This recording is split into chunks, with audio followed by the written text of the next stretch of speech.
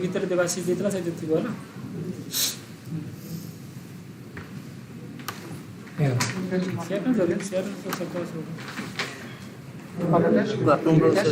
Close कर देना।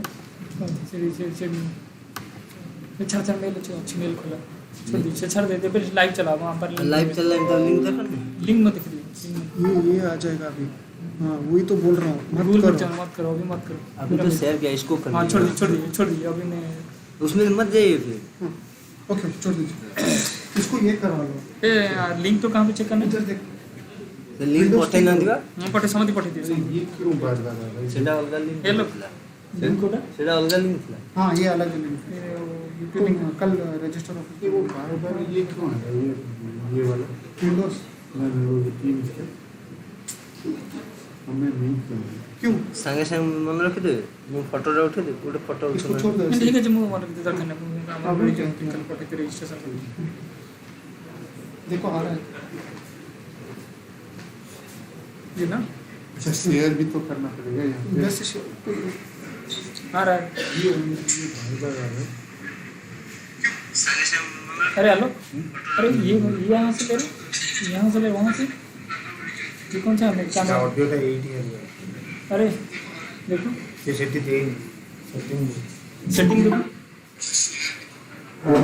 भाई इसका उसका ले रहा माइक्रोफोन से इनके गाइस ऑडियो दे दे अरे तो स्टार्ट वाला नहीं खोल देता हूँ। सबको थोड़ा लिंक दीजिए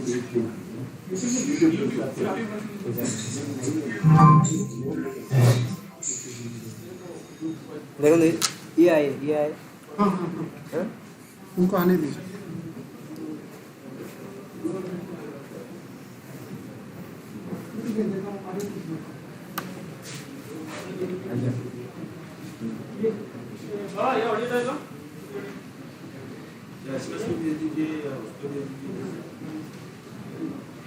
देखो मैं जाइए से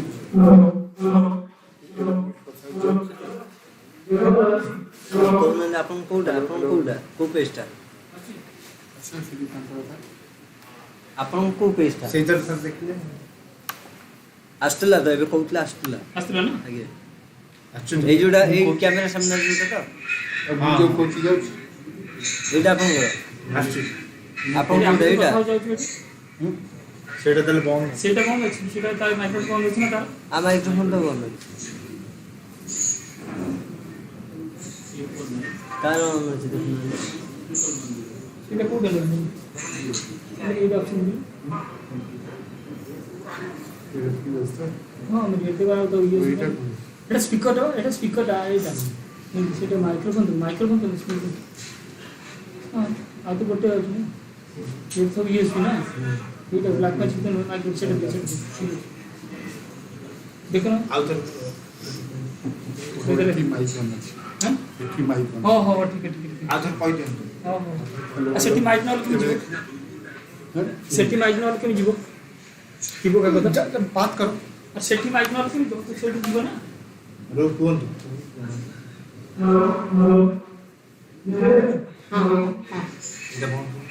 ये चेक करेंगे सेटी माइक ना केम जीवो ये इसका है ना हाँ इसीलिए मैं वैसे किया इधर एक कब सेकंड टेस्ट करते हैं उसका टेस्ट करना रुको मैं यूट्यूब गूगल लिंक में ज्वाइन करता हूँ आप बात करेंगे तो मेरा आएगा ना ये कौन किया डिजाइन नहीं चल रहा ये तो मुझे यूट्यूब जाना सब चेंज कर जाओ सब चेंज कर आज नोट का चेंज कर ये आ गया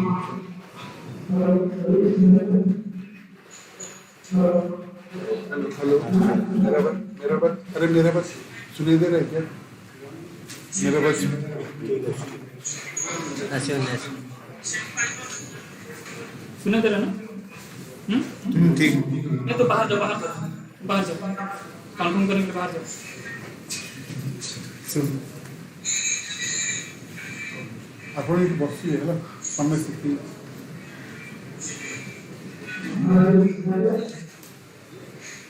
बोलो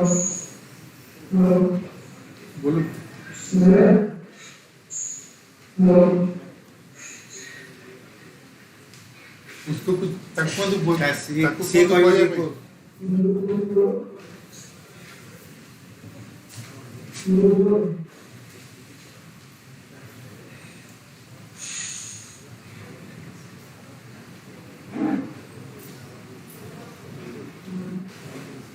আসুন না এটি তো বাজি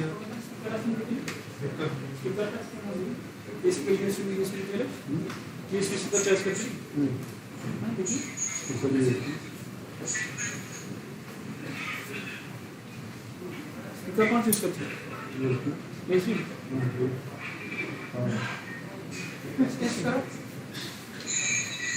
बोलो यही तो बोला ना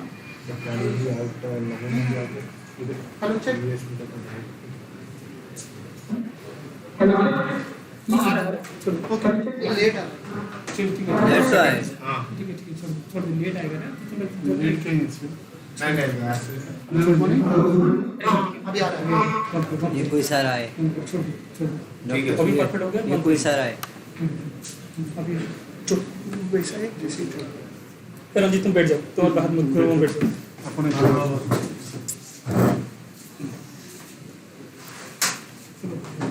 कितना तो इधर बता हाँ YouTube पे सुनने के लिए हाँ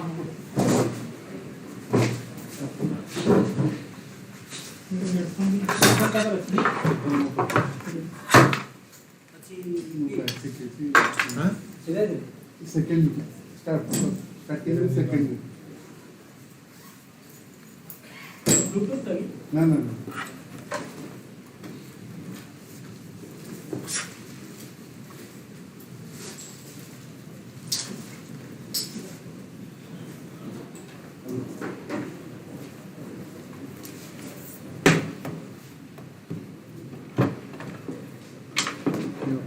ज्यादा चला यूट्यूब लाइव तो कर दिया ना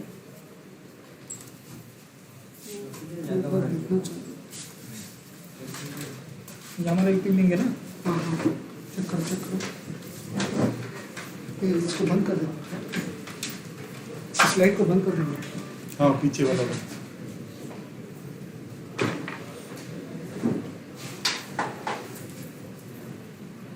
যার কনভার্টারটা সামনে যেটা नहीं सही तो नहीं उसका था अडॉप्ट जब ये भी काम है ना तो ये कुछ आ रहा है दूसरा कुछ हाँ जी इसमें ये क्या है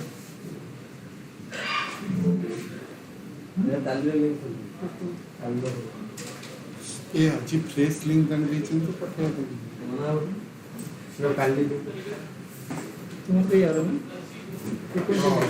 चलो मैं वाला दूसरा देखने कर दिया ये Sandeep Yeah, please allow Dr. Kalsi wants to join, please allow. हाँ And also if Ranjan sir joins, okay yes Ranju mail कर कर दो लिंक इसको शेयर कर दीजिए ये आवाज कहाँ से आ रहा है keep my phone away.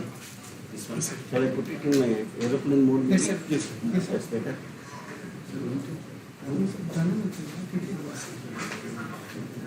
ये लो ये सब शाम को कर दो ये शाम को कर दो ये वाला शोर का समझ पहले वाला था अभी वो गैप नहीं चल रहा है ना अभी नहीं नहीं सत्य सर आए थे बात करें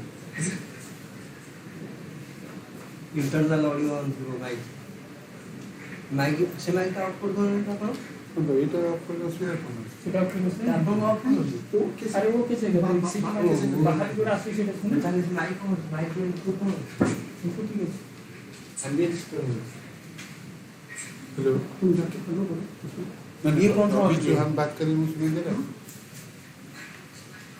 देखो ये जो बात करें At sharp 10 we are going to start. Yes. ये इसमें सेट कर हाँ एक ही है कि सेटिंग किसमें अरे उसमें गूगल में चल रहा है এটা দিয়ে দিন স্যার उसका माइक्रोफोन माइक ऑन करो उसका माइक भी कर रहा है उसका माइक्रोफोन अंदर से बंद करो उसका नहीं उसका माइक अंदर से बंद करो उधर से उधर वाला से सिस्टम है सर सेपरेट सिस्टम है এটা খালি ওটা इसका माइक ना इसका माइक इसका लोग पुलिस ने डिसेबल कर दी बेटा हाँ पूरा मैच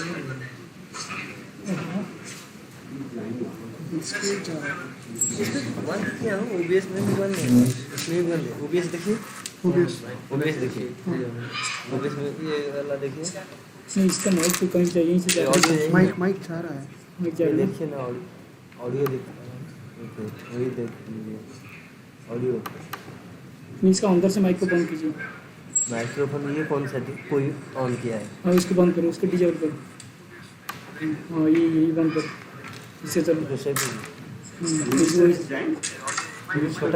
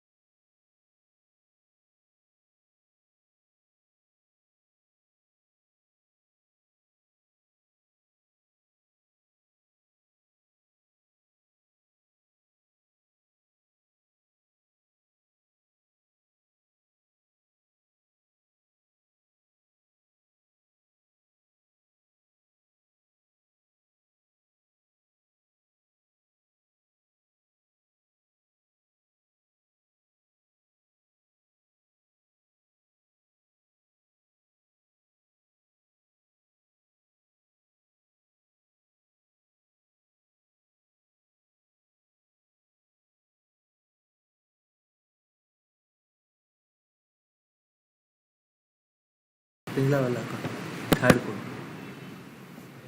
अभी मैं गया Dedication I wanted to give Lord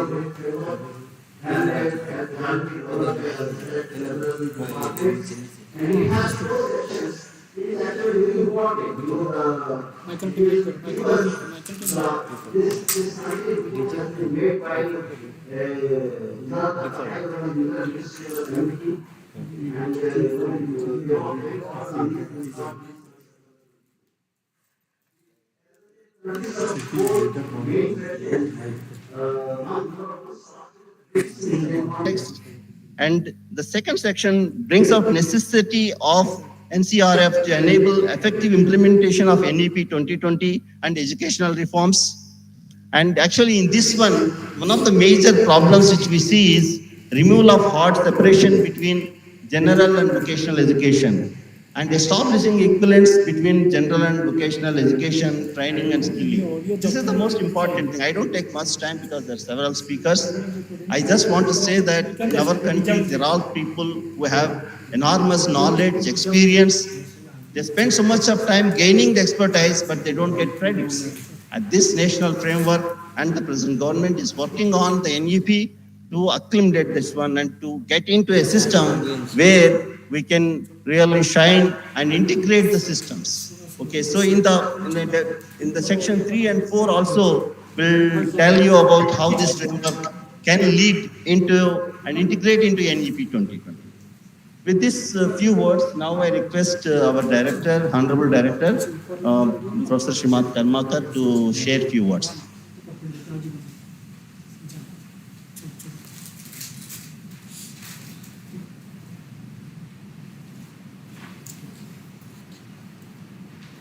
According to the schedule, I have 4 minutes to speak. I'll start by saying, all of us are teachers here. A favorite quote of mine is, "No nation can rise above the level of its teachers." no nation can rise above the level of its teachers. So the first step in developing human resource is to train the teachers. Now, national education policy lays a lot of emphasis on training the teachers. In fact, we are going to start a BSc, BA dual degree kind of a program, which will train teachers in maths, physics, and science, which will go and teach in the schools.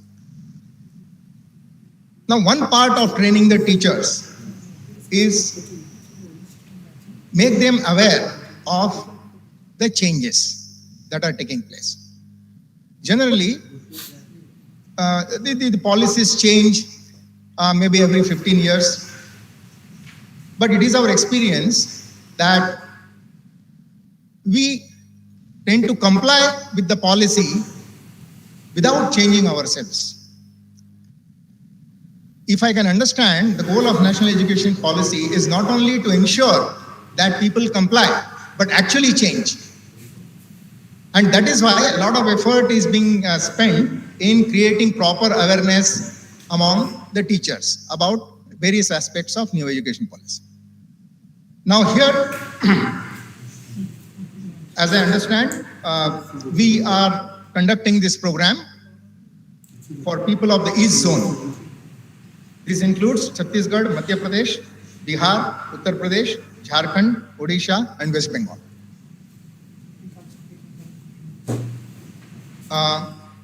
This National Credit Framework document is about 85 pages. Now, evidently, all aspects of these cannot be covered in a few hours. So the role of this particular workshop is to initiate the process. As Professor Satyam has mentioned, it will be good if all of us take some effort to read the essentials of the policy as documented here. This is available on the internet. So we request that after the initiation process, which will happen here, it will make it easy for you to go through the document. That is the role of this particular workshop. The national education policy lays a lot of emphasis on what is called outcomes. So everything that we do, we should look at it in terms of outcomes and not just in terms of the number of hours spent. So what is the outcome of the workshop?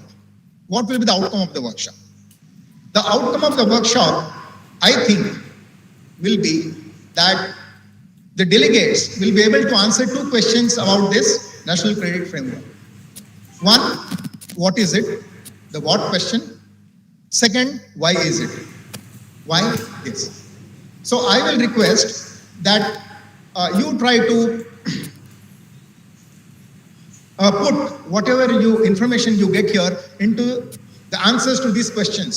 So what is National Credit Framework and why is it so?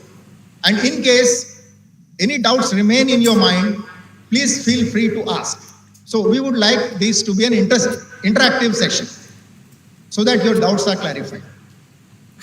I think with those few words, I will request the coordinator to go ahead with the remaining parts of the program. Thank you.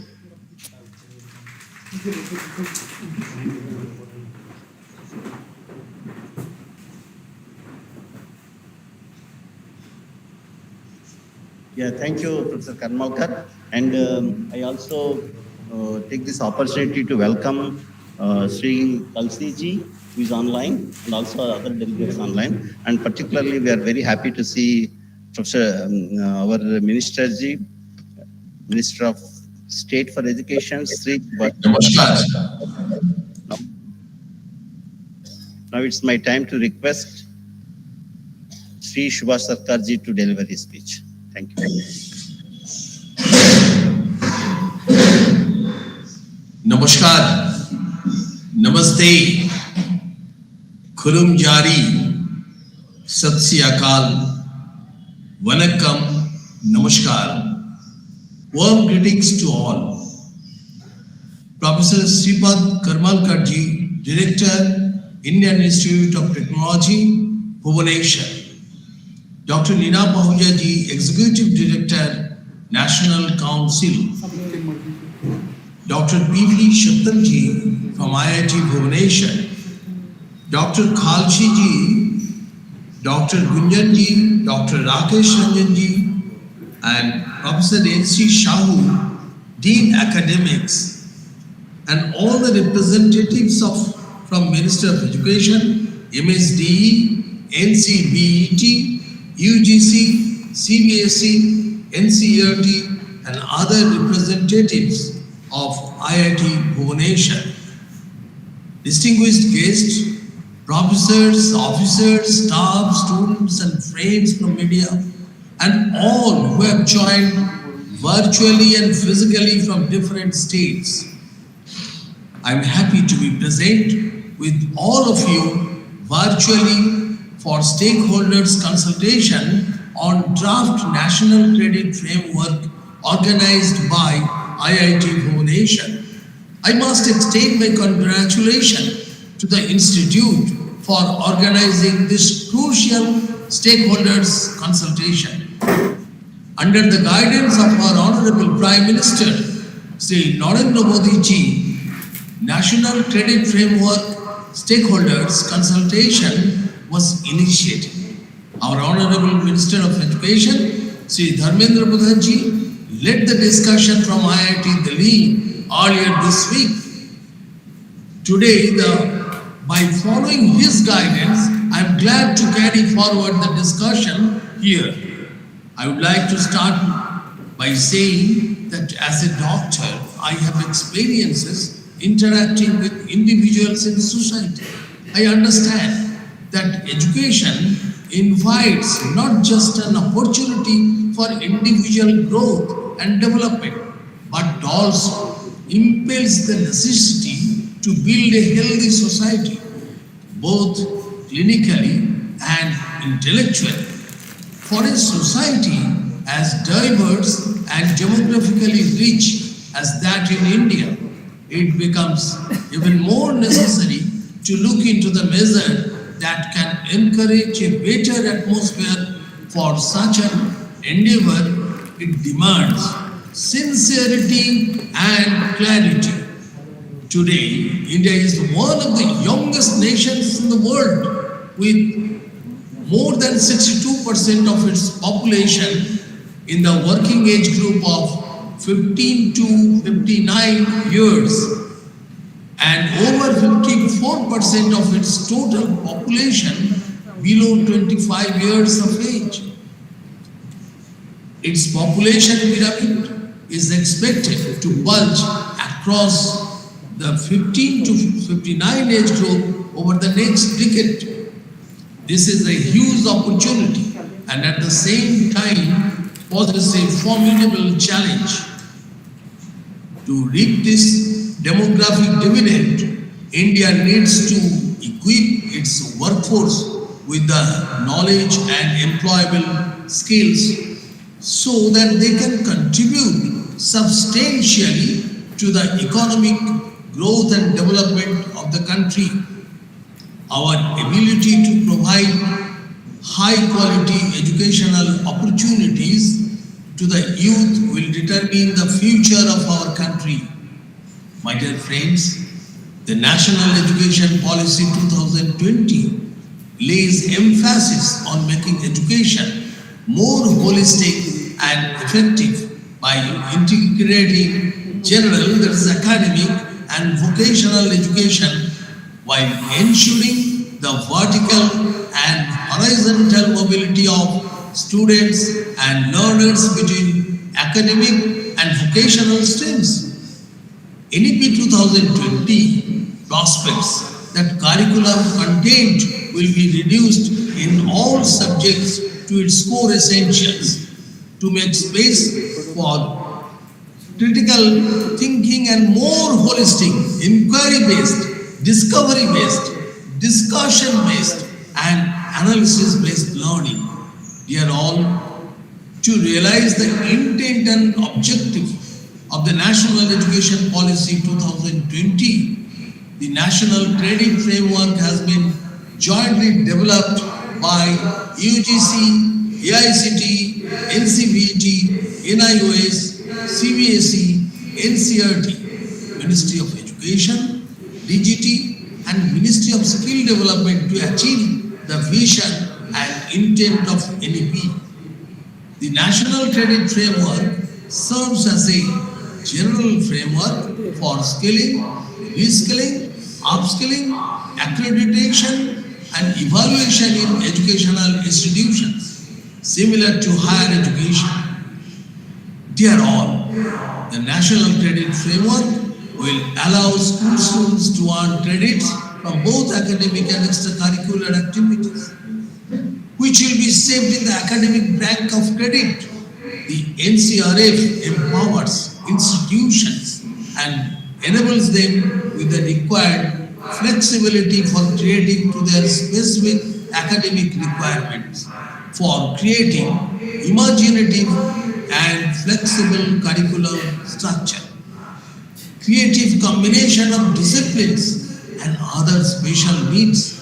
Dear all, the National Credit Framework will enable the establishment of eligibility criteria for various qualifications being implemented both in general education and vocational education and training, skilling in terms of accumulated credit points at certain credit levels.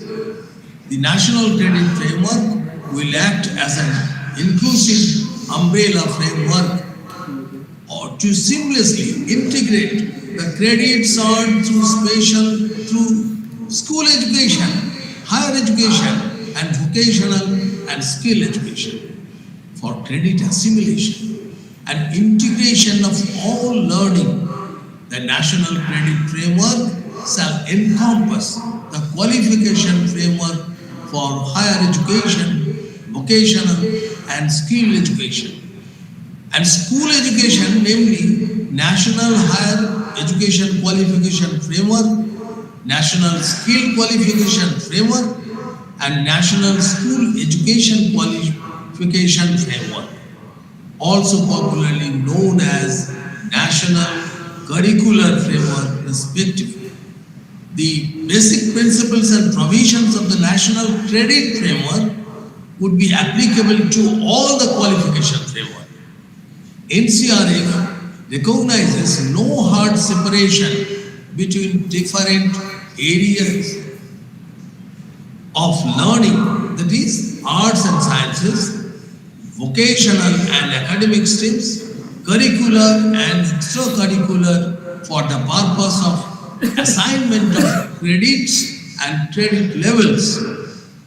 The NCrF paves way for multidisciplinary education and empowers students through flexibility in the choice of courses for choosing their own learning trajectories and programs, and thereby choosing their paths in life with appropriate career choices, including options for midway course corrections according to their talents and interest. Dear all, the total national learning hours for assignment of credit across school education, higher education, and vocational education and skilling have been agreed to be 1200 hours per year, for which the students or learners shall be awarded 40 credits. For the purpose of credit calculations under the National Credit Framework, 30 national learning hours will be counted as 1 credit. The students or learners may take additional courses or programs, subjects, projects beyond 40 credits to get additional credits for the same. The assignment of credits is subject to successful assessment. The assessment is thus mandatory for earning credits for all types of learning and progression. The NCrF credit levels for school education are up to level 4, while for higher education from level 4.5 to level 8, which are undergraduate levels, 4.5, 5.5 and 6. Postgraduate levels, 6, 6.5 and 7. And PhD level, 8. And for vocational education and training level, 1 to level 8. The National Credit Framework will act as an enabler in this regard, and regulators shall be required to define. This is very important. The regulators shall be required to define an entry and exit criteria of the programs being offered by them. Flexible learning is important to choose one's learning pathway leading to the award of a certificate, diploma, and degree. There are occasions when learners pursue alternative schooling, homeschooling, and online schooling, or have to give up their education midway for various reasons. NCrF fully enables the students with opportunities to catch up and re-enter the education ecosystem in case they have fallen behind or dropped out at any stage. We have to keep it remembered. I would also like to mention that the NCrF also fully supports educational accreditation for students with gifted learning abilities and recognition of prior learning for a workforce that has acquired knowledge and skills informally through the traditional family inheritance. This is also very important. There is a skills informally through the traditional family inheritance, work experience, or other methods, thereby allowing them progression and mobility into the formal education ecosystem. I would also like to add that the credits for higher education, the Academic Bank of Credit, which is known as ABC, shall also be expanded for credits earned through school education, vocational education, skilling, apprenticeship, internship, project work, etc. ABC could digitally store the academic and other credits earned from recognized institutions so that the credits could be redeemed and the relevant award granted taking into account the credits earned at various NCrF levels. The credits may also be linked to DigiLocker for easy verification and portability. The National Credit Framework also enables assimilation of credit of experiential learning, including relevant experience and professional level acquired, based on the weightage for relevant experience and proficiency levels achieved, subject to assessment definitely. I would also like to mention that the assignment of credits has been enabled for online, digital, and blended learning in vocational education and skilling to expand the open and or distance learning options and to promote extensive use of technology in learning and skilling. This would help in overcoming the constraints of physical infrastructure, scalability, while enhancing access, equity, affordability, and ensuring quality and accountability also. The NCrF also envisions to be a competency framework which shall, in addition to the established process of formal education and certification, shall also enable gifted learners with exceptional learning abilities, capabilities, competencies to move up the education and skilling ladder without going through the prescribed, established formal education or learning hours by assessing the learning outcomes for assignment of credits and the credit levels. Dear all, the national credit framework will encourage internationalization of education through credit transfer provisions, thus enabling wider international equivalence, recognitions and acceptance of Indian education and skilling by other countries, promoting exchange with foreign universities and institutions. Dear all, as a Sutra from the Rig Veda brilliantly remarks, Ekam Shad Vipra Bodha Vadanti. There is one truth, but we experience and perceive it differently. This, I believe, is the collective Indian ethos of learning and of the spirit, India's spiritual, cultural and scientific vision is one. This line is very important when we the framework, this national curriculum framework, we should keep it in our mind. Of education that leads to social harmony and peace along with inner and outer progress. I would like to share a quote by Pujya Swami Vivekananda ji. Education is not filling the mind with a lot of facts. Perfecting the instrument and getting complete mastery of one's mind is the ideal education. And at the same time, we would like to make everybody to remember that our inner soul of the national education policy is the holistic education. We have to keep it in our mind regarding at the time of assessment and all these. And also faculty development is also a very important part, which I have told at every seminars. This is very important. Faculty development for the holistic education.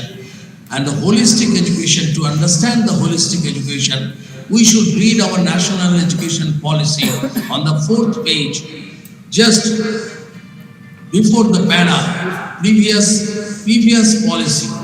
And before that, there is one para.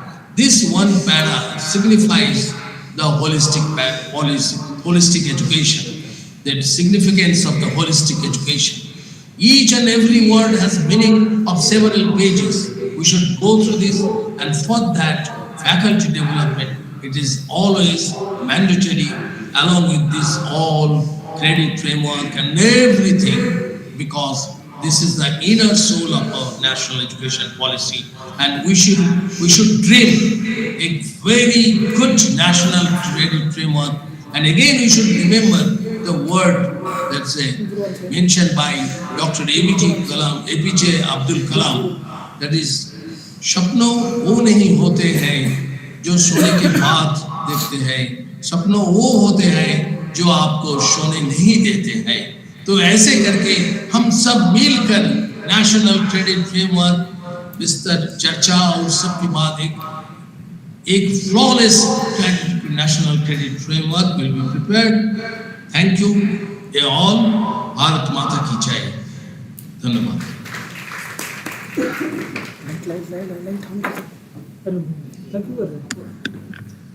Thank you, Dr. Subhash Sarkarji, for very encouraging and inspiring message for the progress of our country through NAP 2020. Sri Sarkarji also spoke about the essentials and importance of NCrF in a very clear and simple terms. We thank you, sir, for joining us, and I would like to request all my colleagues here to give a big applause for his wonderful speech. Sir, one thing, sir, am I audible, sir? Sir, am I audible? Sir, am I audible? Yes, sir. Please. Sir, I have one meeting, another meeting. I would like to leave, but I will take all the lectures from my team, which will be discussed here. I will take this and I will follow this. Thank you, sir. Thank you for your blessing and for your time spending with us. Thank you. Thank you very much. Yeah, moving on, I request Dr. Nina Ahuja ji, Executive Director, NCVT, to present on NCrF. So, very brief introduction. Actually, she's alumnus of IIT Delhi. She did BTech in electrical and PhD in computer science. And it's honor for us to have you here, madam. Thank you. I think she will be. Okay, you want to move this? Okay, sure. So that you can see the presentation. Okay, right, madam? So you will also be joining.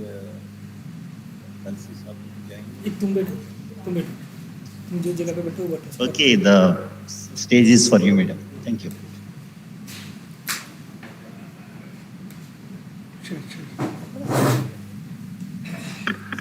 Perfect. Thank you so much.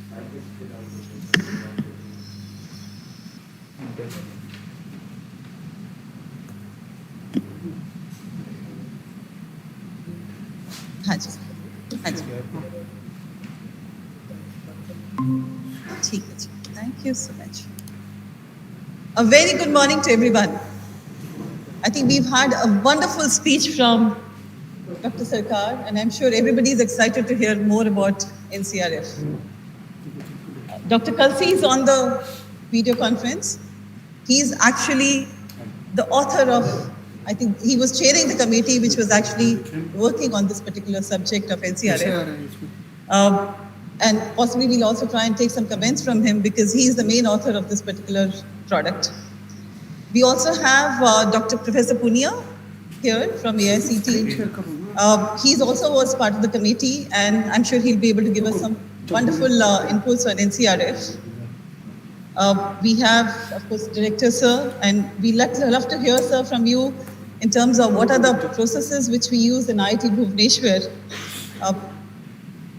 We have Professor Punya, and thank you so Professor Satyam, sorry, he's been actually arranging everything for us. So thank you so much for organizing everything for us. We have Mr. Dwivedi from MSD here. Thank you for joining, and I met a lot of people from ITIs and JSS also here. So thank you so much for organizing this audience also, because it's very important. I think they also understand NCrF. And believe me, you are going to be a big beneficiary of this particular framework. It's school, it's colleges, it's students who are passing on from ITIs, JSS. They're going to be very big beneficiaries of this particular product that's coming out. So if you have any questions, I love this session to be a little more interactive also, if required be. And thank you so much for hosting us in the second workshop on NCrF. We had the first workshop in New Delhi on 21st of this month. NCrF was launched for public consultation on 19th of October. And it's there for public consultation till 30th of this month. And we're doing 5 workshops on NCrF. We started first with Delhi. We have today in Bhubaneswar, the beautiful city of Bhubaneswar, the city of gods, and I guess the arts, people who are really artisan. I had the blessings, I went to Puri yesterday, and when we were going to Puri, there were so many beautiful murti jo wahan lagi hui thi, jo log wahan banate hain. I think this is something which is very unique in Bhubaneswar. So aapke yahan pe jo artist hain, jo you can see a lot of murti jo aapki Ganesh ji ki bani hui hain. Do we recognize those people जो इतना सुंदर काम करते हैं, हाथ से काम करते हैं? I think that's also very important. How do we recognize such artists also who are doing such wonderful work? And I think Bhubaneswar is one city which has a lot of people who work in these areas also. So coming to this is the second workshop we are doing in Bhubaneswar. The third one happens in Guwahati, which is on 26th of this month. We have one which is happening in IIT Bombay, which covers the west area, which is on 28th, followed by the last one currently, which is in IIT Chennai, which happens on 29th. But otherwise, there are going to be a large number of other workshops also which will happen. And in case anyone needs any details or has any queries, even post this workshop, we'll be happy to address those offline, online, whatever is the mean that's required, and that can keep on as a process. But before I start on with the presentation, I thought I'll just mention some things which happened in the first workshop. So we had our Honorable Minister of Education who had actually come in at the particular presentation, and some wonderful thoughts that he came up with. And as I go through the presentation, I'm going to talk about what he spoke in that particular meeting. But he's given all of us a target, which we all need to work on. He mentioned that we have gross enrollment ratio today sitting at 27% of higher education. How do we take it to 50% in the coming 10 years? It's not a very easy task, believe me. Which means आज की तारीख में जो बहुत सारे बच्चे हैं, वो स्कूल के बाद हायर एजुकेशन पे नहीं जाते हैं. हम उसको कैसे बढ़ाएं, उस ग्रॉस एनरोलमेंट रेशियो को कैसे बढ़ाएं? How do we make higher education? How do we make them actually more employable? एक डेटा उन्होंने और दिया कि हमारे 60% बच्चे जो हैं, वो ह्यूमैनिटीज का कोर्स करते हैं. हम उनको ज्यादा एम्प्लॉयबल कैसे बनाएं? क्या NCrF उस पर बात कर सकता है? NCrF आपको कुछ डिटेल्स देगा, और मैं डॉक्टर सरकार ने हमें बहुत समरी दे दी है ऑलरेडी NCrF की. तो मैं जैसे NCrF की बात करूंगी, मैं आपको एग्जांपल्स भी देने की कोशिश करूंगी NCrF के बारे में, कि वो हम अपनी हम डिफरेंट एरियाज में हम कैसे यूज कर सकते हैं.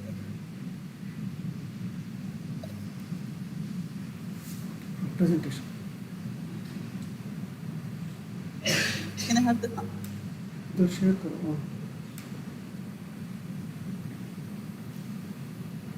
Can I go to the next slide?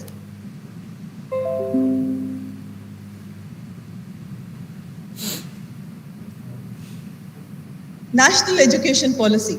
I think this is one policy the full world is talking about. It is not only India that's talking about. This policy, Dr. Sarkar just spoke about it, was launched in 2020. It is one of the most transformative policies. और I don't know, आप लोग बाकी देशों की अगर education policy भी पढ़े हैं, अगर आप कंपेयर करेंगे कभी, हमने थोड़ा सा कंपैरिजन किया है. This is the first policy actually which is talking about actually embedding vocational education as part of academics and all across. There are policies from Australia where people do talk about vocational education also as part of school education. But this is the first policy of its kind which talks about actually having vocational education and skilling also as part of continued education, starting from school going on to higher education. And it talks about embedding skills. आज की तारीख में हमारे बच्चों को अगर हमें jobs देनी है, तो बहुत ही इम्पॉर्टेंट है कि हम उनको प्रिपेयर करें जो इंडस्ट्री स्किल्स चाहता है, चाहे वो हायर एजुकेशन के बच्चे हैं, चाहे स्कूल के बच्चे हैं. So can we embed schools in the effective learning that happens, which is what this education policy talks about. So like I said, it embeds vocational education, but the most wonderful part is that it attempts to reduce or minimize or actually remove the distinction between academics and skilling. So, and that's what we are trying to achieve, and as we go through the NCrF, we'll see how NCrF is enabling that. It talks about holistic education and multidisciplinary. अभी doctor सरकार ने भी बोला, हमें अपने बच्चों को अच्छा खाली पढ़ाना नहीं है, उनको अच्छा ह्यूमन बीइंग बनाना है. हमें अपने कल्चर के बारे में बनाना है. हम अपना इंडियन कल्चर भूल नहीं सकते हैं. हेरिटेज के बारे में भी बताना है. हमें अपने बच्चों को एक होलिस्टिक एजुकेशन देनी है. खाली हमें उनको अकेडमिशियन नहीं बनाना, खाली उनको पढ़ाना नहीं है. Another most wonderful part this NEP really talks about is multiple entry, multiple exit, and we'll actually talk a lot about it in our complete presentation. Multiple entry, multiple exit क्या होता है? अगर हमने बहुत केसेस में देखा है, कई बच्चे एजुकेशन का कोई स्कूल में भी या कॉलेज में कोई ज्वाइन करते हैं, और for reasons which are not under their control, they have to leave that education. And आज के तरीके में वो वापस एजुकेशन में नहीं आ पाते. Can we enable that maybe they go back to job for 2 years, they do job for 2 years and they come back in the mainstream of education. So NEP actually talks about the multiple entry, multiple exit. We've also seen cases where children have joined a particular area, they have worked in that area for some time, and they realize that that's not the area they want to pursue their life in. Because it's very important that you get educated in an area that you like. तो वो वहाँ से निकल के किसी और subject में जाना चाहते हैं. Can our education system enable our learners, our students, that flexibility of learning what they want? So multiple entry, multiple exit actually enables you to do that. And of course, it talks about flexible curricular framework. तो यहाँ मैं आपको IIT की बात बताती हूँ. IIT जब दिल्ली के अंदर हम गए, तो IIT दिल्ली ने भी एक presentation the of how they carry out the courses, and I'll maybe talk a little more about it during the presentation also. But something which we realized was that अगर IIT दिल्ली में कोई BTech का course करता है, IIT Delhi की बात कर रही हूँ, हर एक IIT में हल्के डिफरेंट सिस्टम है, तो उनको 153 क्रेडिट्स करने होते हैं एक BTech के बच्चे को BTech की डिग्री के लिए, और उसमें से उसको खाली 67 कोर सब्जेक्ट के होते हैं और 10 क्रेडिट उसको कोर के ही कैन चूज, 67 उसको असेंशियल होते हैं और 10 एक्स्ट्रा ले सकता है, और बाकी अराउंड 50% जो कोर्सेज होते हैं वो बच्चा बाकी सब्जेक्ट से लेता है, चाहे वो ह्यूमैनिटीज है, इकोनॉमिक्स है, मैनेजमेंट है. इनफैक्ट वहाँ पे हमने रियलाइज किया कि they even have courses of NCC, NSS, teaching community, etcetera. So they already have actually a concept of flexible curricula. A lot of IITs already have, and that's one of the reasons why we're doing these conferences in IIT, because IITs have been using this credit framework or credit system for donkey's years. I mean, I graduated from IIT Delhi 41 years back, and I did use the credit framework at that time also, and it's there also. They have a very mature credit system. So it's important that we know that there is a part of our academics who's already using it, और उसको हम अच्छे से लागू करें बाकी जगह पे भी. तो they also allow you that flexibility. The 50% credits बच्चा जो है वो अपनी पसंद से चूज कर सकता है उसको क्या कोर्सेज करने हैं. And of course, there is now the NEP also talks about a qualification framework, and we'll hear more about it. Like Dr. Sarkar mentioned, academic bank of credits. आज की तारीख में कई जगह तो है कि they have started the concept of bank of credits, but जब भी मैं कोई कोर्स करती हूँ, क्या वो एक academic bank of credit में जा सकता है? हो सकता है मैं एक सिलाई का कोर्स कर रही हूँ, हो सकता है मैं कढ़ाई का कोर्स कर रही हूँ, हो सकता है मैं ब्लॉकचेन का कोर्स कर रही हूँ, हो सकता है मैं आर्टिफिशियल इंटेलिजेंस का कोर्स कर रही हूँ, हो सकता है मैं जेम्स एंड ज्वेलरी का फिलगरी बनाने का कोर्स कर रही हूँ. क्या मुझे उस सब के लिए क्रेडिट्स मिल सकते हैं? और क्या मैं वो क्रेडिट्स एक राइट डिग्री के लिए जब भी मैं चाहूँ यूज करके अपनी डिग्री ले सकती हूँ? That is what NEP talks about, and we'll see how credit framework enables it. RPL, हमारे पास जैसे मैंने कहा, कल हम जब यहाँ आए भुवनेश्वर में आते ही इतनी सुंदर मूर्तियां देखने को मिली. जैसे ही हम रोड पे क्रॉस करते, हम किसी शॉप पे नहीं गए, रोड पे ही दिख जाती है इतनी सुंदर मूर्तियां. क्या हम उन आर्टिसन को जो मूर्ति बनाते हैं उनकी इस कला को रिकॉग्नाइज कर सकते हैं? मैंने पढ़ा भुवनेश्वर आने से पहले कि यहाँ पे फिलगिरी का काम बहुत अच्छा होता है, सबरपुरी वैसे सामान बहुत बनता है. क्या हम उन आर्टिसंस को जो सभी यहाँ के लोकल काम करते हैं उसको हम रिकॉग्नाइज कर सकते हैं? जो यहाँ के खाना बनाते हैं, स्पेशली टिपिकल भुवनेश्वर का या वेस्ट बंगाल के या कई एरिया के जो वहाँ का खाना बनाते हैं, क्या उसकी क्वालिफिकेशन को भी हम रिकॉग्नाइज कर सकते हैं? बिकॉज पढ़ाई खाली आर्टिफिशियल इंटेलिजेंस या ब्लॉकचेन या फिर ऑटोमोटिव नहीं है, हमें बाकी चीज भी सीखनी पड़ती है. That's also skilling, and I think it's important that we give the due credit to the skills which are required, which are lifelong skills. And so RPL is one area, and we'll see how we actually the credit framework enables RPL as a framework for you. Internationalization of education, very important that we actually work on that. एक बहुत अच्छी चीज नहीं थी, लेकिन हुआ. Ukraine से बहुत सारे मेडिकल के बच्चे जो मेडिकल कर रहे थे वो इंडिया वापस आए. अब उनकी एडमिशन के लिए एक प्रॉब्लम था, उन्होंने कईयों ने फर्स्ट ईयर किया था, कईयों ने सेकेंड ईयर किया था, कईयों ने थर्ड ईयर किया था. Is there an international recognition or equivalence? I'm sure the universities or the medical colleges may have worked on, absorbing those kids just to make sure that there is an equivalence, that they would have worked on equivalence. But one thing we realize is that there is a massive, massive need of international equalization. हमारे बच्चे जब बाहर जाते हैं, बहुत सारे बच्चे, उनको एक एक्स्ट्रा कोर्स करना पड़ जाता है. आज के तरीके पे भी जब हमारे बच्चे यूएस जाते हैं, मेडिकल के बच्चे, उनको एक एक्स्ट्रा कोर्स करना पड़ता है. कई बीटेक्स हमारे रिकॉग्नाइज हैं, लेकिन कई कोर्सेज में उनको कोई एक्स्ट्रा कोर्सेज करने पड़ते हैं. जर्मनी जाते हैं, जापान जाते हैं, उनको कोर्सेज करने पड़ते हैं. So can we come up with some kind of international equivalence so that our children are recognized globally? That's what we're really talking about. And can we do that? I mean, can we have our children going to universities abroad and their children coming here? That's what we are really saying as when we say international equivalence. And of course, multilingual is something which I think all of you are working on. Director Saab ne kaha, we have a lot of teachers here, and I think welcome all the teachers here. But I also believe that I think we are all students. मैं लोगों को बहुत करती हूँ कि जब मैंने BTech किया था और जब एमटेक किया था तब आईआईटी से, तब मेरे को लगा था दुनिया मेरी मिट्टी में है और मैं कोई भी जॉब हो तो मैं ले सकती हूँ. जब मैंने पीएचडी किया तो मेरे को लगा इतना सारा कुछ लर्निंग के लिए है कि जो मैंने किया शायद मेरे को उसमें बहुत कुछ और है जो मैं सीख सकती हूँ. So I call myself a learner, and I think learning की कोई लिमिट नहीं है, कोई एंड नहीं है. तो क्या ये क्रेडिट फ्रेमवर्क हमें हेल्प कर सकता है कि I can do life long learning? And actually you will see it enables you to do lifelong learning.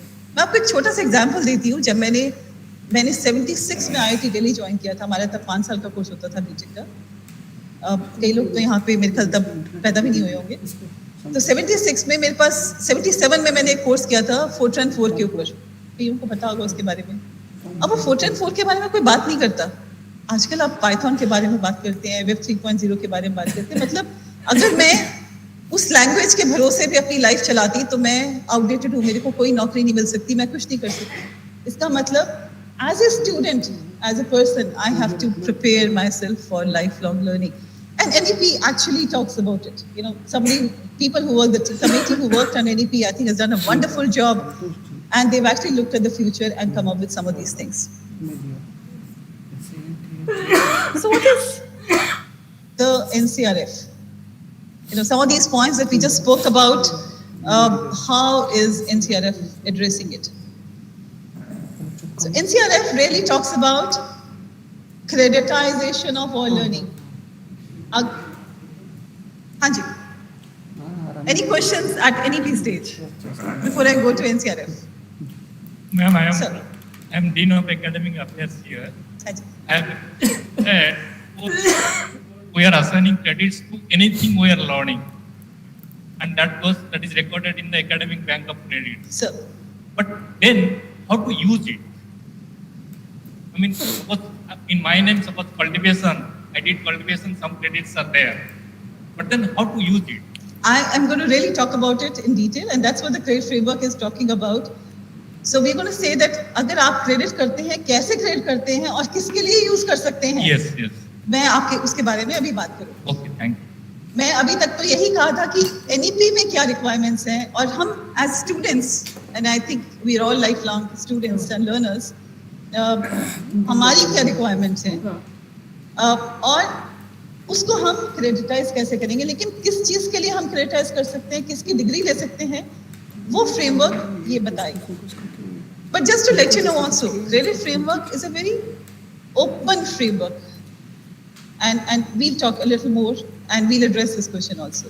Any question, any other question, so that I make sure I address it? Yes, madam.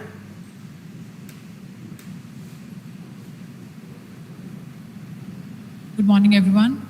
Ma'am, I have one question. As you told that anyone, suppose a child is a dropout and he is doing a course, and from where he is doing a course is not recognized by, suppose the institution is not recognized, then it will be counted for his credit or not? So, बहुत ही अच्छा question है आपका, और ये actually हो रहा है कि बहुत सारे ऐसे हैं एजुकेशन जो रिकग्नाइज नहीं होंगे. अगर कोई रिकग्नाइज कॉलेज है, उसके क्रेडिट्स तो हम इमीडिएटली ही रिकग्नाइज करते हैं, they go to academic bank of credit. अगर कोई रिकग्नाइज कॉलेज नहीं है, the child can go through an assessment test to ensure that he actually passes that exam, उसके बाद उसके credits recognize हो सकते हैं. हाँ जी.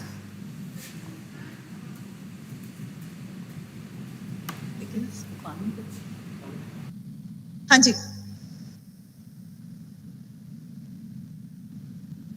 Maybe we can speak, we can hear you. Yeah, ma'am, that means they have to apply for that exam, and from wherein they will be knowing about that which center is going to assess them for these things. So there are institutions and the exams are typically, अगर आपको करना है, for example, आपको मैंने RPL का example दिया.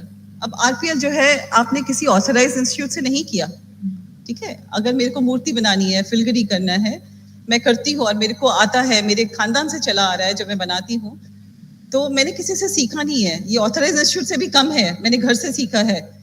आपको एक एग्जाम्पल और देती हूँ, नमदा आर्ट, ठीक है, ये जम्मू कश्मीर में होता है.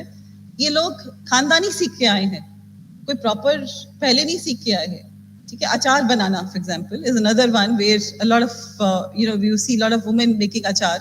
उनको घर में ही अचार बनाना आता है. But there are test and there are things that are available on the skilling platform where you can see that how can you go through an assessment of this particular RPL so that you get assessed and you get a certificate for it, right? So आपने तो एक चीज बोली, मैंने आपको और भी examples दे दिए कि वो सब RPL की कैटेगरी में भी आ सकते हैं, कोई इंस्टीट्यूट जो रिकॉग्नाइज नहीं है अदरवाइज, और आप उसका assessment कराइएगा and you can get credits. This is NS Kalsi. Can I come in for a minute? हाँ जी sir. Can you hear me? Thank you so much. Can you hear me? Can I come in for a minute? Yeah, Dr. Kalsi on the video. Sir, please go ahead. देखिए ऐसा है, अभी आप ये पहले पूरी presentation देख लें. जब प्रेजेंटेशन देखेंगे आपके सारे सवालों के जवाब आगे की स्लाइड्स में हैं. तो अभी आप इसमें ऐसे ही खाम उलझ जाएंगे.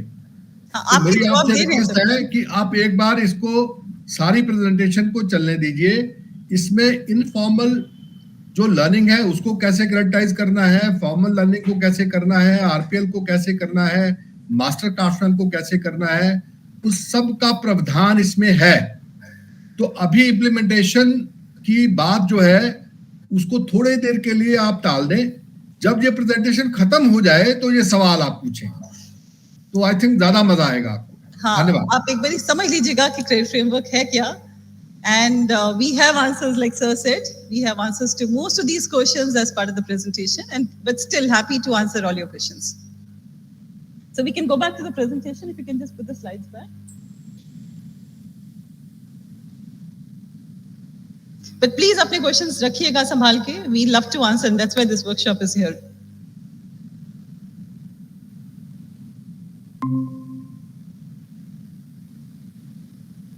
So let's see what was the vision, when we started working on NCrF. Actually, आपने मेरी problems काफी solve कर दी आपके questions ने, because आपके questions जो थे वो ही they were part of the vision when we started working on the NCrF to solve these problems. The thought was, how do we creditize all kind of learning, and how do we do it? I'll take you through it. And integrated learning. It could be academics, it could be vocational skills, or even experimental skills. मैंने जो घर में सीखा और जो मैंने मूर्ति बना के पहले एक मूर्ति बनाई, फिर एक और अच्छी मूर्ति बनाई, वो जो सीखा उसको भी मैं कैसे इस लर्निंग में लेके आऊंगी, वो क्रेडिट फ्रेमवर्क बात करता है. आज के तरीके में let's look at technology. We always, when we advertise for a position, we look for a people with some experience in language, plus somebody who's worked on some area for some years. So experiential learning is also very important, which is actually coming as part of credit framework. Like I mentioned, it removes distinction between general and vocational education, and we'll see how. Multidisciplinary approach, we just spoke about it. Multiple entry, multiple exit, and we give examples. accumulation and redemption of credits, जो sir ने अभी question पूछा, and we'll talk about how it does it, but that's very important. But एक just छोटी सी चीज, like ये question आया था यहाँ से, तो आप किसी भी डिग्री के लिए यूज नहीं कर सकते हैं. एक डिग्री के अंदर एक बेसिक रिक्वायरमेंट होती है. जैसे मैंने अभी आपको आईआईटी के बारे में बताया, आईआईटी में कहा आईआईटी की डिग्री के लिए एक रिक्वायरमेंट है कि आईआईटी की एडमिशन होनी चाहिए. उसमें 77 क्रेडिट्स जो है बच्चे को कोर सब्जेक्ट्स में करने हैं, अगर उसको उस डिग्री उस एरिया में बीटेक चाहिए, प्लस एक्स्ट्रास करने हैं. तो एक हर एक जो रेगुलेटर है, हर एक जो यूनिवर्सिटी है, हर एक जो ऑटोनोमस इंस्टीट्यूशन है, वो एक डिफाइन करता है कि एक डिग्री देने के लिए उसको बच्चे को क्या क्या करना है. So if you meet those criteria, that's when you get the degree, right? So that's just to add to what he mentioned also. And of course, we have the qualification framework, which actually says, किस level पे है, जो मैं भी आपके सामने बात करूंगी. So NCrF basically is talking about transformation of education. That is what it's really talking about, and giving the opportunity of high class education. And also embedding skilling as part of education. आपको मैं एक example देना चाहती हूँ. I don't know यहाँ पे NITs वगैरह से अगर आए हैं. सो हम लोगों ने अभी रिसेंटली बहुत सारे टेक्नोलॉजी पे कोर्स, फ्यूचर टेक्नोलॉजीज पे कोर्स शुरू किए एज NCVT. हमने बहुत सारे कोर्स शुरू किए आर्टिफिशियल इंटेलिजेंस पे, ब्लॉकचेन पे, ऑगमेंटेड रियलिटी पे, ऑगमेंटेड इंटेलिजेंस के ऊपर, 3D प्रिंटिंग के ऊपर. बहुत सारे, आई थिंक IIT के अंदर भी बहुत सारे 3D वगैरह कोर्सेज प्रिंट हुए, बहुत सारे कोर्सेज, नए कोर्सेज शुरू किए. बहुत सारे से फ्यूचर कोर्स हमारे बने. IoT पे बहुत सारे कोर्सेज बनाए गए. अब बहुत सारे NITs और स्मॉल जो कॉलेजेस हैं, उनके पास इन सब्जेक्ट्स, फ्यूचर स्किल्स के सब्जेक्ट्स के टीचर्स नहीं थे. तो ये स्किलिंग कोर्सेज हमारे जो NITs के हैं लोग, बच्चे हैं, वो they are taking these courses as their last semester, 8th semester. अगर बीटेक का बच्चा है तो उनका 8 सेमेस्टर का कोर्स होता है. तो बीटेक का बच्चा ये कोर्सेज अपने 8th सेमेस्टर में लेके ऐसे प्रोजेक्ट्स भी कर रहा है. So he when he comes out, he or she when she comes out of the engineering college, the child is industry ready. So that's the change which is bringing in by actually bringing skilling as part of education. अगर उसने एक blockchain का course अगर 8th year में कर लिया, जो actually उसकी फैकल्टी उसके कॉलेज में नहीं है, लेकिन वो स्किलिंग का कोर्स उसने कर लिया. आज की तारीख में जितने ब्लॉकचेन की कंपनी जो ब्लॉकचेन चाहती हैं, वो बच्चे उसको ऑब्जॉर्व कर लेंगे. सो हम लोग क्या कर रहे हैं कि इंडस्ट्री रेडी कोर्सेज जो है, वो कोर्सेज जो इंडस्ट्री की रिक्वायरमेंट है, ऐसे कोर्सेज लाने की कोशिश कर रहे हैं. And we trying to embed those courses as part of education also. So that's a new thing that we are trying to do. Next slide please. So what are we saying? We say we now have a flexible structure, and we see how the flexibility is fully achieved, but that's the flexible structure that we're talking about. A student can actually take his own learning trajectory. अगर उसको किसी type कोई भी course करना है, आप लोग सब स्लाइड्स के फोटोग्राफ्स ले रहे हैं. ये स्लाइड्स आपको अवेलेबल करा दी जाएंगी as PDF. आप उसकी चिंता नहीं करिएगा. But you're most welcome to take any points that you're doing it, but we'll make sure that these slides are also made available to you in PDF format. So learning trajectory is something which is very important. Every student should be able to take the learning trajectory that he wants. For example, when I was doing electrical engineering, I joined as electrical engineering. In my time, there was no computer science when I joined BTech in 76. But I tried to take computer science courses as part of my graduation in IIT, so that I come out as almost not really a degree of computer science, but I got a BTech in electrical engineering, but I had more courses in computer science, even in my BTech. तो मैं as a student, मैंने अपने courses खुद decide किए थे कि मेरे को क्या करने हैं. आज की तारीख में अगर मैं ITI join करती हूँ, तो अगर मेरे को कुछ future skills पे, मैं April पे for example अगर कपड़ा बनाने के लिए काम करती हूँ, हो सकता है एक बच्चे को चाहिए कि मैं CAD CAM से यूज करके कपड़ा कैसे बनाई करूँ, या फिर मैं कैसे स्वेटर्स बनाऊं जो मशीन के तरीके से, मशीन बता दे मेरे को कि कैसे उसका डिजाइन हो सकता है. मैंने डिजाइन जो है उस स्वेटर का मशीन पे बनाया और वो मेरे स्वेटर्स जल्दी बन जाए. तो मैं मेरे को कैसे कोर्सेज करने हैं, कुछ चॉइस हम बच्चों को इस क्रेडिट फ्रेमवर्क से हम दे सकते हैं, बहुत ज़्यादा तो नहीं, लेकिन हम बहुत चॉइस दे सकते हैं. So learning trajectory is something which you can choose.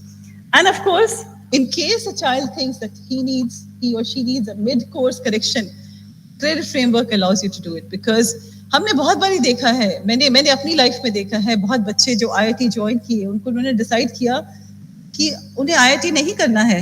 They are not made for the IIT, BTech or whatever, and they've gone out and done BA after that. But जब वो BA दोबारा करने गए तो उनको BA में first year में admission दोबारा से लेनी पड़ी.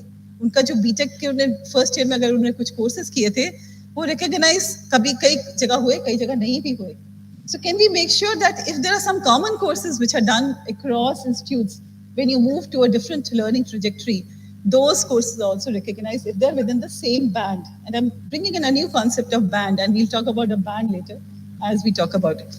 I think MOS spoke about a concept of band. We have a concept of band, which I'll just speak in my next slide. So we've defined 8 bands, 8 levels actually. We have for first to 8th, fifth तक हमारा band जो first level आता है, level 1 आता है, 8th तक level 2 आता है. उसके बाद हर साल की education और learning के लिए हम उसको 0.5 एक्स्ट्रा देते हैं, which means a 9th standard का बच्चा जो है उसको 2.5 मिलेगा. 10th जो पास करेगा बच्चा उसको level 3 है, जो 11th में है वो उसको 3.5, 12वीं का 4 and so forth. UG का जो बच्चा है फर्स्ट ईयर अगर करता है तो उसको भी एक सर्टिफिकेट मिल सकता है 4.5 पे and so forth. BTech अगर फर्स्ट कंप्लीट करता है तो BTech comes at level 6 and similarly MTech at level 7 and PhD coming at level 8. So every year of learning we're giving you a level and we're going to describe that level a little more in detail in the next slides. अब RPL हमने already बात की. Or thanks to Madam's question, we actually did try and explain that also, but we'll talk a little more about RPL. In fact, एक और जो चीज़ आप देखेंगे अभी in the later part is, हम ये कह रहे हैं कि अगर कोई बच्चा, अगर हम जैसे hackathons organize करते हैं, I think I see, Orissa becoming a state capital of, hackathons which are getting organized. A lot of startups are there. Can we also recognize children who are working on hackathons? Can we also recognize people who are working on startups with, of course, not to forget the assessment part of it, which needs to be part of it, but can that also be done?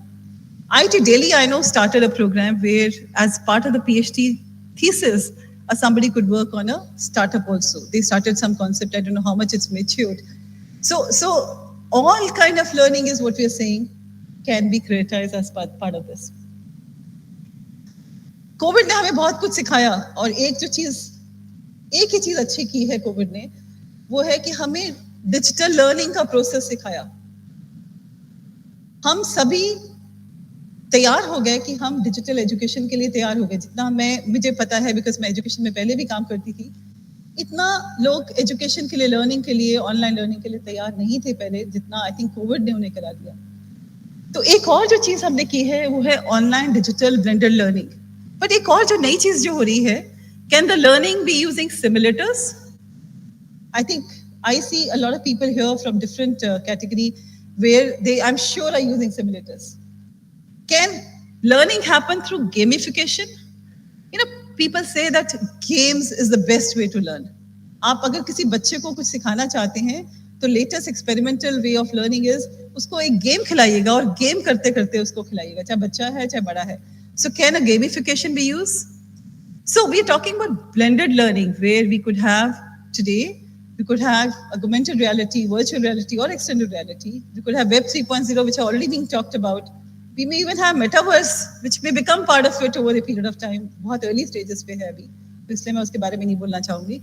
लेकिन simulator and gamification is something we see on a daily basis which are coming. Because उससे क्या होता है simulator से, आप जैसे for example welding simulators हैं, तो वेल्डिंग सिमुलेटर अगर आप यूज करेंगे तो आपका मटेरियल भी सेव हो रहा है. जब आप वेल्डिंग सिमुलेटर पे सीखते हैं, आपका जब आप ड्राइविंग सीखते हैं सिमुलेटर के ऊपर तो आपका पेट्रोल सेव होता है और आप सीख भी पाते हैं. ये नहीं है कि आपको थोड़ा गाड़ी पे भी चलाना चाहिए, लेकिन दोनों चीज सिमुलेटर और गेमिफिकेशन भी बहुत जरूरी है.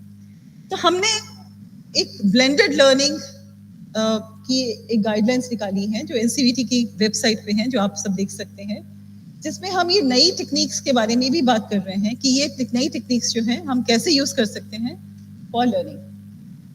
And it also talks about what is a blend of that, कितना ऑनलाइन कर सकते हैं, कितना ऑफलाइन कर सकते हैं. बिकॉज अगर मैं कहूँ कि अगर मेरे को निटिंग करनी है और मैं ऑनलाइन लर्निंग करूंगी तो हो सकता है मैं शायद नहीं कर पाऊँ. हो सकता है मेरे को हाथ से काम करके देखना पड़ेगा. तो जब स्किलिंग की बात होती है तो बहुत कुछ है जो हमें हाथ से भी करना पड़ता है. तो blended learning really talks about क्या क्या चीज हम दोनों से कर सकते हैं और किस परसेंटेज में हम सीख सकते हैं, कितना अगर हमें लैब में काम करना जरूरी है वो भी बात करता है. Of course, multilingual is something which we are all working on. So I just mentioned of extensive use of technology, but how can we actually use this technology to help our Divyang children? How can we bring in the inclusivity is also what we're really talking about using the credit framework. International equivalence is something which I just spoke about. So let's see the national credit framework and the different dimensions of it. There are 3 dimensions that we're really talking about. One, of course, is academic access. We are all very, very familiar with academic access, which starts from pre-nursery going on to PhD. Skilling, we have 8 levels, and most of you are familiar. But there's a third access, which is a new access, which I think some of you may not have seen earlier, is experiential learning, which is something which credit framework really talks about. अगर आपने किसी काम पे कोई भी काम किया है, हाथ से काम किया है या वैसे काम किया है, आप उसको जानते हैं, आप उसको शायद बाकी लोगों से शायद अच्छा ही जानते हैं, which is what this experiential learning really talks about.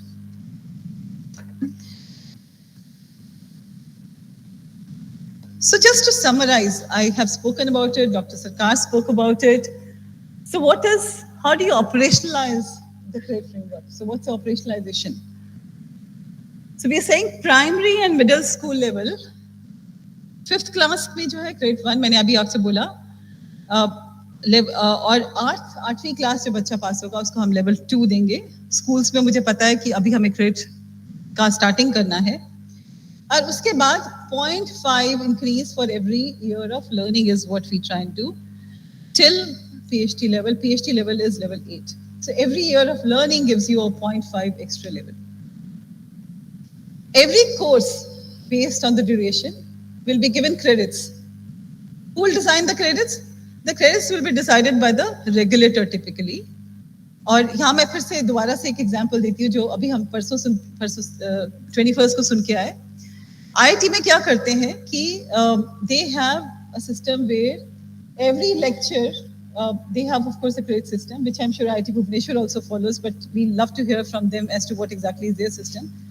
So they have a concept of lectures, tutorials, and practicals. So every 1 hour of lecture, if it's there, they're giving 1 credit for it during the semester. Every 1 hour of lecture every week is equivalent to 1 credit, or 1 hour of tutorial also is equal to 1 credit. 2 hours of practical is equivalent to 1 credit. But typically, what also came out very beautifully in that lecture was that for a UG student, 1 hour of lecture was actually amounting to around 2 to 3 hours of learning. And for a PG student, it was accounting to almost 3 hours of learning, extra learning, which means every 1 hour of class for a PG student was almost equal to 4 hours of learning. And the number of then credits a child does or a student does in the institute is based on the number of hours he has in a semester. So that's how they worked on that particular credit framework. But mota, if I look at this, what we have come up with is the total notional hours will be 1,200 learning hours. And I'm again repeating learning hours for a student, which is equal to 1 hour of learning. So 1,200 hours of learning is equivalent to, so अगर आपने RPL किया या आपने कुछ सीखा, आपने पढ़ाई की क्लास के अंदर, आपने डेमोन्स्ट्रेशंस देखी, लेकिन आपने सब कुछ किया, उसको सबको मिला के हम एक 1200 घंटे जो हैं, that is equivalent to 1 hour of learning, which is giving you a 0.5 level extra. Typically, what we are also saying is 40 credits will be assigned for a 1,200 hours of learning, which means 30 hours equal to 1 credit. Or if I go back to a lot of systems which I've at least seen in IITs and other places, this works out to be same. In fact, we worked with AICT also and UGC also. What we came up was, and based on the collective decision, what we came up with was that 1 hour of learning, 30 hours of learning was equal to almost, this was giving a 1 credit. Typically in an institute, you will have 40 to 44 credits. It can be more also for very, very brilliant student, but typically in an institute, a child will be doing around 40 to 44 credits per year. That's how I think most systems across AICT, UGC, etc. all are already designed, and that's what the credit framework really talks about. And I think IITs are, to best of my knowledge, already following this system to a large extent. And something more. Can you do another course? So suppose you are registered for an offline course with any institute. The credit framework will also allow you to do an online course in case you want to, and maybe even get a degree of that online course. You can't do 2 offline courses because the time is limited, but you may want to do an online course also and get a certificate for it while you're doing an offline course in case you have the capability based on the student. So for an exceptional student, in case he wants to do another one, he can get those credits also parallelly. So that's some basic assignments of or operationalization of the credit system which is happening. So let's see, what are we creditizing? That may answer her question and his question also. Classroom teaching, all kind of classroom teaching, labs, work, projects that we do, all assignments, all group discussions that happen, tutorials, everything is creditized. Technical vocational education training. अगर मैंने jewellery बनाना सीखा है, या मैंने कढ़ाई करनी सीखी है, या मैंने कपड़े बनाने सीखे हैं, या मैंने अचार बनाना सीखा है, या मैंने कुकिंग की है, या मैंने केक बनाना सीखा है, या मैंने मधुबनी पेंटिंग सीखी है, या मैंने डांस सीखा है, या मैंने वीडियो एडिटिंग करनी सीखी है, या मैंने आर्टिफिशियल इंटेलिजेंस पे कोई कोर्स किया है, सब कुछ क्रेडिटाइज हो सकता है। अब देखिए, हमारे बहुत सारी आज की जो बड़ी बड़ी आईटी कंपनीज हैं, जिसके बारे में मुझे पता है, तो मैं एग्जांपल दे सकती हूँ। TCS है, इन्फोसिस है, विप्रो है। वहाँ हमारे जब बच्चे ज्वाइन करते हैं, जब कॉलेज से पास आउट होते हैं, तो all these children who pass out have to typically go through a 3 to 6 months of intensive training. So what are these IT institutions doing by giving them this training? They're making them industry ready. Can part of those trainings be bundled as part of your graduation program? They may be vocational skills, they may be extra skills that a child needs to be able to useful to industry, but can those be bundled and done as part of your engineering course itself is enabled by the credit framework. Of course, all kind of online learning. I just mentioned digital learning also is part of it. OJT, I think we have a lot of people from ITIs and GSS sitting here. So very, very relevant for them. So any apprenticeship, internship, OJTs, they also get creditized. Exams, of course, we spoke about it. Another beautiful part is the sports. So can the sports also be recognized? Can you get credits? अगर हम sports को बढ़ावा दे रहे हैं, हमारे बच्चे बाहर जाएं और नेशनल और इंटरनेशनल इवेंट्स में पार्ट लें, can we also give them and recognize that also as a learning? Performing arts, music, yoga, which is so much required. Handicrafts, I spoke about different kind of handicrafts, Bangladesh days. So all this can be creditized. Of course, there has to be a process for creditizing it. Not to forget that I cannot give just any credit for it. There has to be process, there has to be process of assessment, there has to be how much credits to be assigned to which course. But all this can be creditized as per this. Shramdan, if I decide to teach, maybe after 5 years, I decide to be part of NGO and teach children outside my house, can that also be creditized? Absolutely. For children, I think one example which हमारे minister of education ने दिया IIT Delhi के अंदर was कि आपके IIT के बाहर बहुत सारी टैक्सी स्टैंड्स हैं, क्या आपके बच्चे इन टैक्सी स्टैंड्स वाले लोग जो हैं, ड्राइवर्स को हैं, उनको आप कुछ शिक्षा दे सकते हैं? उससे क्या होगा, हमारे देश की इकोनॉमी में प्रोग्रेस आएगा, of course. But can we also give credit to our students in IIT who actually do this extra teaching जो बाहर के बच्चों पढ़ा रहे हैं उनको भी हम क्या क्रेडिट दे सकते हैं, एनसीसी के साथ दे सकते हैं, एनएसएस के साथ दे सकते हैं, एडल्ट एजुकेशन में कर सकते हैं, कोई श्रमदान कर रहा है, कोई डिबेट में पार्ट ले रहा है, can that also be recognised. सो NCrF is enabling you to actually creditize or acknowledge all kind of learnings, all kind of work that you do in these areas also. So I just mentioned, I think I've covered to a large extent, but so एक जो बहुत जरूरी चीज है, assessment is बहुत जरूरी. Assessment जो है उसके बिना आपको क्रेडिट नहीं मिलेंगे. और हम लोग to search question we have a concept of assessment band. If I go back to the previous slide and I am going to go back to ये डायग्राम, इसमें अगर देखें तो एक ये डायग्राम बहुत कुछ बताता है actually, and that's why I have come back to this diagram. इसमें एक लेवल है, level 1 2 3 4 5 6 8 level. Assessment has to be in the assessment band, and to take a degree, to your question, you need to have credits in that assessment band. To take a degree of that assessment, you need to have credits of that assessment. So if I do courses of 8th class, they will not be used in a degree of a BTech. I need to use assessment band of 4 to 6 to be able to use that for my BTech degree.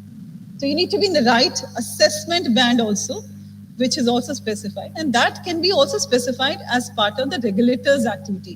So every regulator can clearly define that. So IITs, in our case of IIT, आप अपना decision आप खुद ले सकते हैं कि कैसे आपको करना है. Because IIT में एक जो चीज़ और भी होती है कि बहुत सारे BTech के बच्चे जो है MTech के कोर्स करते हैं, और MTech के कई बच्चे BTech के भी कोर्स करते हैं, बट आप रीडिफाइन करते हैं उनको, ठीक है. लेकिन ये आई थिंक ये ऑटोनॉमी आप लोगों के पास है, रेगुलेटर्स के पास है, ऑटोनोमस यूनिवर्सिटीज के पास है. लेकिन उस बैंड के कोर्सेज को आप लेके आप उसको बनवा के आप एक डिग्री ले सकते हैं. This is what the credit framework talks about. So assessment band, like I said, you need to do that. You need to accumulate credits in that assessment band. And of course, you need to have the relevant, the courses that you need to be relevant. I cannot say that, मैंने किसी area में किया जो उसके अगर मेरे को credits लेने हैं for a particular degree. So it's a regulator और the autonomous society, autonomous regulatory body और institute that will decide that कैसा रेलेवेंट एक्सपीरियंस है जिसको आप यूज कर पाएंगे for this purpose. And of course learning of different type, I just mention blended type, all that can be recognised. So in the blended learning, just since there are a lot of people from GSS and ITIs, I thought we have a slide on blended learning. I'll spend a minute. So blended learning, that NCVT, at least the guidelines that we've taken out, which actually will be applicable to GSS, ITIs, and I'm sure others can also adopt it based on what they need with modifications, has 7 components. So one is we actually define for every qualification we define theory कैसे होगी, online होगी, offline होगी, कितना online होगी, कितनी offline होगी. Soft skills is very, very important part. Doctor हाइमोस sir ने भी इसके बारे में बहुत बोला कि हम खाली एक बच्चे को पढ़ा नहीं रहे हैं, हम उसका अच्छा इंसान बनाने की कोशिश कर रहे हैं. उसके सॉफ्ट स्किल्स बहुत ज़रूरी हैं. और इंडस्ट्री में आप देखेंगे कि soft skills actually as the child becomes senior, soft skills actually are more important at times than his actually academic knowledge also. तो सॉफ्ट स्किल्स हम बच्चे को शुरू से ही सिखाना चाहते हैं, एम्प्लॉयबिलिटी स्किल्स को शुरू से ही सिखाना चाहते हैं. और हमने अपने जो क्वालिफिकेशन है उनके अंदर एम्प्लॉयबिलिटी स्किल्स डाले हैं, जिसपे कम्युनिकेशन स्किल्स, इंटरव्यू कैसे देना है, हम वो भी सिखाने की कोशिश कर रहे हैं. डिजिटल स्किल्स, अगर आपको पैसे फोन से यूपीआई से ट्रांसफर करना है आप कैसे करते हैं, तो वो सब भी हम अपने कोर्सेज में एटलीस्ट एनसीवीटी के जो हम कोर्सेज उसमें सिखाने की कोशिश करते हैं. डेमोन्स्ट्रेशन अगेन कैसे होंगी, कितना टाइम होगा, लैब्स में कितना काम करेंगे, ट्यूटोरियल्स में कितना होगा, असेसमेंट कैसे होगी. Will the assessment be online or offline or a combination? In some cases, we realize that when it comes to construction workers, the assessment is done जहाँ पे construction हो रही है. So you cannot do online. You cannot have computers, where the construction is happening. Maybe you can have a pad, iPads या कुछ आप ऐसी चीज ला सकते हैं. But वहाँ पे आप शायद offline करेंगे. तो based on the qualification जो आप करते हैं, it could be online assessment, offline, or a combination of assessment also. And of course, internship. So हमारा blended learning जो हम बात करते हैं, उसके अंदर ये इतने parts हैं. So what is National Credit Framework? It's actually, it's a meta framework. It doesn't dictate things. It is an enabling framework. It gives you a way you can do it. But every university, every autonomous institution, every IIT can decide what they want to really do and finalize the structure. It is giving you a high-level framework, which ideally you should take care of to be able to manage the grids. Something I already spoke about, it's one of the first, and we did a complete literature survey of, I think, the frameworks which are globally available. I think the only framework that we came across which actually combines starting from school to higher education and has skilling as part of it. And we are very hopeful that a lot of people globally will follow us, in this particular framework. I think we've already spoken about holistic education and multidisciplinary. I think Sir also spoke about it. So I'll go to the next slide. So one single credit framework encompassing school, higher education, and vocational education.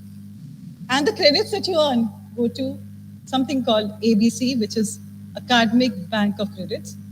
Just to let you know, I think there's already work happening by Ministry of Education on this area of creating Academic Bank of Credits, where the credits that are earned by the child or a learner or a student at any stage will go to this Academic Bank of Credits, which he or she will be able to use. We already spoke about enabling framework and basic principle of prioritization of all learning. And I gave you examples of different learnings that are enabled by this. So what is it doing? It actually empowers institutions. It empowers students for flexibility, but it empowers institutions also for having different kind of qualifications, and they can adopt qualifications which are required by industry very fast. Also, that's something which happens. And of course, all regulatory bodies have been part of it. Like I said, Professor Punia has been part of the committee. We've had people from UGC, NCRT, State Technical University. So all these people were part of the committee who created this NCrF. I'm only presenting on their behalf. And we've actually had consultation with a lot of IITs also on this and NITs also. This is just summarizing this. I did speak about the number of the levels that you get. So if you see this, we're giving level to almost every class. So 5वीं class का जो बच्चा पास करता है उसको level 1 दे रहे हैं. So every year of learning हम लोग उसको दे रहे हैं. But there's more that's happening. If you look at this table, it is also giving you a way. Suppose मेरे पास एक बच्चा है और उसकी स्कूल में उसकी एजुकेशन छूट गई है और उसने ITI ज्वाइन किया है, उसको हम 12th की डिग्री कैसे दे सकते हैं? It is also talking about that. उसको क्या एक्स्ट्रा कोर्स करना होगा? एज पर दिस कोई लैंग्वेज कोर्स करना होगा ITI के बाद जिससे उसको मिल सकता है. So the framework also is an enabling framework for our children who actually go on to skilling and vocational education to get academic degree. That's what I think this table is talking about. All these are available as part of the document in the credit framework also. Something that I spoke about was experiential learning.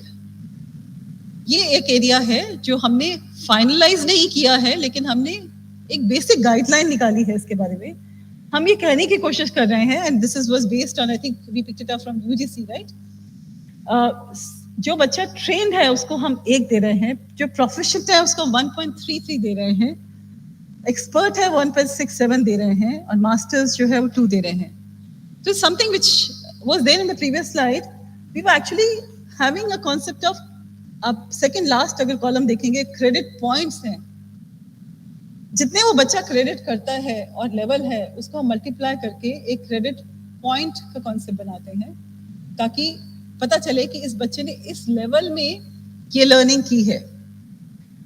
तो अगर उस बच्चे की अगर level किसी level पे उसकी अगर प्रोफिशिएंसी लेवल है, we can multiply by this particular number to give him more credits in that particular level. So if I am a BTech in mechanical engineer, which means I'm at level 6, which goes back here.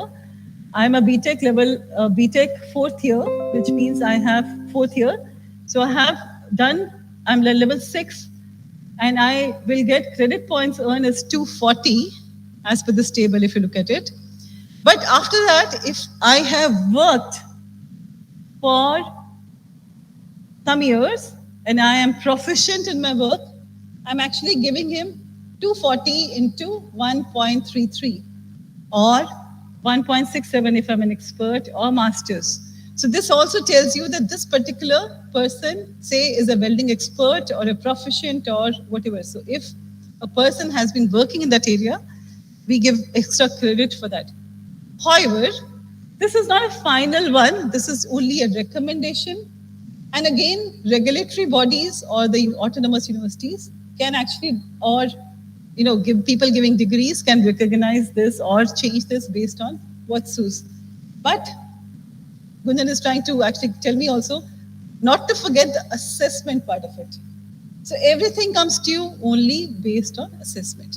Thank you, Gunjan. So there's more coming. Sorry, I'm not finished. So a little more. So what are, we've also said that we are going to creatize all kind of education. Formal learning, which means a classroom learning. We're saying informal learning, and I've given you a lot of examples of informal learning. We are also saying if you're working for NGOs, even that we'll recognize. But there is more. All of you, I'm sure, have heard about what is happening as part of Gati Shakti. It's a wonderful scheme that's been launched by our Prime Minister. And suppose there is, and we need a lot of people who are trained, who understand supply chain kind of process. So there could be courses which are done in area of supply chain. So can we creatize that? Can an MBA student get a specialization in supply chain by doing some Gati Shakti courses? This enables that. And of course, just to let you know, what we've done is, as part of NCVT, we have a concept of course skilling, normal skilling is there, but we also have upskilling.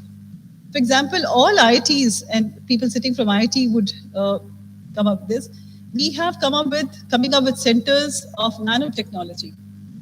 So there are, Ministry of Electronics has come up with courses which are of 60 hours, which are upskilling courses. We came up with, NILET came to us and they said that IIT Patna and other colleges in Bihar wanted a basic course on artificial intelligence, basic course on VLSI for students who are passing out from IITs.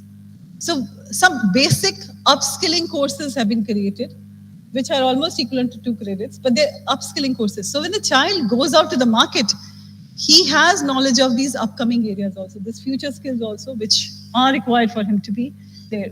So what we have today is, as part of at least skilling part, we of course has the normal qualification framework, but we've also come up with something called, if somebody wants to do National Occupation Standards, NOS-based courses, we are even allowing the children to do it. For example, just to let, I don't know how many people are from IT, we've actually started this concept of, if there are any OEMs and a child wants to do an OEM course, he can even get credits for it. And we already have some OEMs who've been recognized and their courses have been recognized. Then there's another thing called micro credentials. आज की तारीख में जब मैं किसी company को join करती हूँ, मेरे को उन कंपनी के प्रोसेसेस सीखना बहुत जरूरी है, मेरे को उनके सिक्योरिटी प्रोसेस सीखना बहुत जरूरी है, उनके डिजिटल प्रोसेस सीखना बहुत जरूरी है, उनका कल्चर सीखना बहुत जरूरी है, उनके प्राइवेसी, डेटा प्राइवेसी पॉलिसी अभी लास्ट वीक की लॉन्च हुई है, उनके बारे में हाउ विल दैट अफेक्ट, वो भी बहुत जरूरी है. उसकी हर एक जब मैं कंपनी बड़ी को ज्वाइन कर रही हूँ आजकल एमएनसी, तो एक मेरे को छोटा सा मॉड्यूल एक ट्रेनिंग का कराते हैं जो मेरे को करना पड़ता है, वो माइक्रो क्रेडेंशियल है, छोटा सा माइक्रो, और micro credential could be in any other area also. तो हम लोग एक कॉन्सेप्ट ऑफ माइक्रो क्रेडेंशियल भी लाए हैं जो आप कर सकते हैं, आप अपने आईटीज में, अपने जेएसएस में, हर जगह भी, बाकी जगह भी कर सकते हैं. हो सकता है मेरे को आम का अचार बनाना आता हो, लेकिन मेरे को गाजर का अचार नहीं बनाना आता. हो सकता है मेरे को निटिंग आती हो, लेकिन निटिंग पे एक स्पेसिफिक डिजाइन, बच्चों का स्वेटर नहीं बनाना आ सकता. हो सकता है कल आप उसके लिए एक छोटा सा एक नॉस लाना चाहे जो खाली बच्चों के कपड़ों पे फोकस करे. मैं खाली एग्जांपल दे रही हूँ, I am sure we can work out on those. तो these are small courses which also where skilling can be done. More, which is very important, is national achievers. We've got so many national achievers, you know, in performing arts, heritage, knowledge system, master craftsmen. Can we recognize those? UGC has done a wonderful work in terms of starting professor of practice. You know, this is absolutely first time it's happened in our country. So can we recognize all this? And of course, we did talk about RPL also. There is more. We do a lot of Olympiads, hackathons. जो special ऐसी चीजें हैं, can we recognize those kind of learnings also? I didn't talk about that. But there's more happening. हमारे defense के जो बच्चे हैं, हमारे जो defense में join करते हैं, वो एक बहुत rigorous training के through जाते हैं. और can we give them a formal recognition of what they do during their training? Is going to happen also using this credit framework. And in fact, we are already working with the defense people today, currently, to ensure that children who come via that particular scheme also get recognized, and they also get opportunity to learn and get the new degrees. Redemption, I think I've covered this mostly. So it happens within the levels. I think this is what it's talking about. So every institute will define the requisite number of credits that are required for redemption, but there is academic equivalence. However, every institute will define how many credits of what type can a child do to get a particular degree. And that is prerogative of that institute. The credit framework does not dictate any terms, it just lays out a guideline for you to be able to do that. Of course, like mentioned, you can have award of certificate, diploma, degree, micro-credential also. And of course, it defines very clearly, if you want to enter a particular program, what could be the entry-level qualification. Again, in the entry-level qualification, it talks about desirable or minimum acceptable entry-level qualification.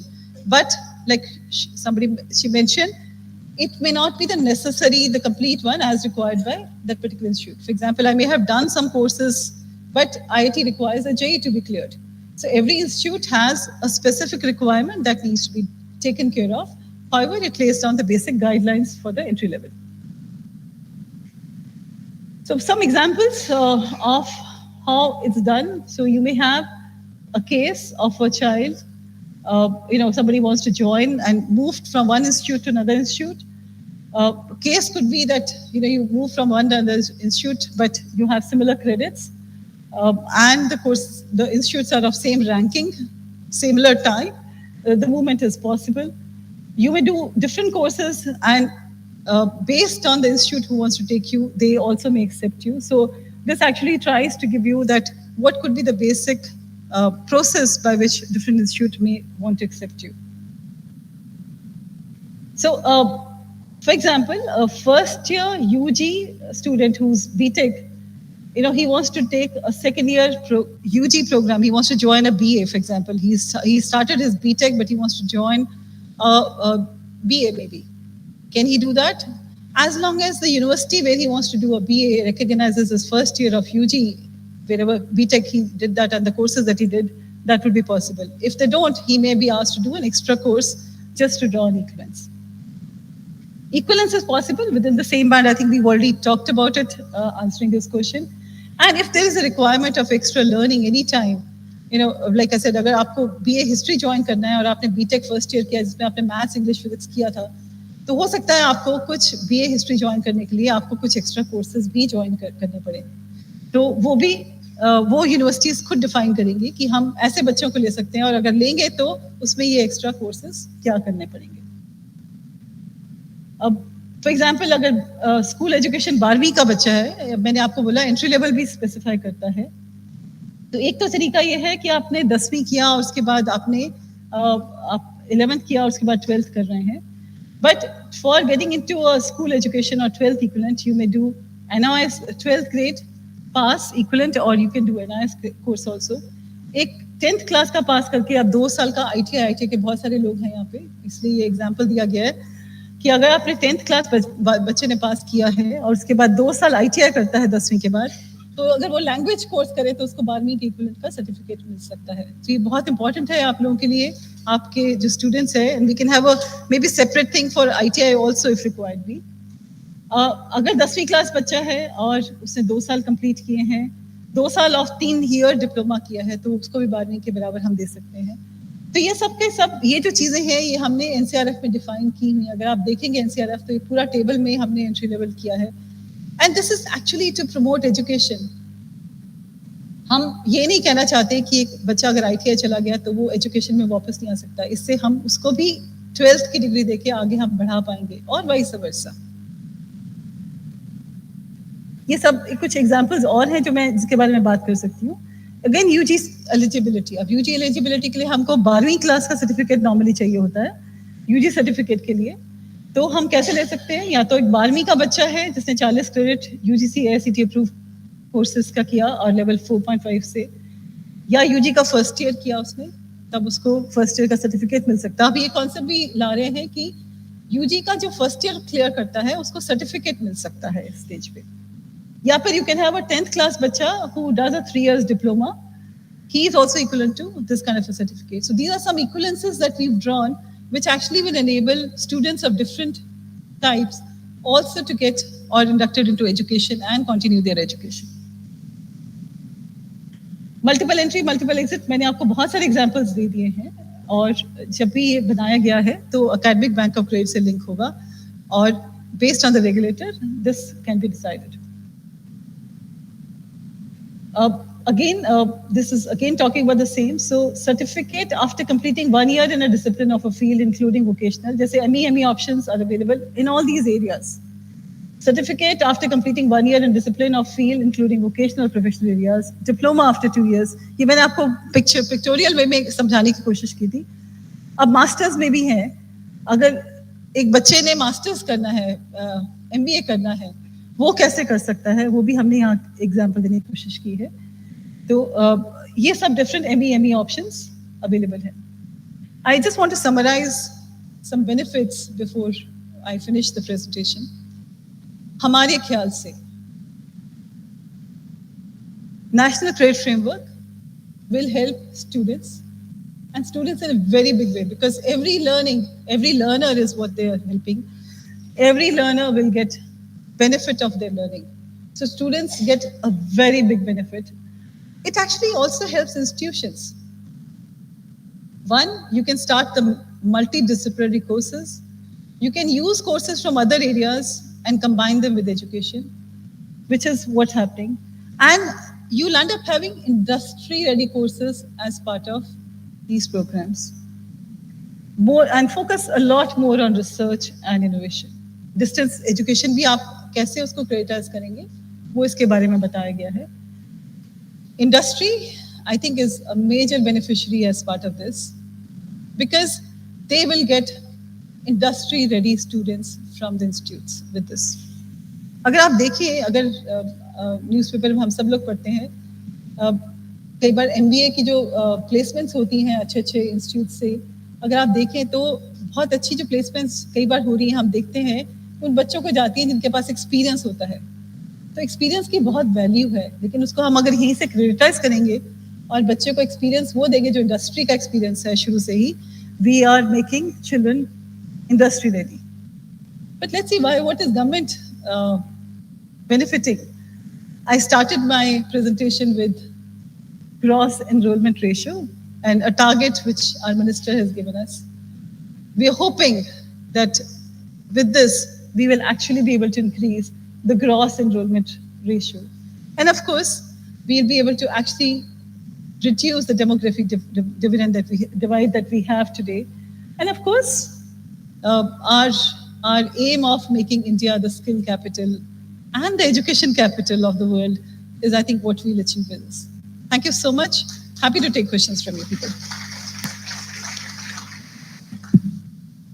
Or do you want to take questions as part of the panel? Very much for this wonderful talk.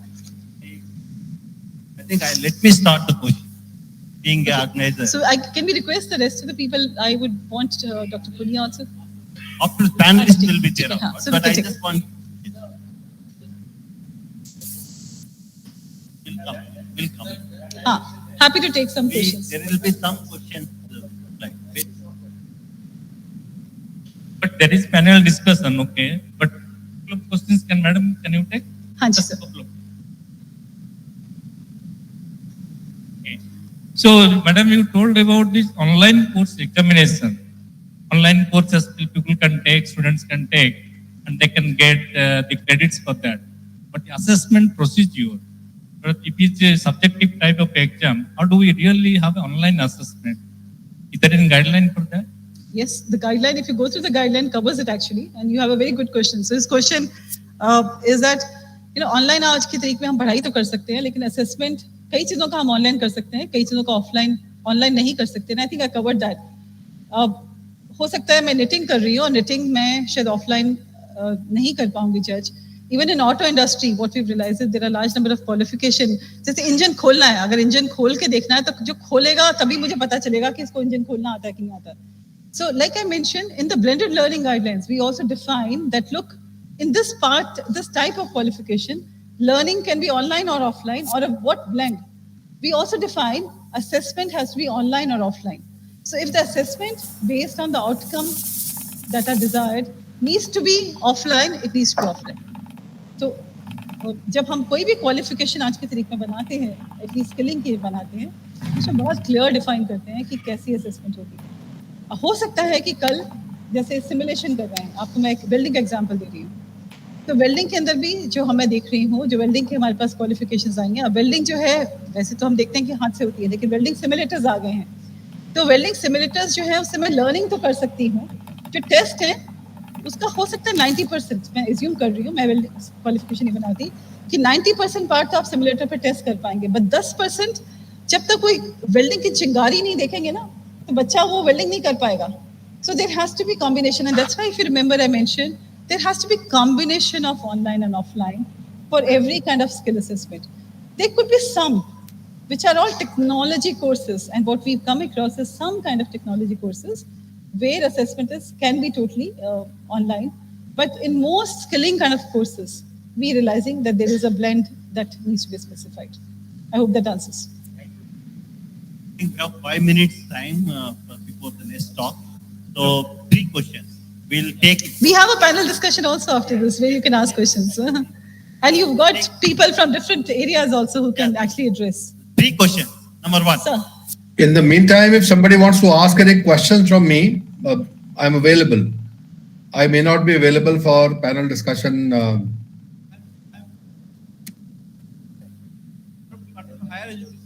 Hanji, Dr. Kalsi is also available. He is, like I said, author of this particular framework, so he also can give you better answers. Hello. Yeah, I am from Department of Higher Education, Government of Jharkhand. Madam, हमने झारखंड में इस साल से 4-year undergraduate programme implement किया है with per semester 22 credit and undergraduate certificate after 44 credit and undergraduate diploma after 88 credit. My question is about fast learners. Suppose कि अभी कोई fast learner है जो कि पहले 1 साल में ही 44 credit अपने हमारे courses से, university courses से, and another 44 credit he acquires from the online certified courses. तो क्या उसको 1 साल में ही undergraduate diploma दे सकते हैं हम लोग? आपने बहुत ही अच्छा क्वेश्चन पूछा, और ये एक्चुअली मेरी स्लाइड का पार्ट था. Maybe I didn't detail out, and I think हमारे MOS ने भी इसके बारे में बात की थी. We have a lot of gifted children. We actually come across a lot of children who actually complete, in fact, BA or BTech at the age of 13 years. ये हम सब ने पढ़ा है, न्यूज़पेपर में सुना है और पढ़ा है. The credit framework allows you to do it because it's अगर हम ये basically RPL का ही एक मतलब different part है, but it is subject to assessment. So उस बच्चे को assessment exam clear करना है. As long as he clears the exam, we are here to encourage all such gifted children, learners, artisans, everybody. So the इसमें जो main चीज है वो ये है कि आपको लर्निंग आउटकम्स डिफाइन करनी है. अगर आप अपने subject wise learning outcomes define करते हैं और उन लर्निंग आउटकम्स को पूरी तरह से टेस्ट करते हैं क्रेडिबली, तो आप एक्सेलरेटेड लर्निंग के लिए 1200 घंटे कंप्लीट किए बिना अगर वो असेसमेंट अचीव करता है तो आप उसको क्लियर कर सकते हैं। आपने सुना होगा बहुत बार कि 13 साल के बच्चे ने एमएससी कर ली, पीएचडी कर ली, तो वो लर्निंग आउटकम अचीव करता है। तो लर्निंग आउटकम अचीव करने का इसमें तरीका है, लेकिन उसके लिए आपको लर्निंग आउटकम्स बहुत प्रॉपर्ली डिफाइन करनी होंगी, पहले से डिक्लेयर करनी होंगी, और उसकी टेस्टिंग प्रोसीजर भी बड़ा इंडिपेंडेंट रखना होगा। I hope that answers your question. Sir.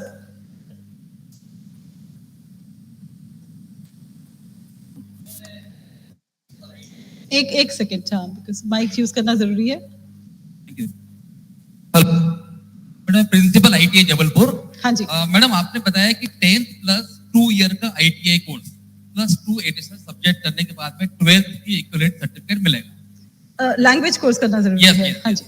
मेरा क्वेश्चन ये था कि 2 ईयर का आईटीआई का कोर्स करने पर ही होगा या 1 ईयर के? एक्चुअली में क्या आईटीआई में 40% कोर्सेज 1 ईयर के, तो क्या 1 ईयर के 2 कोर्स यदि कर लेता है तो क्या 12th की इक्विवेलेंसी होगा?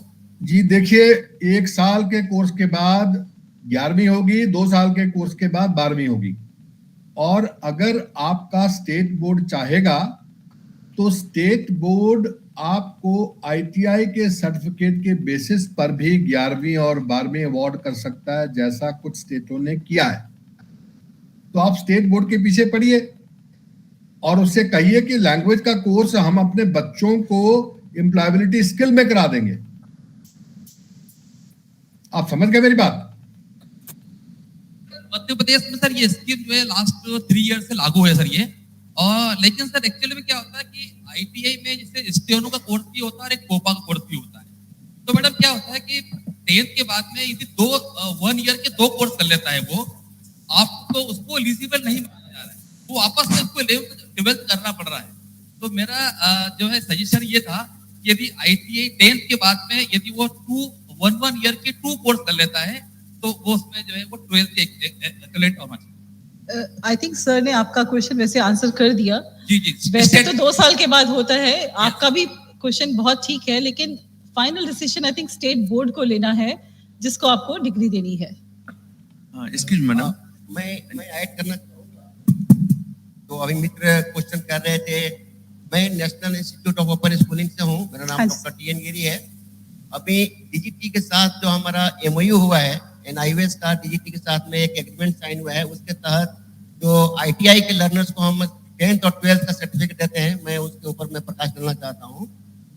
जैसे कि भाई साहब बोल रहे थे कि 1 ईयर कोर्स और 2 ईयर्स कोर्स, तो एनआईवीएस के साथ जो एग्रीमेंट हुआ है, जो 1 ईयर का कोर्स अगर बच्चा करता है तो उसको हम 3 कोर्स में ही 3 सब्जेक्ट का ही क्रेडिट देते हैं, उसको 2 सब्जेक्ट एनआईवीएस से पढ़ना पड़ता है, एक लैंग्वेज और एक अदर सब्जेक्ट, तब उसको हम सर्टिफिकेट देते हैं 10th का। सिमिलरली अगर 2 ईयर्स का कोर्स किया है तो उसको हम 4 सब्जेक्ट का हम क्रेडिट देते हैं, उसको केवल एक लैंग्वेज पढ़ना है, उसको सीनियर सेकेंडरी यानी 12th का हम सर्टिफिकेट दे देते हैं। बहुत बढ़िया। सो आपका क्वेश्चन ये भी आंसर कर रहे हैं कि हाउ इज इट इनेबल। लेकिन इसमें क्वेश्चन एक है, ब्रेक टाइम में एक बार इनसे और डिस्कस कर लीजिएगा कि how this can be done, but you already have a solution. Excuse madam, इसमें क्वेश्चन एक है, उनका जो क्वेश्चन था कि आईटीआई के 1 ईयर के यदि 2 कोर्स बच्चे कर लेते, जैसे एक वेल्डर किया दूसरा कोपा कर लेता है। हाँ जी। 1 साल में वेल्डर किया और दूसरा कोपा कर लेता है। मैं समझ गई हूँ, इसलिए मैं वो डिसीजन नहीं ले सकती हूँ। हाँ, नहीं, वो स्टेट बोर्ड लेगा डिसीजन। एक तो स्टेट, दूसरी बात है कि आपके इस टेबल में, मैं टेबल को देख रहा था, जो 1 से 5th तक जो बच्चे हैं, उसमें आपने 7th कॉलम में दिया है कि उसको अप्रेंटिसशिप 600 आवर्स का करेगा। उसके बाद दिया है 150 आवर्स से 210 आवर्स का वोकेशनल एजुकेशन लेगा। यदि इस तरह की फैसिलिटी इस टेबल में दे रहे हैं तो वो बच्चे जो रूरल एरियाज में रह रहे हैं, रूरल एरियाज में आईटीआई कर रहे हैं, तो उनको अप्रेंटिसशिप फैसिलिटी कौन देगा? पहला क्वेश्चन। दूसरा, रूरल एरियाज में जैसे बोलांगीर और यहाँ बहुत से कलाहांडी डिस्ट्रिक्ट है, मैं विजिट किया हूँ, वहाँ जो आईटीआई है, आईटीआई के बगल में एक भी इंडस्ट्री नहीं है। यदि वो बच्चे को आप स्किल एजुकेशन देना चाहते हैं तो उनको अप्रेंटिसशिप कहाँ मिलेगी? देखिए, ये फैसला आपकी स्टेट गवर्नमेंट ने करना है, ये क्रेडिट फ्रेमवर्क का काम नहीं है। तो ये सवाल आप अपने द्विवेदी जी हमें सॉल्व करने में, हाँ, स्टेट इंडस्ट्रियल ट्रेनिंग डिपार्टमेंट से पूछिए। फाइनली ये स्टेट के ऊपर भी आता है। बिल्कुल सही बोल रहे हैं आप। तो आपने जहाँ क्रेडिट फ्रेमवर्क की बात हो रही है, उससे संबंधित आप जो जानना चाहते हैं, यू आर वेलकम। नहीं, टेबल से ही रिलेटेड, मैं टेबल से ही देख के क्वेश्चन कर रहा हूँ। जो 8th के बाद ITI सिस्टम में लड़के घुसेंगे तो उनमें 2 सिस्टम है, एक 1 ईयर का सिस्टम है, 2 ईयर का सिस्टम है। अभी हम बच्चे को जो एडमिशन ले रहे हैं वो 12th करके ले रहे हैं और 10th करके ले रहे हैं। क्या जो बच्चे 10th करके इलेक्ट्रॉनिक्स और कंप्यूटर सिस्टम जान रहे हैं, क्या 8th के बाद वो बच्चे सीख पाएंगे? ये एक क्वेश्चन मार्क है इस पूरे टेबल पे। ये देखिए, ये इनेबलिंग प्रोविजन है टेबल में। अगर आप वैसा कोई कोर्स SCVT चलाना चाहे वो चला सकते हैं 8th के बाद। अगर पूरी तरह से बच्चा अगर टेक्निकल एजुकेशन में जाना चाहता है वो जा सकता है। वो स्टेट गवर्नमेंट फैसला करे कि उसको क्या चाहिए। इसमें टेबल में लिख दिया है, इसका मतलब ये नहीं कि NCrF वो कोर्स बना के आपको दे रहा है। NCrF नहीं दे रहा कोर्स बना के, उसका फैसला स्टेट गवर्नमेंट ने करना है। लेकिन जो इंटेंशन है कि 8वीं के बाद भी बच्चा पूरी तरह से टेक्निकल एजुकेशन में जा सकता है। So again, like I think Dr. Kalsi has been repeating, it's an enabling framework. How do you make it happen? जैसे मैंने IIT के बारे में बताया, IIT को अपने क्रेडिट सिस्टम बनाने हैं, कोर्सेज उनको शुरू करने हैं to make it happen. Similarly, ITIs के लिए कोर्सेज आपको बनाने हैं. This enables a student to get, you know what we've said. But courses क्या बनेंगे, बच्चा क्या कर पाएगा नहीं कर पाएगा, वो कोर्सेज ITIs को बनाने हैं, JSS को बनाने हैं, बाकी डिपार्टमेंट्स को बनाने हैं. Madam, Credit framework is not talking about the creating courses. Next question, please. I have a question. So a small intervention here. We have a closing remarks for 15 minutes. We are reducing that to 10 minutes, 5 minutes. So that 10 minutes additional questions have been given. So you have 2 more questions you can ask. One question. One question. Actually क्या है कि हमारा जो ITI में जो उड़ीसा में welder जो course है 8th क्लास का क्वालिफिकेशन है, तो 8th क्लास जो पास आउट है वो लोग वेल्डर में कोर्स कर सकते हैं। वेल्डर जो कोर्स है 1 साल का होता है, तो 1 साल के बाद उनको मैडम +2 का जो अगर सर्टिफिकेट देना है तो कैसे वो इक्विवेलेंस हो पाएगा? यार आप सोचो, 8th के बाद +2 का सर्टिफिकेट दोगे, 8th के बाद किसका सर्टिफिकेट दोगे? उनको तो सर ITI का टेबल पढ़ा दे। इसका मतलब बहुत क्लियरली 8th के टेबल के बाद इसमें साफ लिखा हुआ कि अगर 1200 घंटे की लर्निंग करता है तो 9th तक जाएगा। वो 9th तक जाएगा। नहीं, अभी तो सर्टिफिकेट मिलेगा। 8th के बाद वो ITI का पास सर्टिफिकेट मिल जाएगा ना मैडम? जी, दोनों मिलेगा उसको। और 9th के सर्टिफिकेट के लिए एडिशनल कोर्स करना है, वो आपका स्टेट बोर्ड स्पेसिफाई करेगा कि एडिशनली उसको क्या करना है। उसको साथ में NCrF को भी तो देखना है। So अब भूलिए नहीं, आपको 1200 घंटे की लर्निंग करानी है बच्चे को, तब उसका 1.5 लेवल बढ़ता है। अभी जो वेल्डर जो NS किया वो लेवल 4 में है वो लोग मैडम। नहीं तो वो लेवल्स तो सब दोबारा से चेंज हो गए हैं। DGT के भी वो लेवल 4 पे था, अभी 1 to 8 पे है। इसको रिकैलिब्रेट करना पड़ेगा सबको। वो सब चेंज हो गए हैं लेवल्स। किसी जमाने में जो था हमारे लेवल्स थे 1 to 10 थे और PhD उस टाइम 10 पे होता था। All these levels have been changed based on the structure that you just saw. तो ITI के भी कुछ कोर्सेज हैं, DGT के कोर्सेज हैं, वो भी बहुत चेंज हो गए हैं। मैं चेंज नहीं कहूंगा, इसको रैशनलाइज कहूंगा। रैशनलाइज हो गए। Yeah, I am Professor Sujit Roy. I teach chemistry at IIT. हाँ जी। Bhubaneswar. I have one serious question related to those students who would like to be in chemistry and chemical technology, including polymer, as well as those who want to be in metallurgy, mining, materials engineering, etc. These subjects are extremely experimental related. I don't think we can include these subjects in this kind of a curriculum which includes both online and offline, because online में आप chemistry सिखा नहीं सकते madam, आप chemical technology नहीं सिखा सकते, बिल्कुल सही बोल रहे हैं आप, सिखा नहीं सकते। So some of these courses has to be excluded from this framework. You are absolutely right. Like we said, for every course, you will have whether it be done offline or online, or what is a blend of offline online. आपके lab work for example आप हाथ से करेंगे तभी सीखेंगे। हो सकता है सिमुलेटर हो सकता है वर्चुअल लैब्स हो, बट हो सकता है जैसे केमिस्ट्री में आपने बिल्कुल सही बोला है, आपको हाथ से ही आपको एसिड्स या फिर डालना पड़ेंगे, और जब धुआं निकलेगा तभी आपको पता चलेगा कि क्या हो रहा है। आपकी बात बिल्कुल सही है, और वही हमने अपने गाइडलाइंस में भी लिखा है। Thank you madam. Myself is Professor Ajay Mishra from Vidyasagar University, Midnapur, West Bengal. You know this education, this credit framework, that is a paradigm shift from the earlier education system that we have. So again, as you told that most of these flexibility in the credit framework, it is already practiced in the IITs. You know that IIT infrastructure is one of the best infrastructure of our country. So think about the rural institute. So what is that you are thinking about, grade up those infrastructure of these institute? That is my question one. Second question is there any, there are Harik Rakam, puja paddhatis there in our country. So many puja, all these are, will be going through this credit system or not?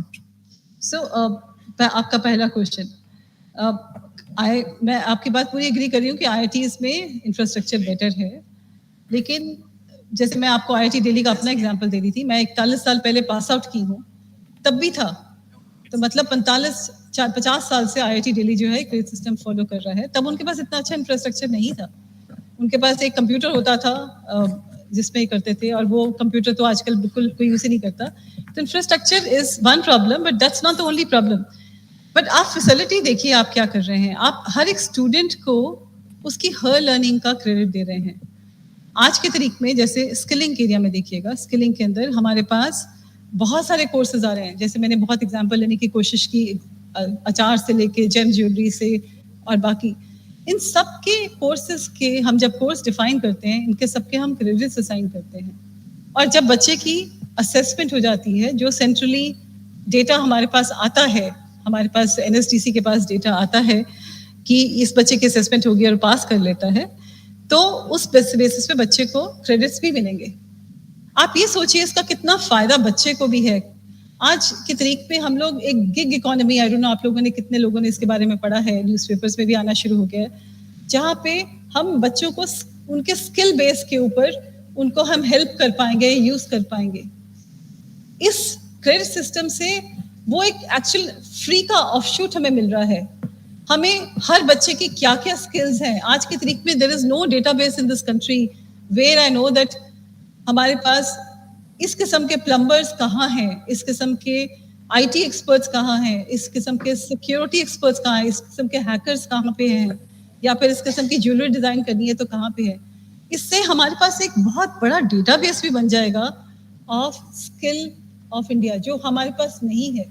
हम उन बच्चों को उस basis पे even अच्छी jobs भी दे पाएंगे. मैं इसमें एक बात और ऐड करना चाहूंगा कि प्रोफेसर साहब, क्रेडिट फ्रेमवर्क का इंफ्रास्ट्रक्चर से कोई संबंध नहीं है. IIT में क्रेडिट फ्रेमवर्क है क्योंकि IIT में इंफ्रास्ट्रक्चर है, ये ऐसा आप ठीक नहीं बोल रहे.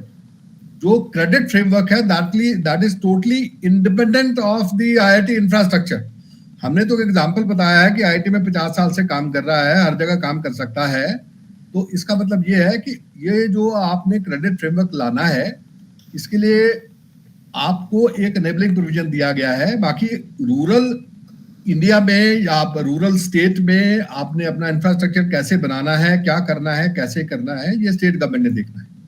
ये तो एनेबलिंग प्रोविजन है आपके लिए. तो credit framework is totally independent of the infrastructure.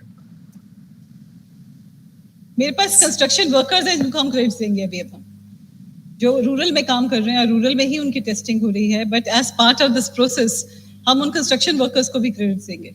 तो it is not dependent on the infrastructure. ये हमें करना है क्योंकि हम सब क्या फायदा है इसके अंदर, and you saw the benefits anyway. Excuse me, ma'am. I am Professor Meenakshi from Banaras. So my question is, a child can do 2 courses, one offline and one online. But when a child is doing a PhD, that time can online degree possible? जी बिल्कुल संभव है. अब जब बच्चा जो मर्जी करे, अगर PhD कर रहा है, उसके बीच में अगर वो कोर्सेज कर सकता है तो डेफिनेटली करे. और कोर्स करने का जो रिलेशनशिप है वो उसकी लर्निंग से है और उसके लर्निंग आउटकम से है. अगर ऑनलाइन वो लर्न कर सकता है, उसके क्रेडिट्स ले सकता है अगर वो असेसमेंट पूरी कर सकता है. Okay, thank you, sir. Thank you. Ma'am, I think let me interfere here. I think we are going to stop this now because there is a panel discussion. We have 1.5 hour panel discussion. At that time, we'll take some more questions. So we'll move on to the next. Let's thank Madam Dr. Nina Ahuja. Thank you so And much. thank you very much. Thank you so much for the interactive session. I'm very glad to see a lot of questions are there. And also we want to give a tea break. So after this one, so please allow us to give a tea break after this. So now I request, no, just wait. After means your talk, after one more talk. Okay. So we'll have a 10 minutes talk by Professor NC Sahu. He's our Dean Academics. He's going to explain our experience in how we use the credit at IIT Bhubaneswar. After this talk, we'll have a short break. And then we have a panel discussion for more than 1 hour. Hello, Professor Satyam, thank you. You are giving me 10 minutes. Okay. अरे नहीं, आप 15 लीजिए, 20 लीजिए, आप चिंता मत कीजिए. Please complete your talk. Pardon, sir? Yes, 15 minutes, okay. We are. You take 15 minutes, you take 20 minutes, but you please complete your thought. Thank you, sir. Thank you.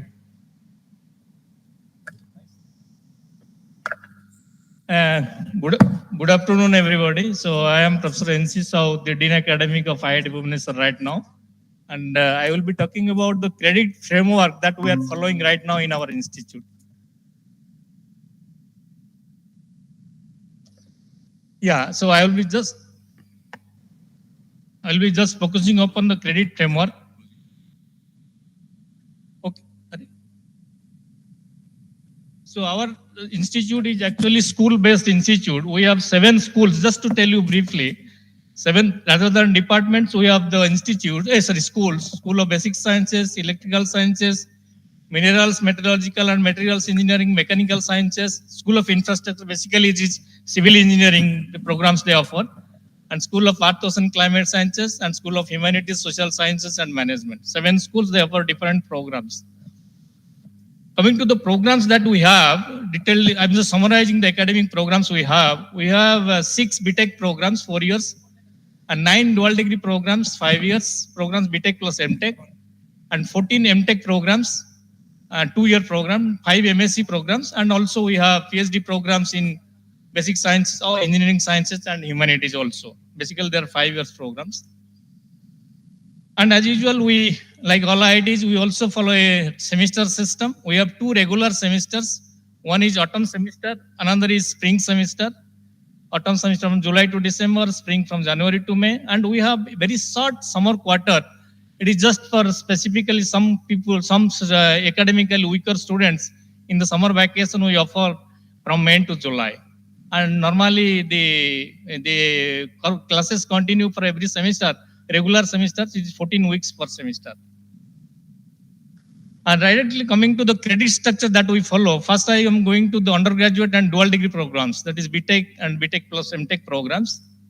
And just to highlight that in our curriculum structure, this is the basically highlights of the curriculum structure. I am not giving the complete details. In the first year to the BTech program, we offer 2 English courses. One is learning English, another is English for communication. And we segregate them based upon an English diagnostic test so that we give it to different sections. And also in the first year, which is common curriculum from all BTech students, some basic science courses, physics, chemistry, mathematics, and physics, chemistry, and mathematics. Also engineering science courses like electrical technology, programming and data structure, engineering mechanics, and so on. We have the flexibility to offer in the curriculum of 4 years a host of breadth subjects such as liberal arts, fine arts, economics, even Odissi dance, speaking and presentation. So that type of flexibility we have. In the span of 4 years, the students can choose. It is up to the students, they can choose 4 breadth subjects. 4 breadth subjects they can choose in different semesters. And we also have the provision of lateral subjects for gaining interdisciplinary knowledge. Every BTech student has to take 3 lateral subjects and subjects from other schools, other disciplines actually. And from domain knowledge, whichever discipline he is entitled, like electrical engineering or mechanical engineering or civil engineering, we have for domain knowledge vertical courses that consist of some core subjects. One is mandatorily one student has to take, and some electives. There is a lot of electives. 5-6 elective courses each student can choose starting in the final year, and even in 3rd year also. And of course, the lab practices are there in every semester. We have lab classes actually. And there is a mandatory project work in the 4th year, spanning over 2 semesters. Every BTech student has to do a district project work for 1 year at the final year. And we have some seminars for students to deliver seminars and a mandatory industrial internship of 8 weeks at the end of the 6th semester. That means in the summer vacation after 3rd year, every student has to go for industrial internship of 8 weeks. And that carries all the credits also, credits. And the degrees that we offer, as I told, first year courses are common to all disciplines. To earn a BTech degree, one has to have earned the credits between 168 to 189. This is the range. Because some subjects are 3 credits, some are 4 credits. That's why this is the range. And also we offer 2 types of BTech degrees depending upon their assessment, which is measured by CGPA, cumulative grade point average. So we have BTech degree, if the credit range, CGPA range is between 5 to 8.49, and BTech honors if the student scores CGPA above 8.5. As I told, there is a 1-year project requirement in the 4th year, 3 lateral courses that we offer in 4th, 5th, and 6th semesters. There is a seminar in the 3rd semester itself. The students coming to 3rd semester itself, they have to deliver a seminar. And summer internship, the breadth courses, and the vertical courses for domain knowledge, sufficient number of elective courses. And one of the highlight is that in the 1st year, for both the semesters, autumn and spring, every student has to take some extra academic activity courses, EAA courses. And each course carries 1 credit. I will come to tell a little more about this EAA later. Then how do we assign the credits actually? We have for every subject, we have a LTP structure, how it is assigned. L stands for lecture, T for tutorials, and P for practical. How do we assign the credits? The lectures, if it is 3 credits, L component, if it is 3 credits, that means it is 3 contact hours per week. That means 3 lectures have to be delivered. 3-hour lectures per week have to be delivered. Some of the theory subjects has got a tutorial component also. That means 1 tutorial component, it will have 1 credit. And practical classes, normally we have 3 hours of duration. For 3 hours of duration practical classes, we assign 2 credits actually. And we also have a restriction that maximum allowable contact hours per student per week is 28 hours. You should not register unless some exceptional circumstances come in. We don't allow every semester student to register for credits, subjects. So the faculty advisors, they check it that it is within this limit of contact hours. This is the overall summary of the credit distribution that I was talking. Total credit requirement for BTech is 168 to 189. The common course are 57 credits, first year courses. English is 4 credits. Basic sciences, physics, chemistry, mathematics are there 20 credits. General sciences, some other science courses are there like environmental science and so on. There are 6 credits. Engineering sciences courses like electrical technology, programming and data structure, mechanics, 27 credits. Then coming to domain knowledge vertical, we have theory components, 58 to 68 credits, and lab components between 18 to 24 credits. Breadth courses, the humanities, social science subjects, there are 4 subjects every student mandatorily they have to take 12 to 14 credits. And laterals for interdisciplinary knowledge acquisition, it is between 9 to 12 credits. 3 courses one student has to take. And electives, student can take, some of the electives, the department, it's the concerned department itself offers. And some of the electives may be offered by other schools that we call open electives. So student can take open electives from other schools, from other departments. Industrial internship that every student has to undergo at the end of the third year in the summer vacation, it carries 2 credits actually. We do have an evaluation of this. But after coming from industrial internship, they have a defense presentation, industrial training presentation and a report. Extra academic activities of 2 credits, I will tell about what do we conduct extra academic activity. This is a more tabular chart of showing how the credits are coming. Common core, this is first year. This is the credit distribution. Breadth basket, that's breadth subjects. As I told, there are 4 breadth subjects between 12 and 14 credits because some subjects are 3 credits, some are 4 credits, like that's why the distribution is like this. And then miscellaneous like summer internship, seminars, projects, 14 credits, 3 lateral courses for interdisciplinary knowledge, it is 9 to 12 credits, then domain knowledge, theory and lab.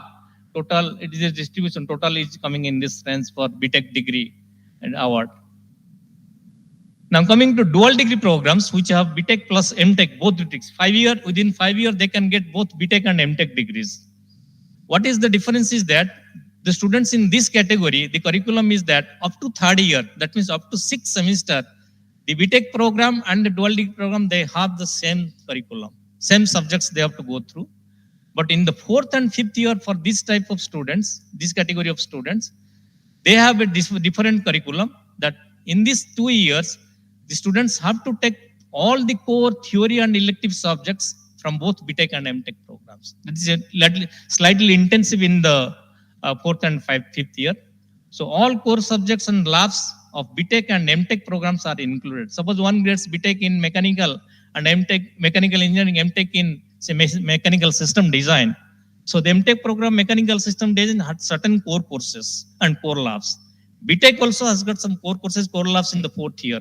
If it is a dual degree program, all the core subjects of MTech and BTech and MTech in 4th and 5th year have to be taken mandatorily. They also have a summer vacation for interns, intensive in the summer vacation, because they are 5-year program. There is a flexibility. Student can choose the internship after 6 semester and or after 8 semester. That flexibility is there with the student.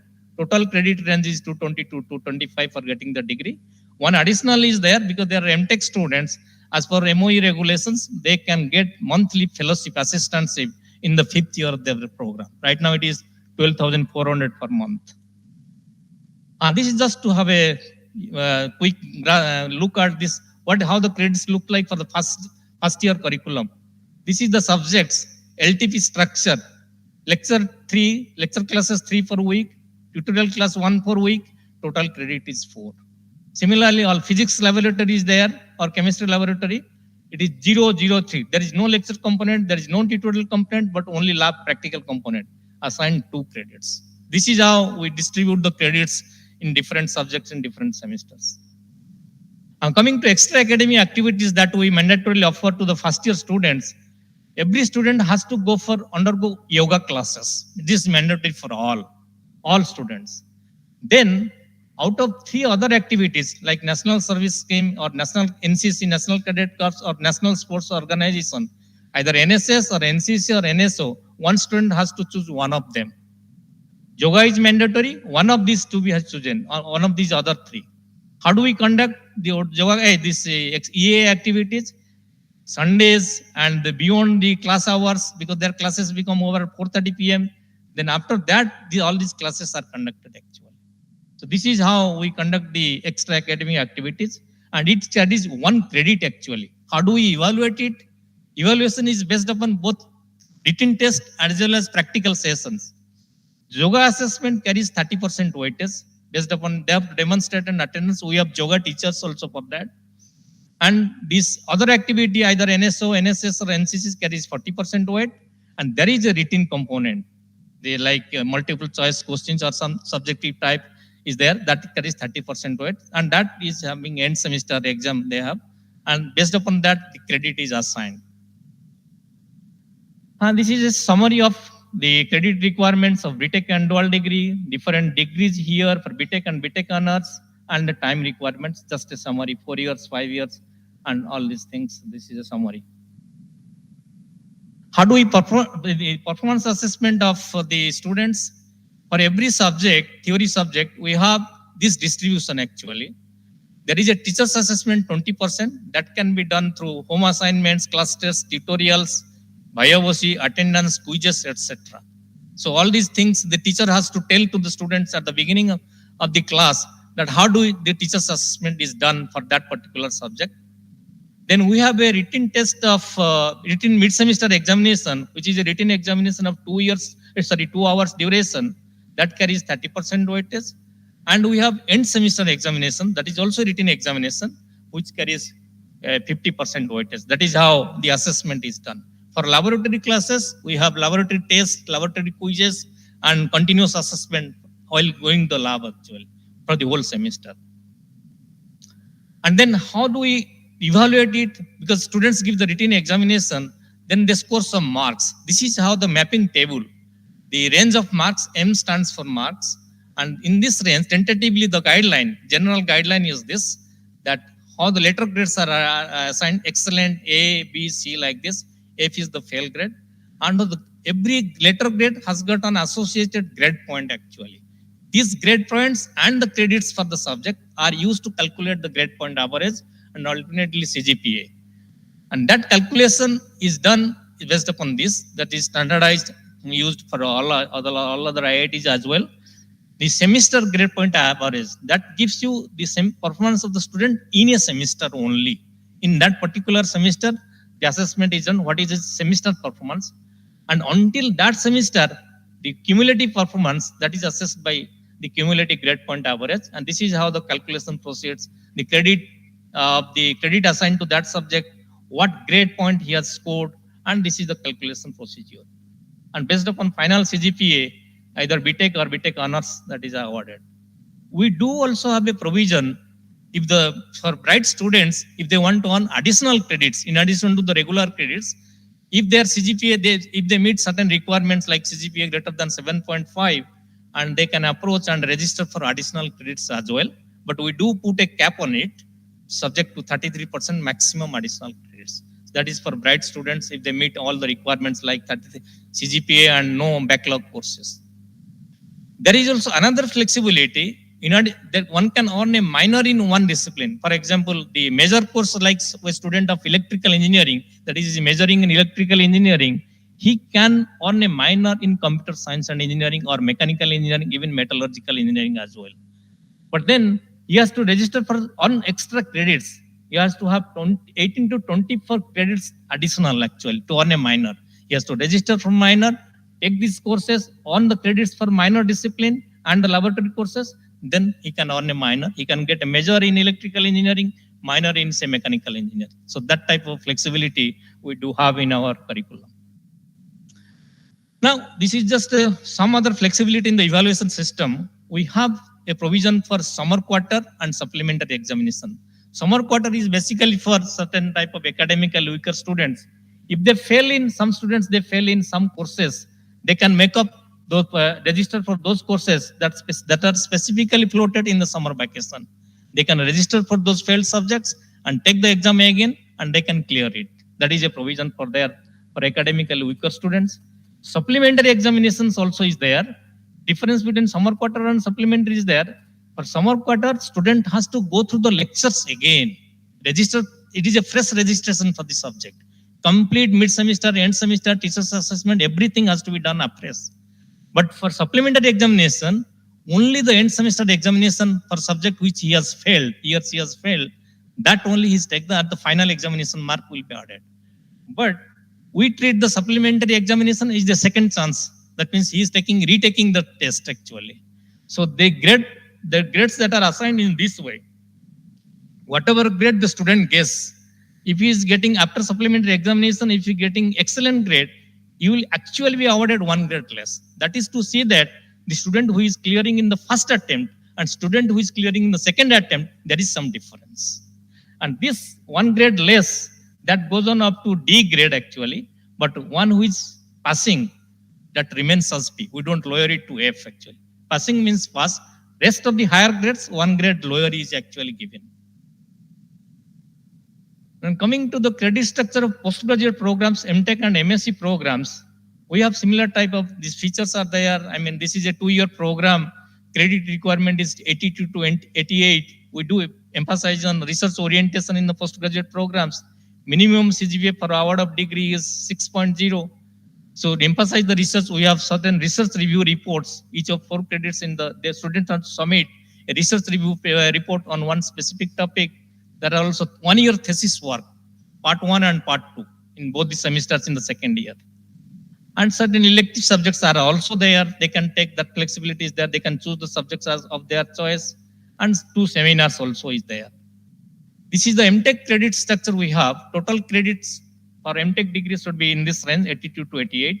Minimum CGPA for award of degree is 6.0. CGPA calculation is the same as before I have shown. And here, if you see here, this is the semester-wise distribution because it is a 4-semester course. Each semester, how the credits have been defined.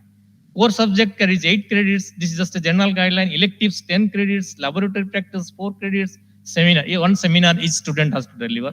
Similarly, semester 2 is also a certain core subjects, electives, labs, and seminar. Semester 3 and 4, basically the thesis work, which is given the maximum weight as 16 credits. Generally, students take one subject, one thesis work spanning over these 2 semesters. And each student also has to do a research review on a specific topic and then submit a report and deliver a seminar also for that. Similarly, for MSc programs, the credit range is 94 to 102. Minimum CGPA for award of MSc degree is 6.0. Research review, thesis is also given higher weight. Similar things, seminars are there. And there is another specific program is there in MSc in geology, because geology is a certain field work is required. So in our curriculum for MSc geology, there is a special provision for that students, MSc geology students, to go for field work to some other place, people visit.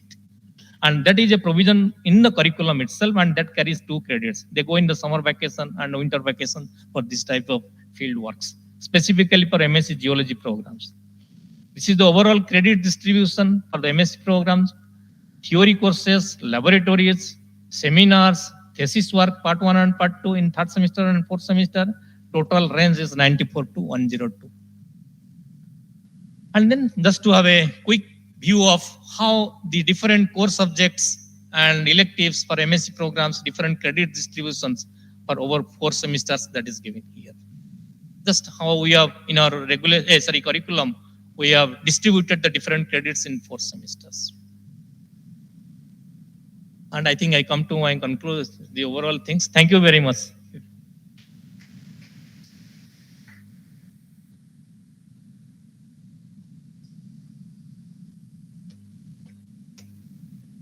Let's see if you have any question, quick question. Yes, please. Yes, please.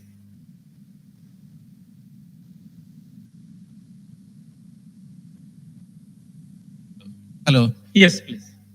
My question is you have seen your curriculum, it's like as usual, like any other university follows. My question is, the National Credit Framework, we heard about multiple entry, multiple exit, and there is about academic bank of credit. Do you have that provision implemented in IIT? Sir, I understand. This is understand your question. This credit distribution, our curriculum, it was framed before the NEP 2020 came up. Now we have to reorient. Maybe we should have a curriculum revision. In fact, we are working on it. Revision of our curriculum and in the light of academic bank of credits, so that NEP 2020 features are addressed. We are working on it. This is the credit framework before the NEP 2020 came to us. Actually, we are in but some of the features of NEP 2020 are there. Gaining interdisciplinary knowledge. We have lateral courses. We take projects of interdisciplinary nature. Industrial internship is there. Sufficient number of electives, breadth subjects.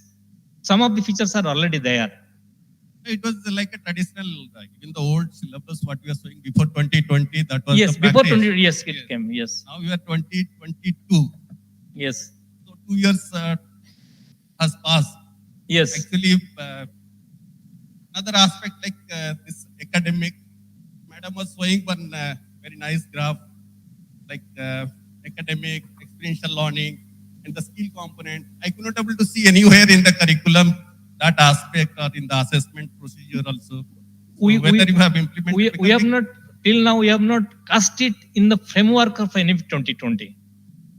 What I have shown, this is our current practice of credit structure for undergraduate and postgraduate programs. And to incorporate the features of NEP 2020, we are really working on it. Because why I am asking is I am also Dean Academic at CV Raman. Yes. We have implemented all the NEP guidelines. We are looking at whether any better benchmark is there anywhere. That's why we came actually to. If anybody in the audience is there, we want to listen and some better thing is there that should be taken away from this. No, sir. Then we have not done that exercise till yet. We are in the process of it. Okay, sir. Thank you. Yeah, just wait. Our director wants to say something.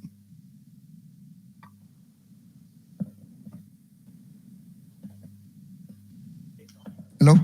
Yes, sir. Since you have implemented In fact, I will give you, I have closing remarks for 15 minutes. I'll give you 5 minutes of time and I will let you share your experience. Here, see, one thing you have taken into account is during the COVID, there was no revision. Okay, so we have just come out of it. So that is one point, right? So we would like to see if you have implemented, what are your experiences, and if you have any questions or good points to share, we'll give you 5 minutes time. Okay, sir. Thank you. Thank you, sir. Sir, I just want to understand one thing, like as proposed in the credit framework, 1200 hours per year, 1200 hours per year is proposed. Now, yeah, for national learning, 1200 hours is proposed in the credit framework, which comes to in a semester, which if you divide it is 40 credit in a year, 20 credit per semester as proposed in the framework. In the 20 credit, it proposed of 1 credit comprising of 30 hours. If 30 hours, 20 credit, it means 600 hours of national learning. So have you, like, we want to understand, like, if anyone, maybe from the IIT or maybe anyone from the audience as well, how that national learning framework of this, maybe 30 hours of 1 credit, because so far we are used to of assigning 1 hour per week for 1 credit. When it comes to 30 hours for 1 credit, what exactly would be the framework and what could we, how we can go ahead with that? Sir, let us, I think let us discuss it in the panel discussion. We have. Can I answer that question for him? Yes, please. See, please understand that what has been used in the National Credit Framework is notional hours. And when we are talking of the notional hours, that means we are not differentiating between theory, practice, and experiential learning. And also, you saw what kind of learning is to be included as part of the notional learning hours. So when we talk about school education, or when we talk about ITIs, or when we talk about skilling ecosystem, throughout the world, no one differentiates between theory, lab, and experiential learning. It is one and the same thing. At the same time, the credit framework provides enough flexibility to autonomous institutions like IITs or any of the other universities that for 6 months, 20 credits, or 1 year, 40 credits, within that framework, they can define their own number of hours for lectures or labs or experiential learning. Is that clear to you? That flexibility is there, but at the same time, throughout the world, they don't differentiate between this kind of learning. So since we have to go for international collaborations and international alignment of all our courses, all our learnings, all our job roles, so we have to follow both. So that flexibility has been allowed. Thank you. Okay, so if no more questions on this, let us thank Professor Sahu for giving this talk. Thank you very much. Now we break for a small, it should have been lunch break, but please adjust us with tea break. And then after the panel discussion, we'll go for lunch. So now for 15 minutes is a break outside, during which you can take some biscuits. Thank you. And we request panelists. We'll arrange the panel for and then request the people. So you also can go for some time.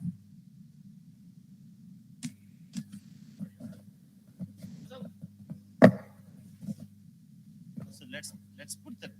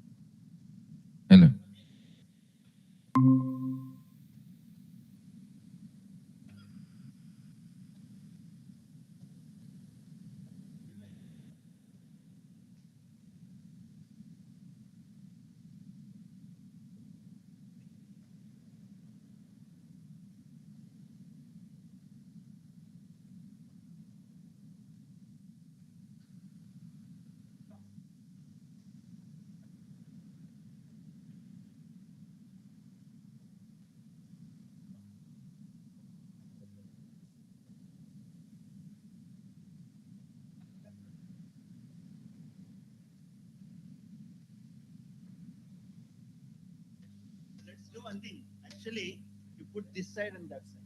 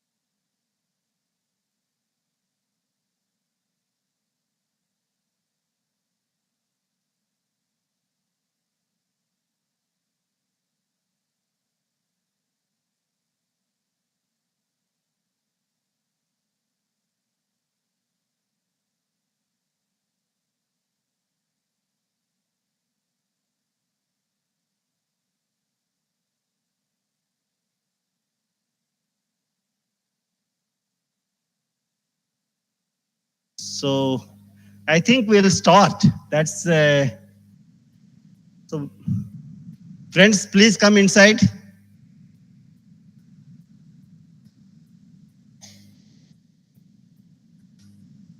Okay, I think people keep coming, so let me start. And I would like to take this great privilege to introduce the panelists. Here, starting from there, we have already seen her. Dr. Professor Nina. Satyam, is someone telling them to come inside? Someone please ask everyone to come inside. We are told? Okay, fine. Please.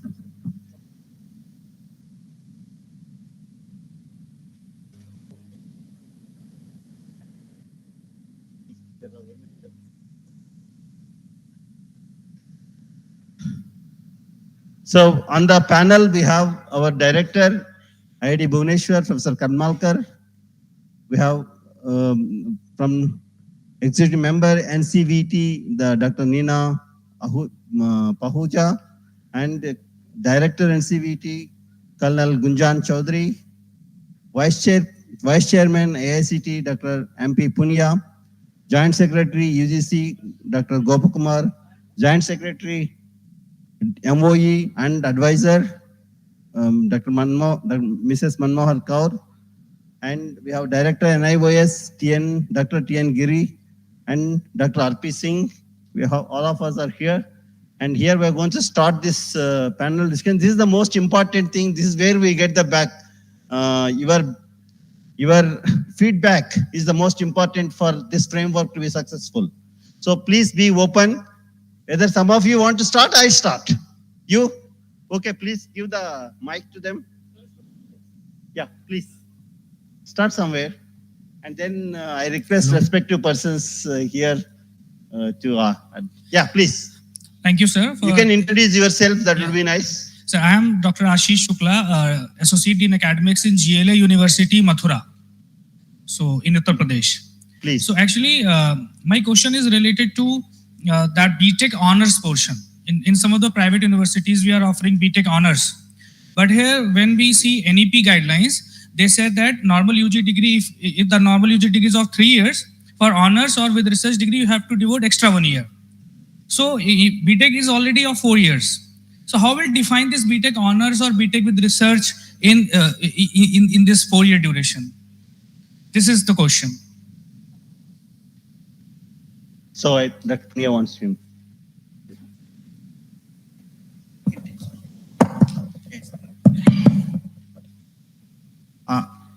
Actually, after 12th, 1 year, when we are saying 1 year one student is studying, he'll be having undergraduate certificate. It will be at level 4.5. 12th is level 4.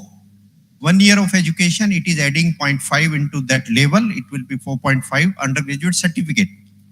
If one more year, if he is continuing, one option is he can exit, another option vertically he can move, and another 1 year, again 0.5 addition, level 5, that will be undergraduate diploma. One more year, suppose he is continuing, then it will be 5.5. Either it can be Bachelor of Vocational Education, oblique BSc Engineering, or UG, means undergraduate. So option, oblique we are saying. Now 4th year, if he is continuing, that will be level 6. Now we are saying it is BTech program. Yes. We are not saying BTech honors, it is BTech program. Yes. But options are there, further options are there. They can have honors degree and they can have additional credits if they are earning. Suppose someone is in mechanical engineering, additional credits, 20 credits additional if he is earning in mechanical engineering, then BTech honors he can have. And if another specialization he can have, say BTech mechanical, plus he is having 20 credits in data sciences, suppose. Then special category means BTech and special category, just like IIT is, they are saying with 20 credits, 25 credits, you are having in place of honors, what you are saying? Minor. Minor. Yes. It will be minus now.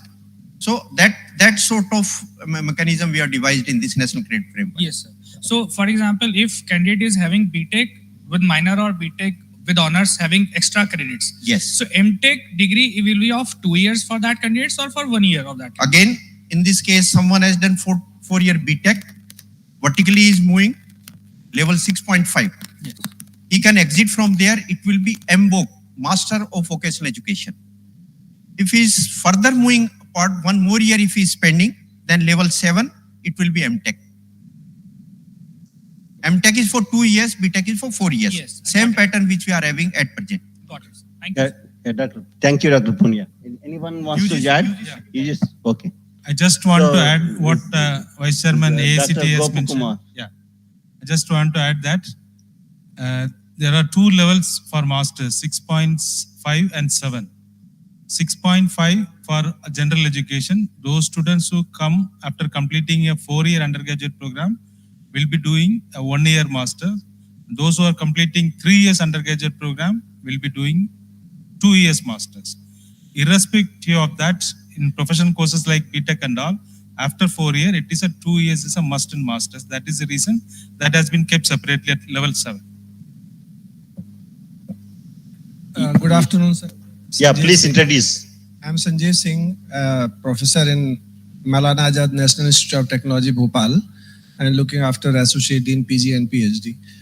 I have one question because while implementing these issues, I had discussed with the Director Sir just now that how IITs are going to honor the credits earned by anyone in other institute. Like if someone earns credit, say at an IT, and how the IIT will be looking at it, or if somebody earns credit at, say, IIT Bhubaneswar, how IIT Delhi will be looking at it. So across the institutions, how these credits will be honored, the first part.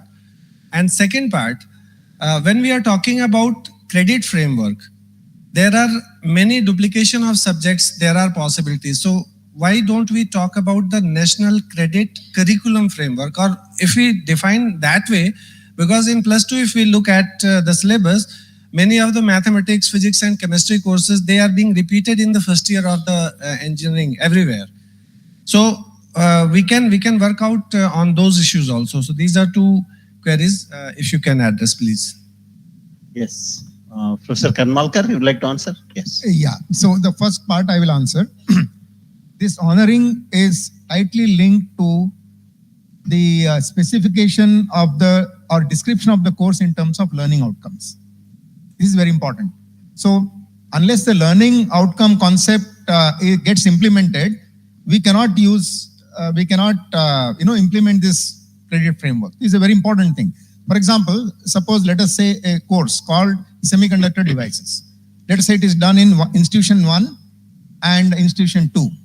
The outcomes can be very different because one institution may not have defined or described the course in terms of outcomes at all. This is the problem right now.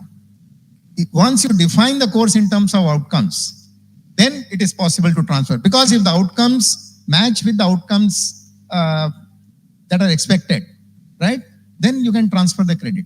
So this is the first important thing.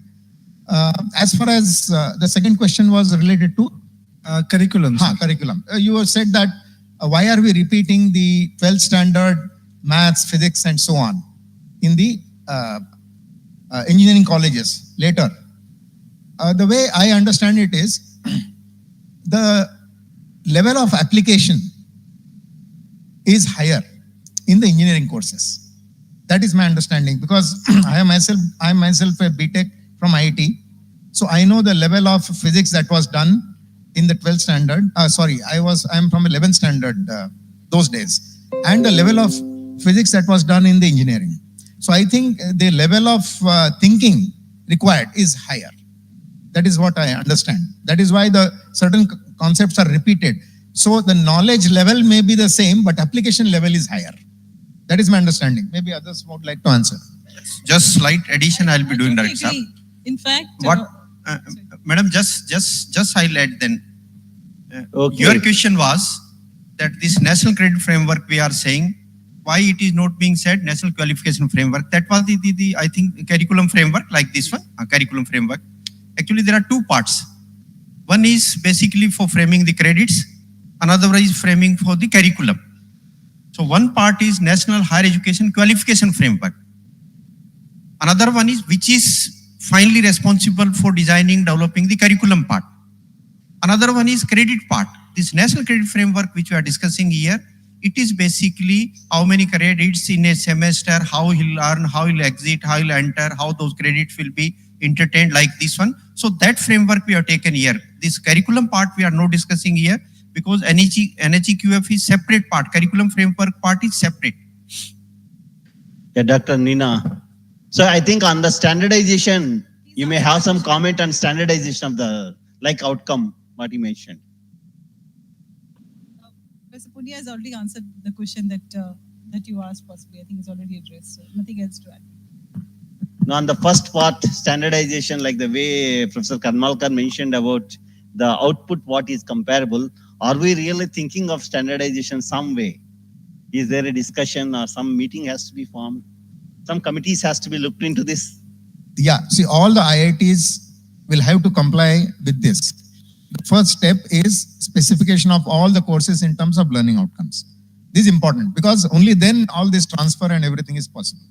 So I think, for example, I know that in IITs, the council is thinking of introducing a program on this for all new faculty, right? At least for new faculty. That introduction of the modern pedagogy and everything in a formal manner, let us say over a 1 week period or something like that. Yeah. Okay, thank you. Hello. So छोटी सी चीज मैं इसमें add करना चाहूंगी कि at least skilling में हम लोगों ने ये कर लिया है. हमारे स्किलिंग का जो स्ट्रक्चर है वो है एक क्वालिफिकेशन कंसिस्ट ऑफ नॉसेस. देन नॉसेस जो है फर्दर डिवाइड होते हैं इनटू डिफरेंट कैटेगरीज और हर एरिया के हम लोग आउटकम बेस्ड इनफैक्ट जो असेसमेंट भी होती है वो आउटकम बेस्ड असेसमेंट होती है. तो एटलीस्ट जो हम लोग स्किलिंग करते हैं बिकॉज हमारे पास कोई और तरीका नहीं है because skilling is so vast. It starts from say apparel to food to cakes to jewelry to technology. इतना vast area to automotive also is covered. तो उसमें हमने बिल्कुल आउटकम बेस बनाया है और उसी को हम यूज करके आगे बढ़ रहे हैं. गुंजन आप जैसा डायरेक्टर आईआईटी और वाइस चेयरपर्सन और साथ में एग्जीक्यूटिव मेंबर कहता है इसमें एक और आयाम जुड़ता है कि प्रेजेंटेशन के दौरान भी बताया गया था कि ये एक एनेबलिंग फ्रेमवर्क है और इसके तहत जो पहले नहीं हो पाता इंजीनियरिंग कॉलेज से हैं किसी वजह से आप वाई इंजीनियरिंग कॉलेज में जा रहे हैं तो आपने जो पढ़ा है वो ट्रांसफर नहीं होते थे.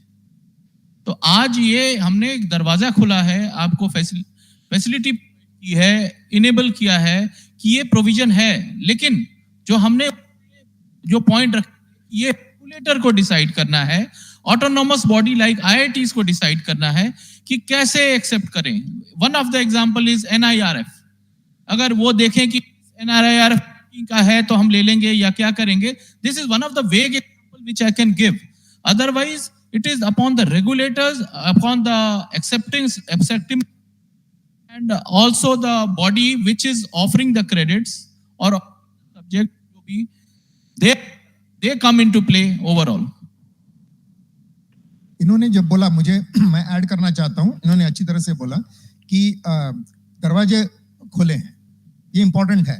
तो मतलब ऐसे हो सकता है, समझ लीजिए आपका जो पहला प्रश्न था उसका मैं अभी उत्तर दे रहा हूं, एक और उत्तर दे रहा हूं कि अगर एक इंस्टीट्यूशन ने लर्निंग आउटकम्स डिफाइन नहीं किए हैं किसी कोर्स के तो ये हो सकता है जैसे मैडम ने बताया कि दूसरा इंस्टीट्यूशन उसके जो आउटकम्स है उसको एसेस कर सकता है. वो स्टूडेंट जो है उसको एक टेस्ट दे सकता है और टेस्ट कर सकते हैं कि वो आउटकम्स अचीव हुए हैं क्या. अगर हो गए हैं तो ठीक है, वो course is equivalent. So he need not. So the point is, he need not do the course again. He can go through a test, and if he passes the test in the way we want, that course can be regarded as equivalent. So this way also it can be done. I think because now, in principle, the policy is saying that things should be transferable, mobility should be there, and all that.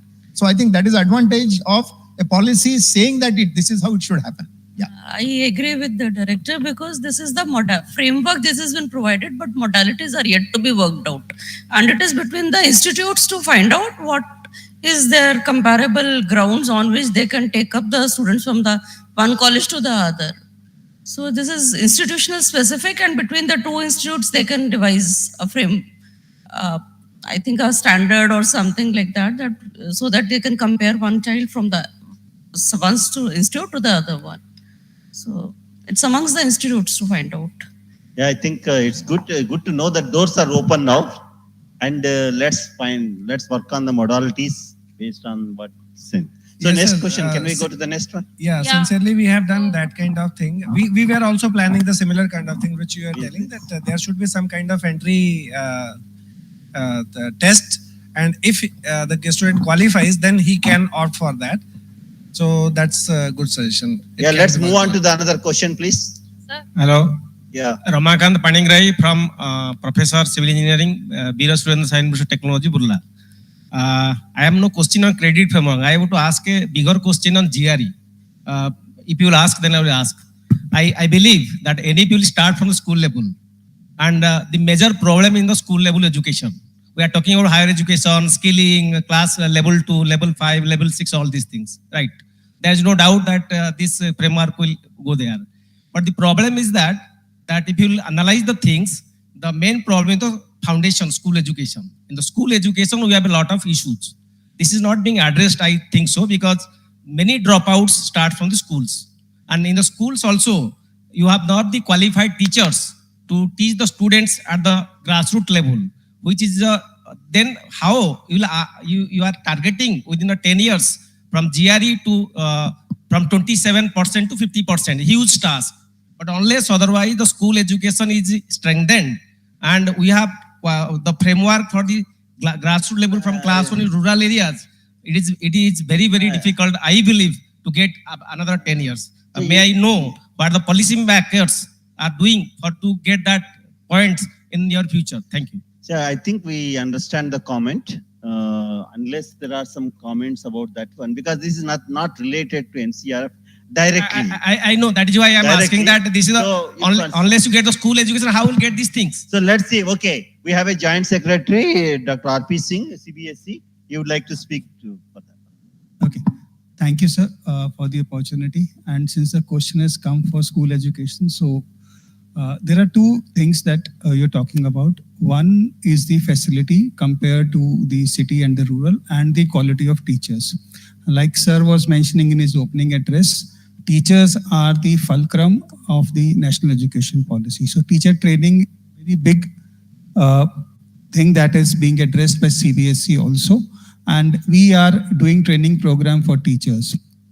Second is curriculum that is being framed, and is of all the credits is the assessment, it is how it is done. And that is all outcomes. So the national curriculum framework that is being worked by NCRT is on the learning outcomes. We have had few meetings recently. National curriculum framework is going to come in 3 levels. One is the foundational level. Then we'll have for the senior secondary level. So the foundational level is actually out for comments. And the next one is coming in a few days. It's all based upon outcomes, how the curriculum is aligned with outcomes, and how CBSE is going to make the assessment based upon those outcomes. So you will see changes in the question pattern based upon the outcomes and competencies. You will see a lot of teacher training happening so that we bring them at a common platform. And this credit framework will greatly enable the movement of students from one side to the another side. Thank you. Yeah, I think just to supplement that, I think this ITEP, Integrated Teachers Education Program, is a part of NEP 2020, and several institutions have already been applied for that one. IIT Bhubaneswar is one place which has sought for it. So to my understanding, next 2030, you would like to bring good teachers. There are already good teachers, we all hear because of that, but emphasis on the good teaching and good teaching practices through ITEP is one mode which government is thinking. And that's, I think, by 2030, we would like to have several teachers coming out of this ITEP program. So I think we move on to the next questions. Sir, this is Preeti Manani. Namaskar, everyone. I think let him. Sir, I am J.K. Agrawal, Deputy Secretary, Chhattisgarh Board of Secondary Education. So my question is related to school education. Sir, as the NEP provides for a varied combination of subjects, means the students would not be restricted, they can go for any subjects. Suppose my question is, sir, suppose someone has opted for biology, and biology students, they find physics difficult. And if they opt for, instead of physics, they opt for economics or suppose accountancy. And even if they want to pursue their career in medicals, what will happen? Will they be allowed, or what the provisions have been made? Yeah, please. Dr. Giri. Yeah. Dr. Giri. Myself, Dr. T.N. Giri from National Institute of Open Schooling, NIUS. You might be aware that NIUS offers various subjects, various courses, more than 100 vocational courses and secondary and senior secondary level courses. So the learner or students, they have to select, according to their career, they have to select the subjects. We are offering baskets of subjects, science, commerce. Now this NEP 2020 has dismantled this stream system. Now there will be no science stream, no commerce stream, no arts stream. So we are offering we are giving choice to the learners to choose economics along with physics, to choose any art and craft, any languages in the basket of the languages offered, and along with the mathematics, along with chemistry, along with biology. The learner, they have to decide in which career they are going to opt. If they are going to medical line, in pursuing their medical education, they have to select biology, and that is mandatory so far. So they have to select biology, chemistry, other thing. Thank you. Thank you, sir. In engineering, what we are doing, even since last year we have started before, probably last to last year before implementation of this NEP. In engineering admissions, mainly 3 subjects we were asking: physics, chemistry, and mathematics. That was the mandatory requirement. Even in IITs now, same is the mandatory. Now what AICT has done, some basketing we have done. Some of the engineering areas are there where probably, say IT, in IT sector probably chemistry may not be required. Architecture, maybe both maths and physics may not be required like this one. So some basketing we have done, that what sort of courses need what sort of these mandatory subjects, physics, chemistry, maths, like this one. And in some of the cases, suppose some part of chemistry is required, it may not be in detail, but small part if it is required, that can be done as a bridge course. While entering into that engineering courses, if some part of physics is needed or some part of mathematics in some of the courses it is needed, that can be compensated through bridge courses. So that sort of mechanism already it has been started, and probably in time to come it will be still matured, and more options will be coming out. Even online courses are available on NPTEL, on SWAM. Many courses, these type of courses are available. Some of the courses students can take online also. While entering into this one, even after in first year, he can do additional subject. In engineering first year, he can do additional subject of mathematics like this one. So probably medical also, if biology is not, he has studied in detail, after entering into medical education, he can do some additional subjects and he can become the part of that stream. Thank you, sir. So when there are multiple options, I would like to go for Uttar Pradesh. Hello. Thank you, sir. Satyam, just one second. Did that answer your question? Huh? No, you said some extent, because what is missing, maybe I misunderstood. Let me say, the way I understood it is, you are saying that if some person is not able to do physics, but doing biology, now the point is, the medicine field, for example, is not going to change its prerequisites, because there are students like this. You get my point? Yeah. So if medicine requires physics and biology both, then the student who cannot do physics can't get into medicine. But the point is, there may be some other course. That is what he pointed out. There may be some courses which may not require physics. Such things will now be open. They will say that, we don't need physics. It's fine if you're not good in physics. Yeah.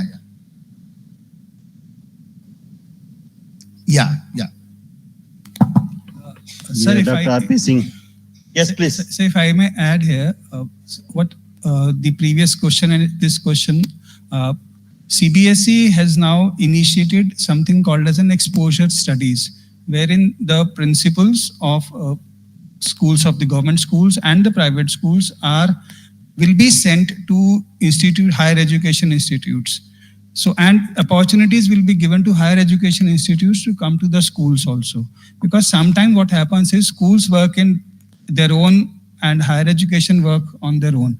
But the students that pass out from school are ultimately coming into higher education institutes. So what kind of students are there? What kind of options are available to students when they go to higher education institutes? This will be discussed when the teachers are meeting from schools and with the teachers of higher education. We have collaborated with AICT also, and the training programs for the teachers are also being done for the teachers of CBSE schools also. So amalgamation is going on, and the requirement of higher education institutes are now clearly being spelled so that the students can be trained accordingly. Thank you. Sir, like a country like us, a lot of diversity is there in our country. You know, some students, they used to go through the Sanskrit toll. There are some students, they used to go the other like type of things like say madrasa. I'm telling that all these can be included in the credit system or not? That is my question.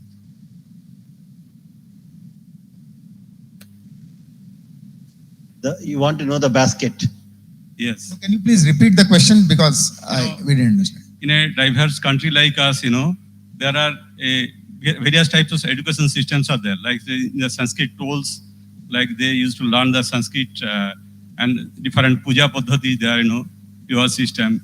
And also in certain cases, student can go to the madrasa, by madrasa. So all these things can be included in the credit system. That is my question. Yes, absolutely. We did talk about heritage, Indian heritage, which is extremely important. And Sanskrit being a language from which a lot of languages have been derived, not only in India, but globally. Actually, even a lot of global languages also have been derived from Sanskrit.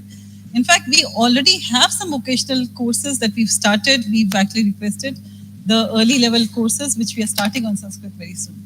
So like I mentioned, a lot of courses, different kind of things will be created. Sanskrit is one of those, absolutely. What about the other side, like the madrasa study actually? That's why I'm asking. You see, it needs to come as a right course with right outcomes to be tested. If that comes, absolutely yes. We are here to actually help out people and make sure all things that are there as part of Indian heritage, all our culture, also get recognized. But it needs to come in the right methodology or right qualification structure. Yeah, thank you. I think actually, we'll go on to the next question. NCrF acknowledges all types of learning. It is not distincting between any language or any culture. It, in fact, absorbs everything. It is so inclusive. Yeah, that is our cultural diversity actually. Yeah, please. Hello. Good afternoon, respected panel members. Myself, Dr. Mrinmay from the Ramakrishna Mission Vivekananda University at Vellore Math. I am the Deputy Registrar. So I would like to continue my question from the very good answer that we have all heard from Professor Kalmalkar.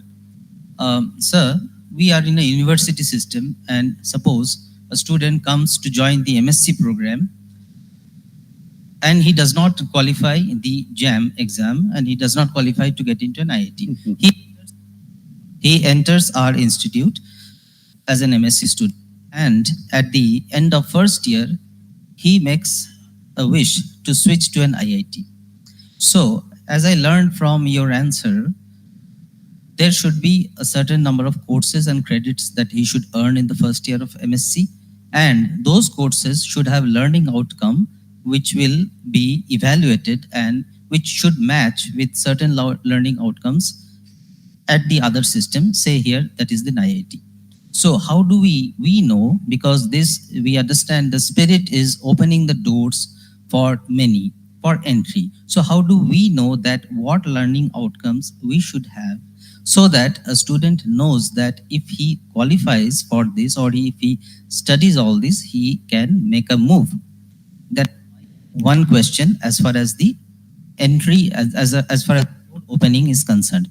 The another type of door that should open, perhaps that would incentivize a student is, what is an incentive a student will have to make a move after the end of the first year without completing the 2-year MSc and would still get a job in a government or non-government? That means, would this kind of granular levels that the NCrF is proposing is also acceptable to the government or non-government? That means, are there jobs corroborating these granular levels that the framework is proposing? I will appreciate answers on both. I will answer your first question, and that's a good question. So that is why I think along with this particular framework, we have to also have a model curriculum for various courses. Okay, for example, AICT does that, where a set of learning outcomes are, what are the model learning outcomes? So any institution, every institution should look at those outcomes and try to achieve at least, let us say, some 80% of those, if not all of them, right? So exactly that our outcomes may not match, right? Because that level of agreement may not be there on what a course outcome should be, but at least 70% matching should be there. So there is a model curriculum, a reference curriculum, which is, let us say, brought out by AICT. Are you aware of this model curriculum? Yes, sir, but that's for engineering colleges. For university systems where we run general degree courses or master degree courses, are there such reference outcomes? So it will have to be created. It will have to be created. So if it is not there, then the way out is only when a person X from institution A wants to shift to institution B, then that person X will have to see, okay, institution B, does it ask for some learning outcomes? That is the way it will have to be done until that happens. Can I answer that question for him? Yeah, who? Oh, acha, Yes. Yeah, I'm Dr. Kalsi this side. Yeah, please. See, there is something called eligibility and there is something called process. NCrF provides you the eligibility, not the process. Process is to be defined by the institution who is accepting the student. So that means it is for IITs to decide the process as to how they are going to admit students, because after all, they have to cater to the population of the entire country. And there has to be some merit base. After all, every admission which the IIT does is challengeable in the court of law. So eligibility is going to be there. That person will be eligible. It is for IIT to find the process through which they can take us through it. So that is first question. Second is that if you have granular learning, if you look at the government jobs are less than 0.5% for such people. Now for 0.5%, I'm not going to change all the rules and regulations. What I am trying to do is to create the manpower for the job market, for the services sector, for the manufacturing sector. So primarily, I'm going to cater to the requirements of the entire job market. So the government may agree, you ask your state government, if they are ready to take BSc first year.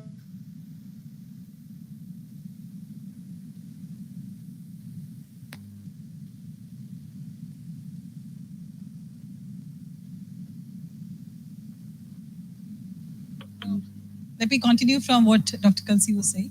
So I think the first part is very clear. We have created a system, but the IITs have to come up with a process like you mentioned. But on the second part, we are not trying to come up with the employment rules. But what we are trying to do is to create qualifications so that our children are able to get the jobs. For example, I was trying to give examples of... First year, it's up to them. Sir, we lost you. Would you want to repeat this thing? We were not able to hear the second part of your answer. Are you online, sir? Okay. You'll have to meet Yeah, madam, go ahead. So let me just try and complete that. For example, I mentioned that we have courses on, for example, artificial intelligence. We have courses on mechatronics. Today, you'll agree with me that today every car has a lot of electronics in it, right? And with EVs coming in, the way the cars are manufactured, vehicles are manufactured is also changing. Those things, there's a possibility that the engineering colleges of today are not teaching those, but we have skilling courses for that, which actually enable the job market. So we're not looking at, like he said, the 0.5% of the job market, which is the government job only. But if government tomorrow accepts this, wonderful. But we are certainly trying to cater to the industry requirement and trying to embed the skilling required in the industry as part of the education. So that's certainly our aim. One more thing I would like to add, that you mentioned that somebody drops out after first year of post-graduation, and what he does, and after that what is that. We have provided the enablement and the procedure that somebody who drops out of the first year of PG, we have proposed in our NCrF qualification framework that they get a PG diploma. They are not just left that without anything. At every level, we have enabled, we have some provision of, but it is all what we are talking about is all subject to the assessment. And assessment procedure and everything has to be laid down by the autonomous organizations and the bodies. Some questions from some women candidates. एक minute मैं add करूंगा जो अभी director साहब की बात हो रही थी. And Director Saab was saying that AICT is having model curriculum, then learning outcomes also it has been defined, sir. हमने define किए हुए अभी, पर फिर भी incomplete काम है हमारा भी, sir. It is not complete in fact. Subject wise we are having learning outcomes, but complete say first year if someone is doing after 12th class, what exactly he is having in his hand, what exactly he is able to deliver. That is still it has to be integrated. All learning outcomes of all the subjects, it has to be integrated. And after first year, if someone is exiting, what on the ground, what he is able to deliver. That still it has to be done. And probably some skill input also it has to be given, because in first year we are teaching them physics, chemistry, math, English like this one. And probably on that basis, he won't be getting job into the industries. So some skill courses, some additional credits, as UGC is saying, that some 10 credits at every exit he'll have to have, so that the occupational standards or the qualification packs which he'll have to have for getting some job, it has to be aligned with those jobs also. So even MSc का first year का है आपका, MSc first year की बात, MSc 2 साल की हुए बिना जॉब नहीं मिलता है अपने, चाहे टीचर बनता है कहीं पे जो है. Even after 1 year someone is exiting, then certainly recruitment rules, that the ability to handle the responsibilities, everything it has to be defined by DOPT, and complete package will have to create. Then only probably these issues which you people are raising, it will be sorted out. So a lot more will have to do. Madam, you would like to ask that question? One question. So the document has comprehensively defined what is expected. Little close, madam. Mic little close. So the document is clearly defining what is expected from the universities and higher education institute about what is to be done at higher education institute. However, there is a line which is written in the document which says that at level 1, there has to have some 600 hours of apprenticeship. So there are some schools which are not state affiliated and they have their own private boards. So what is your notion of apprenticeship? What are the activities that you think should be organized at school level in order to complete this 6 hours of apprenticeship? There has to be some general notion of apprenticeship.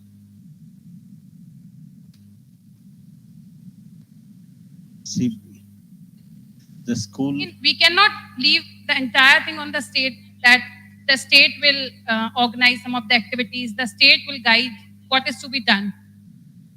Suppose the school is private. So what private organization and owner should ensure that they are completing this kind of apprenticeship? Okay, so these are the guidelines, but you'd like to... Okay. Basically, National Credit Framework provides the guidelines. How it is going to be implemented is for the state governments and the boards to sit and work on and come out with an implementation plan. So the hours and the outcomes will decide for the credit framework how it is going to be implemented. I'm not asking about the outcomes or... So it is going to be read along with the curriculum framework. the National Credit Framework and the NEP together, that will, the question that you have is that how the 600 hours that are there in level 1 defined and how they are going to be worked out. No, I am not asking about how is it going to be assessed. My question is, what is your idea of apprenticeship? So मैं आपको कुछ examples देना चाहूंगी. जैसे छोटे बच्चों के लिए स्पोर्ट्स जो है that actually gives you teamwork. It also brings in leadership. और उससे आपको कम्युनिकेशन स्किल्स भी आते हैं. तो अगर आप छोटे बच्चों की बात करेंगे तो मे बी मैं स्पोर्ट्स के लिए शुरू करूंगी जिससे मेरे 4-5 ऑब्जेक्टिव्स मीट हो रहे हैं. Leadership, communication, team work and may be more also. ठीक है. मैं उनको शायद डिजिटल के बारे में बचपन से ही बताना शुरू करूंगी बिकॉज आज के बच्चे, छोटे बच्चे जो हैं वो मोबाइल से खेलना शुरू करते हैं. आपको अपने घर में भी पता होगा, छोटे बच्चे हैं, जैसे ही बच्चा 2-3 साल का होता है उसको मोबाइल से खेलना होता है. मैं शायद उनको उसके बारे में भी बताना शुरू करूंगी. सो एजुकेशन, हमने कहा ये तो हमने उनको सिखाने की बात कर रहे हैं, but like you said it's a state board which needs to actually decide the exact what that 600 hours is going to be, especially for a particular category. आपको एक एग्जांपल देती हूँ. हमारे पास कुछ ऐसी क्वालिफिकेशन है जो हमारी फिशरमैन के लिए हैं, जो लेवल 1 पे है, 2 पे है. कुछ एग्रीकल्चर की है हमारे पास क्वालिफिकेशंस जो लेवल 1, लेवल 2 की हैं. कुछ हमारे पास ऐसी हैं जो लेदर की है. हमारे पास एक सेक्टर स्किल काउंसिल है जो लेदर पे काम करता है. और हमारी ऐसी भी कुछ क्वालिफिकेशंस हैं कि हम बच्चे को कैसे सिखाएंगे कि वो लेदर का सामान या कैसे कर सकता है. तो बेस्ड ऑन उस बच्चे को आपको कैसी स्किलिंग देनी है, किस एरिया में इंटरेस्ट है, उसकी क्या बनना चाहता है, या फिर बेसिक बैकग्राउंड क्या है, लिखना पढ़ना है, हम डिफरेंट काइंड ऑफ स्किल्स दे सकते हैं. ये बुके है. अब इसमें से क्या चूज करना है, ये स्टेट बोर्ड, स्कूल, या आप खुद डिसाइड एज ए टीचर कर सकते हैं. Here. Sir, can I just ask a related question? It is to do with apprenticeship again. For instance, a student opts to drop out of first year UG and doesn't want to get into the diploma or maybe second year. So how does the apprenticeship get included in terms of credit framework? Does the student get benefit? And when we are looking at apprenticeship, are we preferring every like a daily, hourly apprenticeship or a summer internship of 40 days or something? And in that case, will the student get credit benefit after leaving? Actually, in National Credit Framework, in first year, say after first year, you are saying is exiting, or if he's failing also, maybe some 40 credits he won't be able to earn. Here we are saying 1200 hours learning in a year, that is equivalent to 40 credits. And some of the subjects he may be clearing, some of the subjects he may be failing. And we are allowing some part of education part, some part skilling part. Education component may be 50%, skilling component may be 50%. That apprenticeship we are saying inside the industries, even in that academic institute itself, he can learn some hands-on part into this one. Yes. And some weightage, some credit can be fixed according to those number of hours for which he is doing learning. So those hours can be counted as an apprenticeship, and equivalent to that one on the basis of assessment, on the basis of learning outcome, the credits can be assigned to them, and that certificate he can earn, that 40 credits. And there we are saying UG certificate. UG certificate he can earn with that apprenticeship component, depending upon how much weightage it is being given to that skilling part. Because everywhere skilling, in some of the cases, skilling may be 70%. Some of the cases, skilling may be 80%. But in some of the cases, that education component is also 50%, 50% maximum skilling. So depending upon that one, that certificate can be assigned. All right. Thank you so much. Yeah, please. I was trying to ask a question. We are appreciating. Could you please introduce? Yeah, myself is Shurujit Roy, Additional Director, School Education, West Bengal. In continuance of an earlier question asked, we are appreciative of the objective of this National Credit Framework. But whenever it comes to this lateral sort of entries and all, there is a lot of freedom and autonomy in this assessment part for that level. So will the National Credit Framework have an umbrella effect over to ensure fair assessment at that level is done? Because there is multiple exit, multiple entry provision. Have a on neutrality.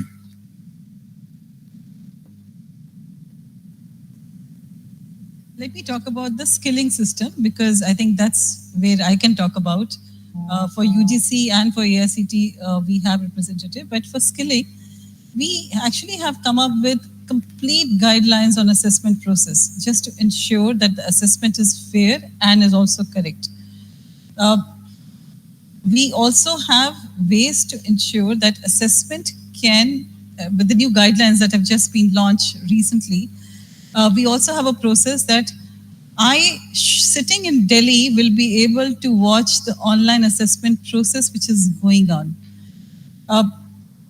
Just to bring, all this has been done to bring in the authenticity. In case of an online exam which happens as part of assessment, the best of the tools and technologies have been built in to make sure that there is no fraud during the examination. So all those techniques are being brought. Some have already come in, some are still coming in. The process is not yet complete is what I would say. The guidelines have come in and we are trying to make sure that this process becomes as fair as what's required. So once you have a fair assessment process, then this problem would be less. That is on the, and I'm talking more from the point of view of skilling. I hope that answers your question. And AICT ki or UGC to guidelines nahi assessment. Yes. On the assessment part, assessment, it is already we are doing assessment. The theory component, the practicals which are doing, the projects which they research which they are doing, all those components we are already assessing. Even the skilling part, as in the morning we were seeing the presentation from IIT Bhubaneswar, they are having 2 credits for internship. In our model curriculum, AICT model curriculum, where total credits are 160, out of 160, 18 to 20 credits are for internship. And that internship students are doing into the industries for 6 months.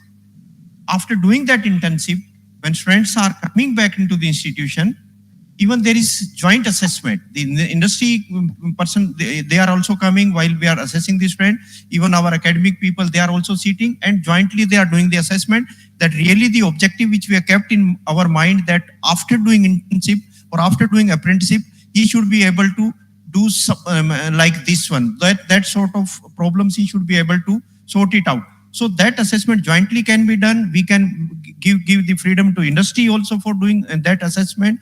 Even academic institute directly can do. In case of the national credit framework where vocational component it is there, there are some 60 sector skill councils in different sectors, automotive sectors or IT sector or electronics, every sector, and that assessment authority already NCVT has given to them. Even they are registering more assessing body also for the purpose of assessment. Now just 10 days back we have given autonomy for the purpose of assessment to army people, because the people who are entering into the army, they are also having a lot of skills they are learning, but the degrees they are not having. So now that assessment part, for that skilling part, it has been given to army, and some education component they'll be doing with Indira Gandhi National Open University.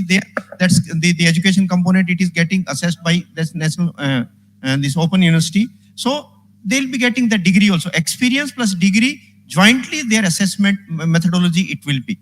And in detail, when real problems will be coming in front of us, just like army people approached to us, to UGC, to AICT, to Indira Gandhi National Open University, like this one, when the problems will be coming, I think methodology will be devised according to that one.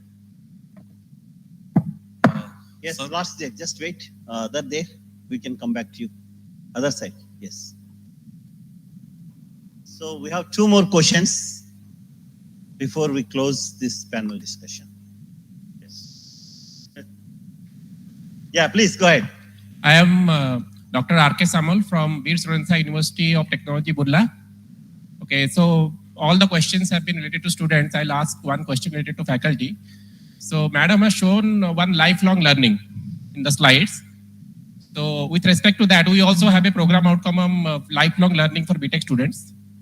Now, yes. After completing PhD, I have out of research interest and CR interest, I have completed around 10 NPTEL courses on the SOAM platform. So my purpose is solved. That was for my research and for teaching students and all those. But out of that, in that certificate, I have earned around 30 credits. So my question is, what can I do with those credits? That is one. Second is, I have a PhD degree in electrical engineering, but as per the UGC and AICTE guidelines, I am eligible only to be a faculty in electrical engineering department. So if I have enough credits on the SWAYAM platform in NPTEL in computer science domain, so can I be a faculty in computer science department, especially with respect to state universities? Because state universities are very rigid in differentiating the faculty. Is it possible? Yes. Okay. So, two questions you are asking, particularly related to lifelong learning. One component is continuous learning between academic institutes and industries. That freedom it has been given. Say first year he has done in academic institute, then he is going into the industry. Certainly some experience on the ground he'll be getting. He'll be coming back. So even exiting, which we are saying, multiple entry, multiple exit. This exit word may not also be correct here because he is going for the purpose of learning. It is not exiting, it is continuous learning. In academic institute, then in industry, coming back, going back like this one. So it is a to and fro mechanism and continuous learning it will be. Up to level 8 it is possible. Level 8 we are saying PhD, that is highest level of learning in the education. So even you have achieved that level 8, but still more credits you are earning. You are saying that in data sciences or cyber security or robotics or 3D printing, something you added into this one. That freedom also we are given to the institutions. That institute can decide that where this teacher, this professor can be of use for the students. If you are studied your electrical engineering, your MTech you are done in computers, and then in emerging areas you are doing PhD or additional subjects you are doing in emerging areas, because emerging areas just now Industry 4 it has been started. No foundational or core engineering was available for that one. Additions are going on. Now institute will have to decide, because that freedom is available as per AICTE norms, that you decide that in which area this teacher will be most suitable. So that sort of freedom, that sort of horizontal mobility will be possible. My question is related to when that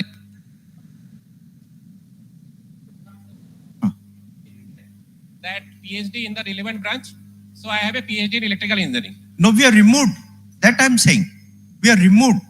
There is a note, clear-cut note. There is no meaning of relevant branch.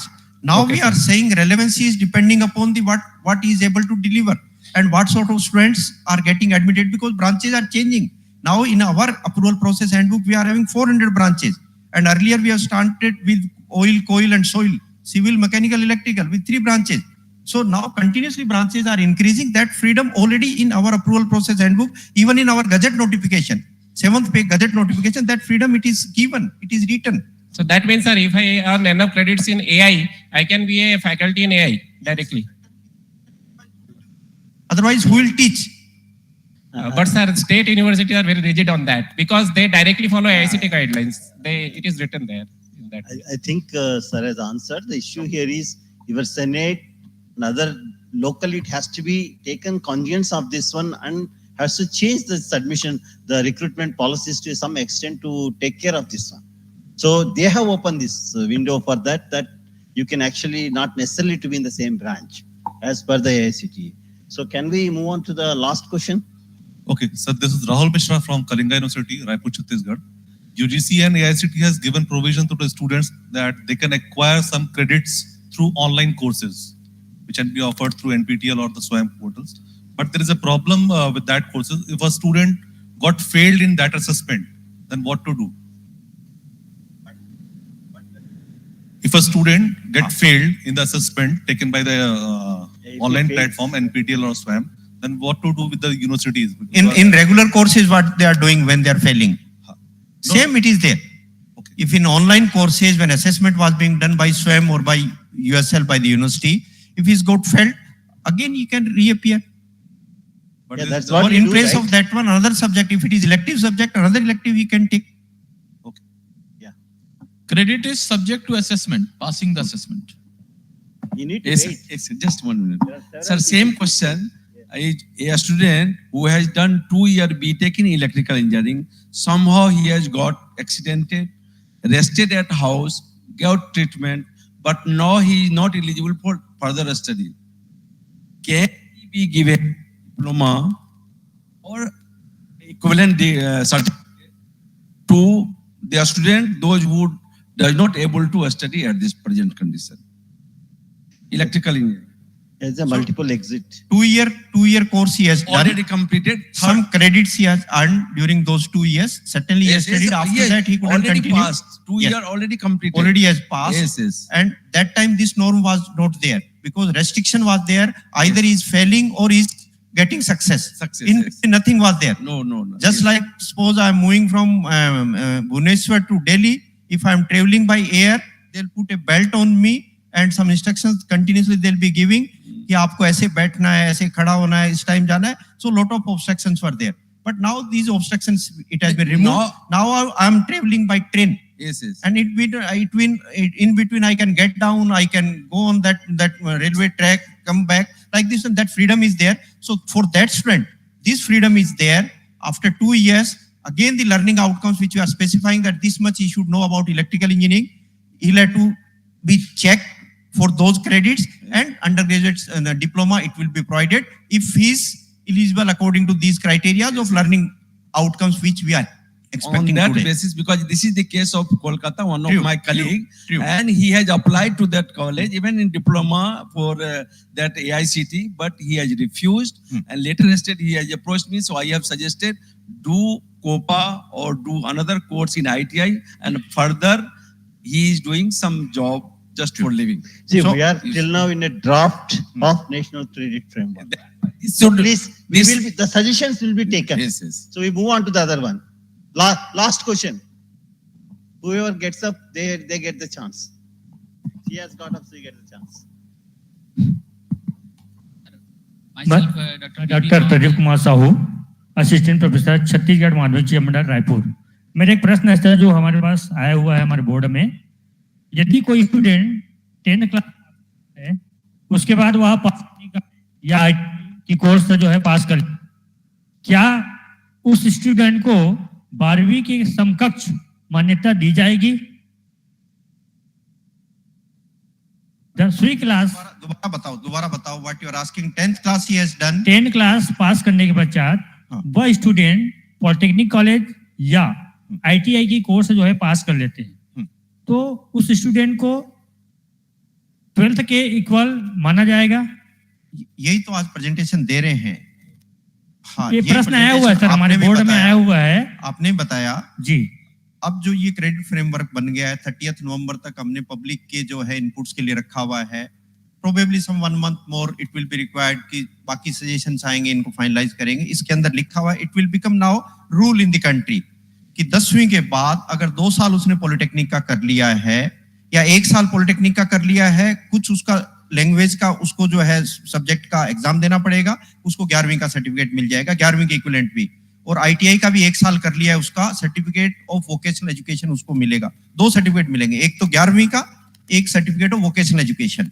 अगर वो 2 साल तक continue करता है तो उसको 12वीं का भी मिल सकता है, मतलब अगर वो लैंग्वेज का वो देगा, और साथ में ITI मिल जाएगी. अगर 3 साल कर लिया उसने तो उसको डिप्लोमा मिल जाएगा या अंडर ग्रेजुएट सर्टिफिकेट, अगर वो वहां पे जो है इस वर्टिकल मूवमेंट में अगर जाता है तो डिप्लोमा मिल सकता है.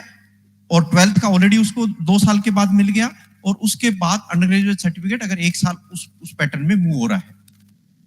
तो ये इस क्रेडिट फ्रेमवर्क लिखा हुआ है, यही बार बार एक्सप्लेन कर रहे हैं हम लोग. ओके. ये हमने आपको डायग्रामेटिकली भी एक्सप्लेन किया था, इफ यू रिमेम्बर. हमने 12th की एंट्री आपको दिखाई थी कि 12th में 4 तरीके से कैसे एक एग्जांपल के तौर पे दिखाया था मैडम ने, कि जो सर ने बताया अभी वही सब सारी चीजें हमने अभी डायग्रामेटिकली जी, वो जो हमारे बोर्ड में आ चुका है और यहाँ पर भी दिखाया गया है, इसलिए मैंने जो इसको कंफर्म करना चाहता क्लियर जो है, ताकि हम वहाँ पर अपने बोर्ड में जाकर तो क्लियर कर सकें. हम आपको कंफर्मेटरी चीजें ही दिखाएंगे, वे नहीं दिखाएंगे. Yes, thank you. सर, मैं जस्ट जो सर ने कहा मैं ऐड करना चाहूंगा. जैसे मैं मॉर्निंग सेशन में बताया था कि DGT के साथ में NIOS ने एक एग्रीमेंट किया है, MOU साइन किया है. उसके तहत जो बच्चे ITI 10वीं करने के बाद कर रहे हैं और 2 साल का कोर्स कर रहे हैं, या 1 साल का कोर्स है प्लस 1 साल का इंटर्नशिप या OJT कर रहे हैं, तो उनको हम 4 सब्जेक्ट में क्रेडिट ट्रांसफर करते हैं. केवल उनको एक लैंग्वेज पढ़ना है, उनको हम सीनियर सेकेंडरी का सर्टिफिकेट दे देंगे. इस तरह का हमारे पास योजना है, इस तरह का हम लोग करने जा रहे हैं, इम्प्लीमेंट कर चुके हैं ऑलरेडी। और ये after implementation of NEP 2020 even 2 subject जो अगर कोई सीनियर सेकेंडरी या सेकेंडरी में भी अगर दूसरे बोर्ड से पास किया है तो उसको भी हम लोग ट्रांसफर करते हैं, एनआईवीएस ट्रांसफर कर लेता है। केवल एनआईवीएस से उनको 3 सब्जेक्ट पढ़ना पड़ता है, उसको हम सेकेंडरी या सीनियर सेकेंडरी का सर्टिफिकेट दे देते हैं। उसमें केवल ये देखना होता है कि वो रिकॉग्नाइज्ड बोर्ड से पास किया है कि नहीं। That's all. Thank you. Sir, now IIT entrance examination, the diploma students are not eligible. So once the NEP is in process, will the 12th equivalency will be eligible for IIT entrance examination or not? My question is that now only +2 students are allowed for IIT entrance. Once its equivalence comes after NEP implementation, will the IIT system allow the students to appear JEE entrance or not? I would like to cover this. Initially we said we are creating a door, we are creating eligibility. Now it depends on IIT what type of admission process they want to have. They want to conduct the JEE, that individual is eligible to sit in JEE paper, but subject to passing that they can get the admission. I think we have deliberated quite a lot, and continuing that question, we'll be very happy. Actually, what happens is, right now, if you see the students, the kids are so much hard pressed for JEE exam, GATE exam, UGC NET exam, so many exams. I'm pretty sure the doors are open, the discussions will be on how to make it a little easier so that they can pursue their own individual interesting areas. So I know that there are a lot of questions, but also I know that lots of people are also hungry. So what we do is we give a chance for you to interact with the panelists later on. Now I thank all the panelists. You can be here. I request Professor Karmalkar to come and give a closing remarks. Please excuse me, I'm not taking more questions because it goes on. We have to somewhere we have to say.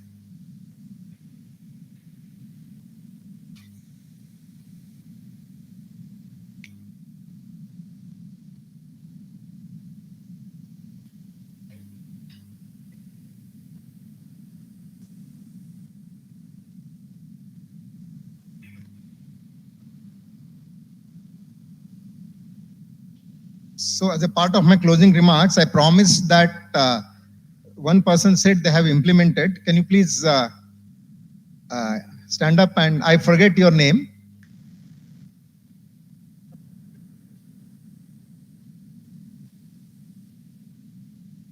Yeah, so as a part of my closing remarks, I'm fulfilling my promise. So I give you a couple of minutes to please share your experience, please introduce yourself again. Yes. And if you would like to say something, please go ahead.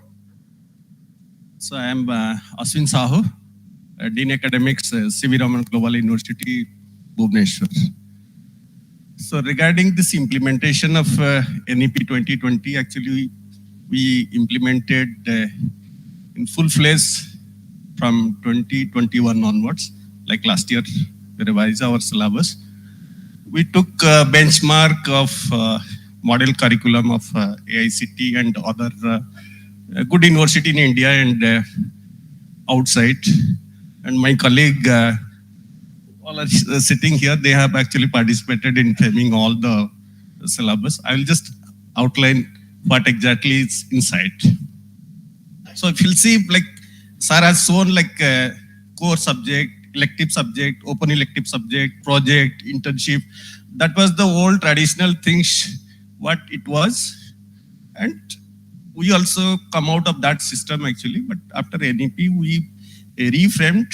So it is like this, like if you see our basket is little big. So student have choice. Apart from core, program elective and open elective, we have something called University General Elective. And there is another, what we call it as skill development elective. And so the choice is more.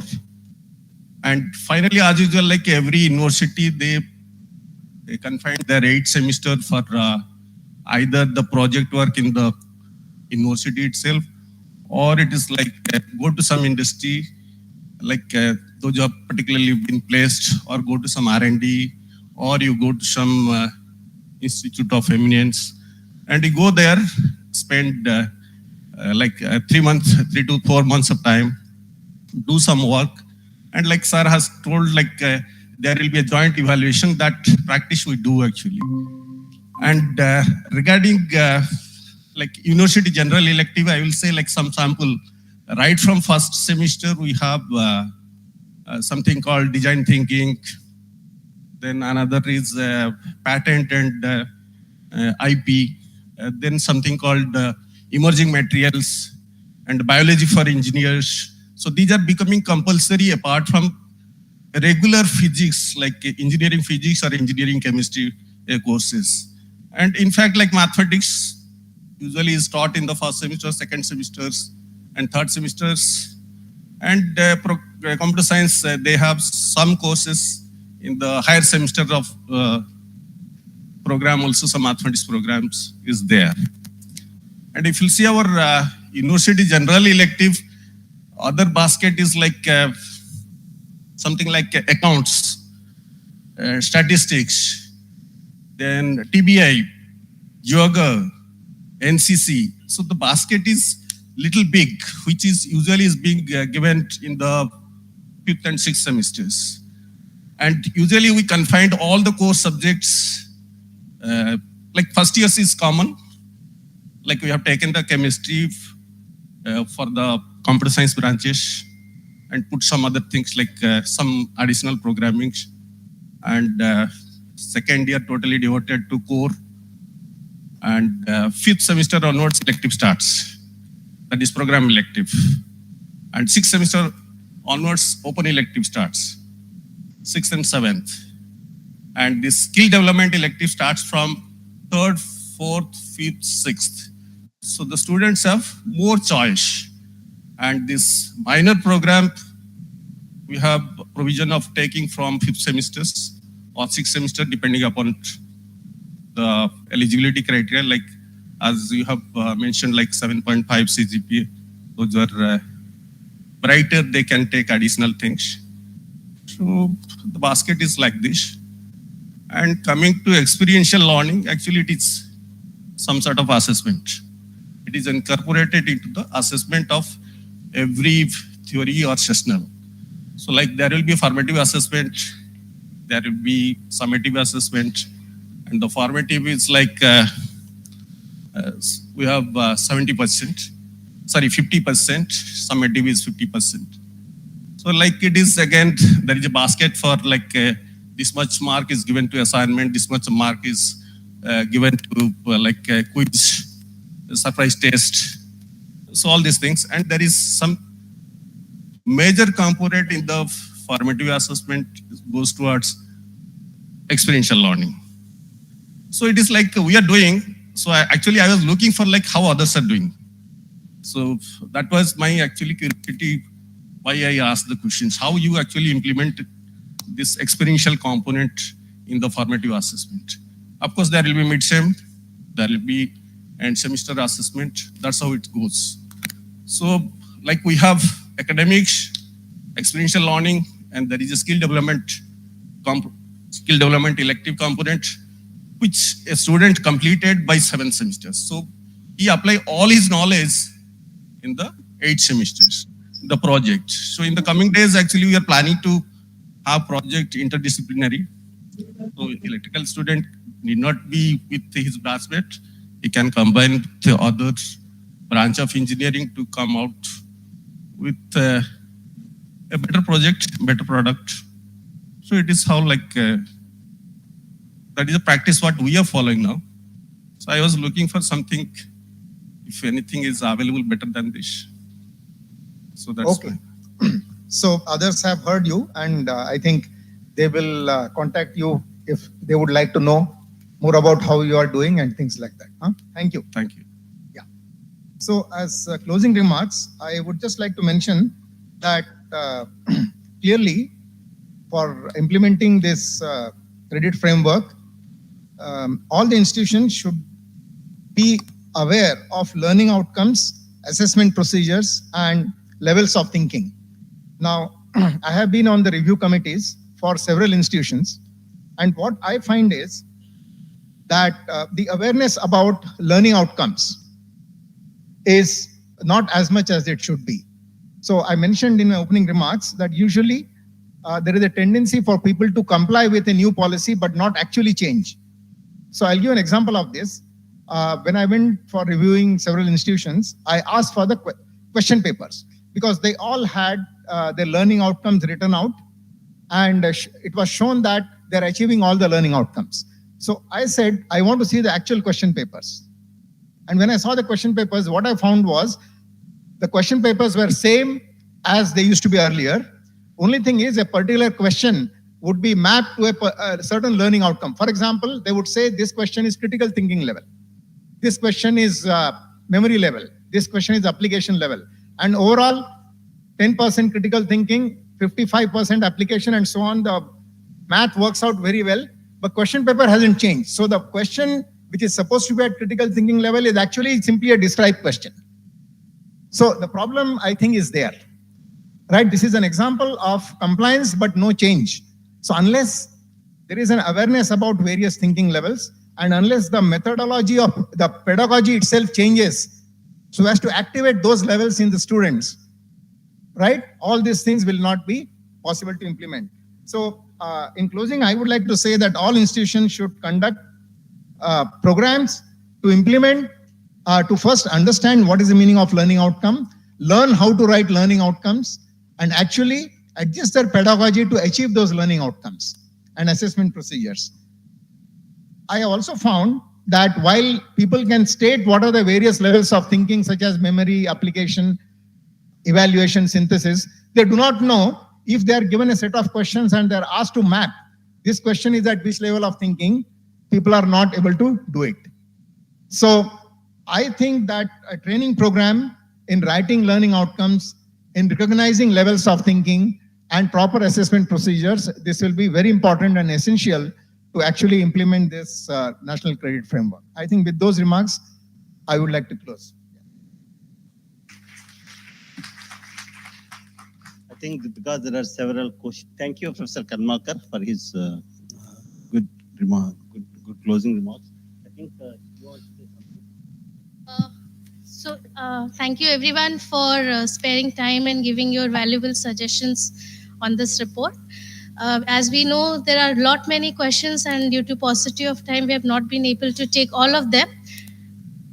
Please, we have a dedicated email ID wherein we are seeking comments from the stakeholders, which will help us develop more and improve on this report. So the ID is comments.ncrf@gmail.com. All of you may please make a note of it, and those interested may please send their comments, suggestions, if any, on this mail ID. Thank you. I think before moving to vote of thanks, I would like also introduce, not apologies, but I would like to say that you have come long way. You might have faced some difficulties, and we are sorry for that in case you have faced some people coming in the midnight, not finding properly this place, all these things. We try to correct it. You can send me your inputs so that we take your experience. This can be corrected. And formally now I would like to ask my colleague, Dr. Srinivas Karanki, to propose the vote of thanks. Thank you.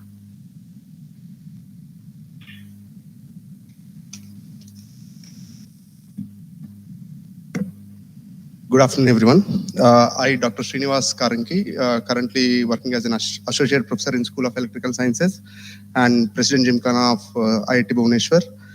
On behalf of IIT Bhubaneswar, I take this privilege to propose the vote of thanks on this special occasion.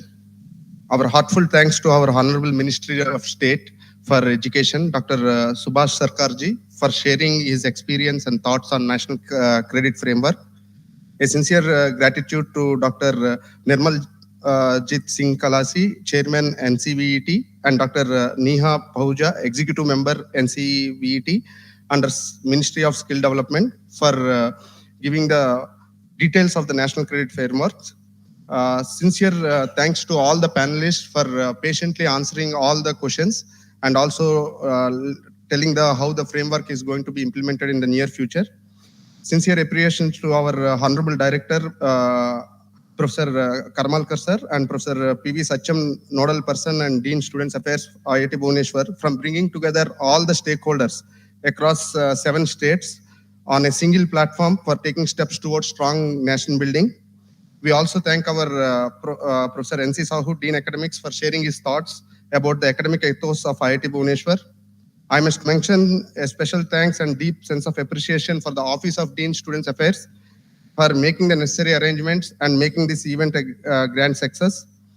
I would also express our sincere thanks to Chairman CITC and his team for giving an excellent platform for conducting this online session. I also wish you my gratitude to PIC Counseling, Professor Rajkumar and his team for helping them in the registration process. And also, I'm grateful to all the supporting members of IIT Bhubaneswar family, such as the Registrar and his office, SC Civil, Anuj, Electrical, PIC Electrical, Housekeeping, Security, Administration staff, and every single member who I am not mentioned but have contributed a lot tirelessly to make this event happen smoothly. Our special gratitude to all the participants who have come from various organizations who have actively participated in this event, in this interactive section also. Finally, once again, on the behalf of IIT Bhubaneswar and on my own behalf, extended heartfelt thanks to all the dignitaries for gracing this occasion and sharing the thoughts with us. Thank you and Jai Hind. Just a couple of announcements. So I think the lunch is ready. I'm not getting the smell, but we're feeling hungry. So the lunch is at the guest house. Just we can walk down. Many of you know it, otherwise we'll guide you. Second, the campus is beautiful, definitely, as you have seen it. We are arranging a bus which can take you around. The bus can take you around the campus if you desire so. So with these few things, we will all invite you for the lunch and just join and enjoy your lunch. And also, I would like to wish you a safe journey back. Thank you. Please keep the vehicles here so that it's easy. Otherwise, there's no, maybe parking space will be very difficult at the guest house. Leave the vehicles here.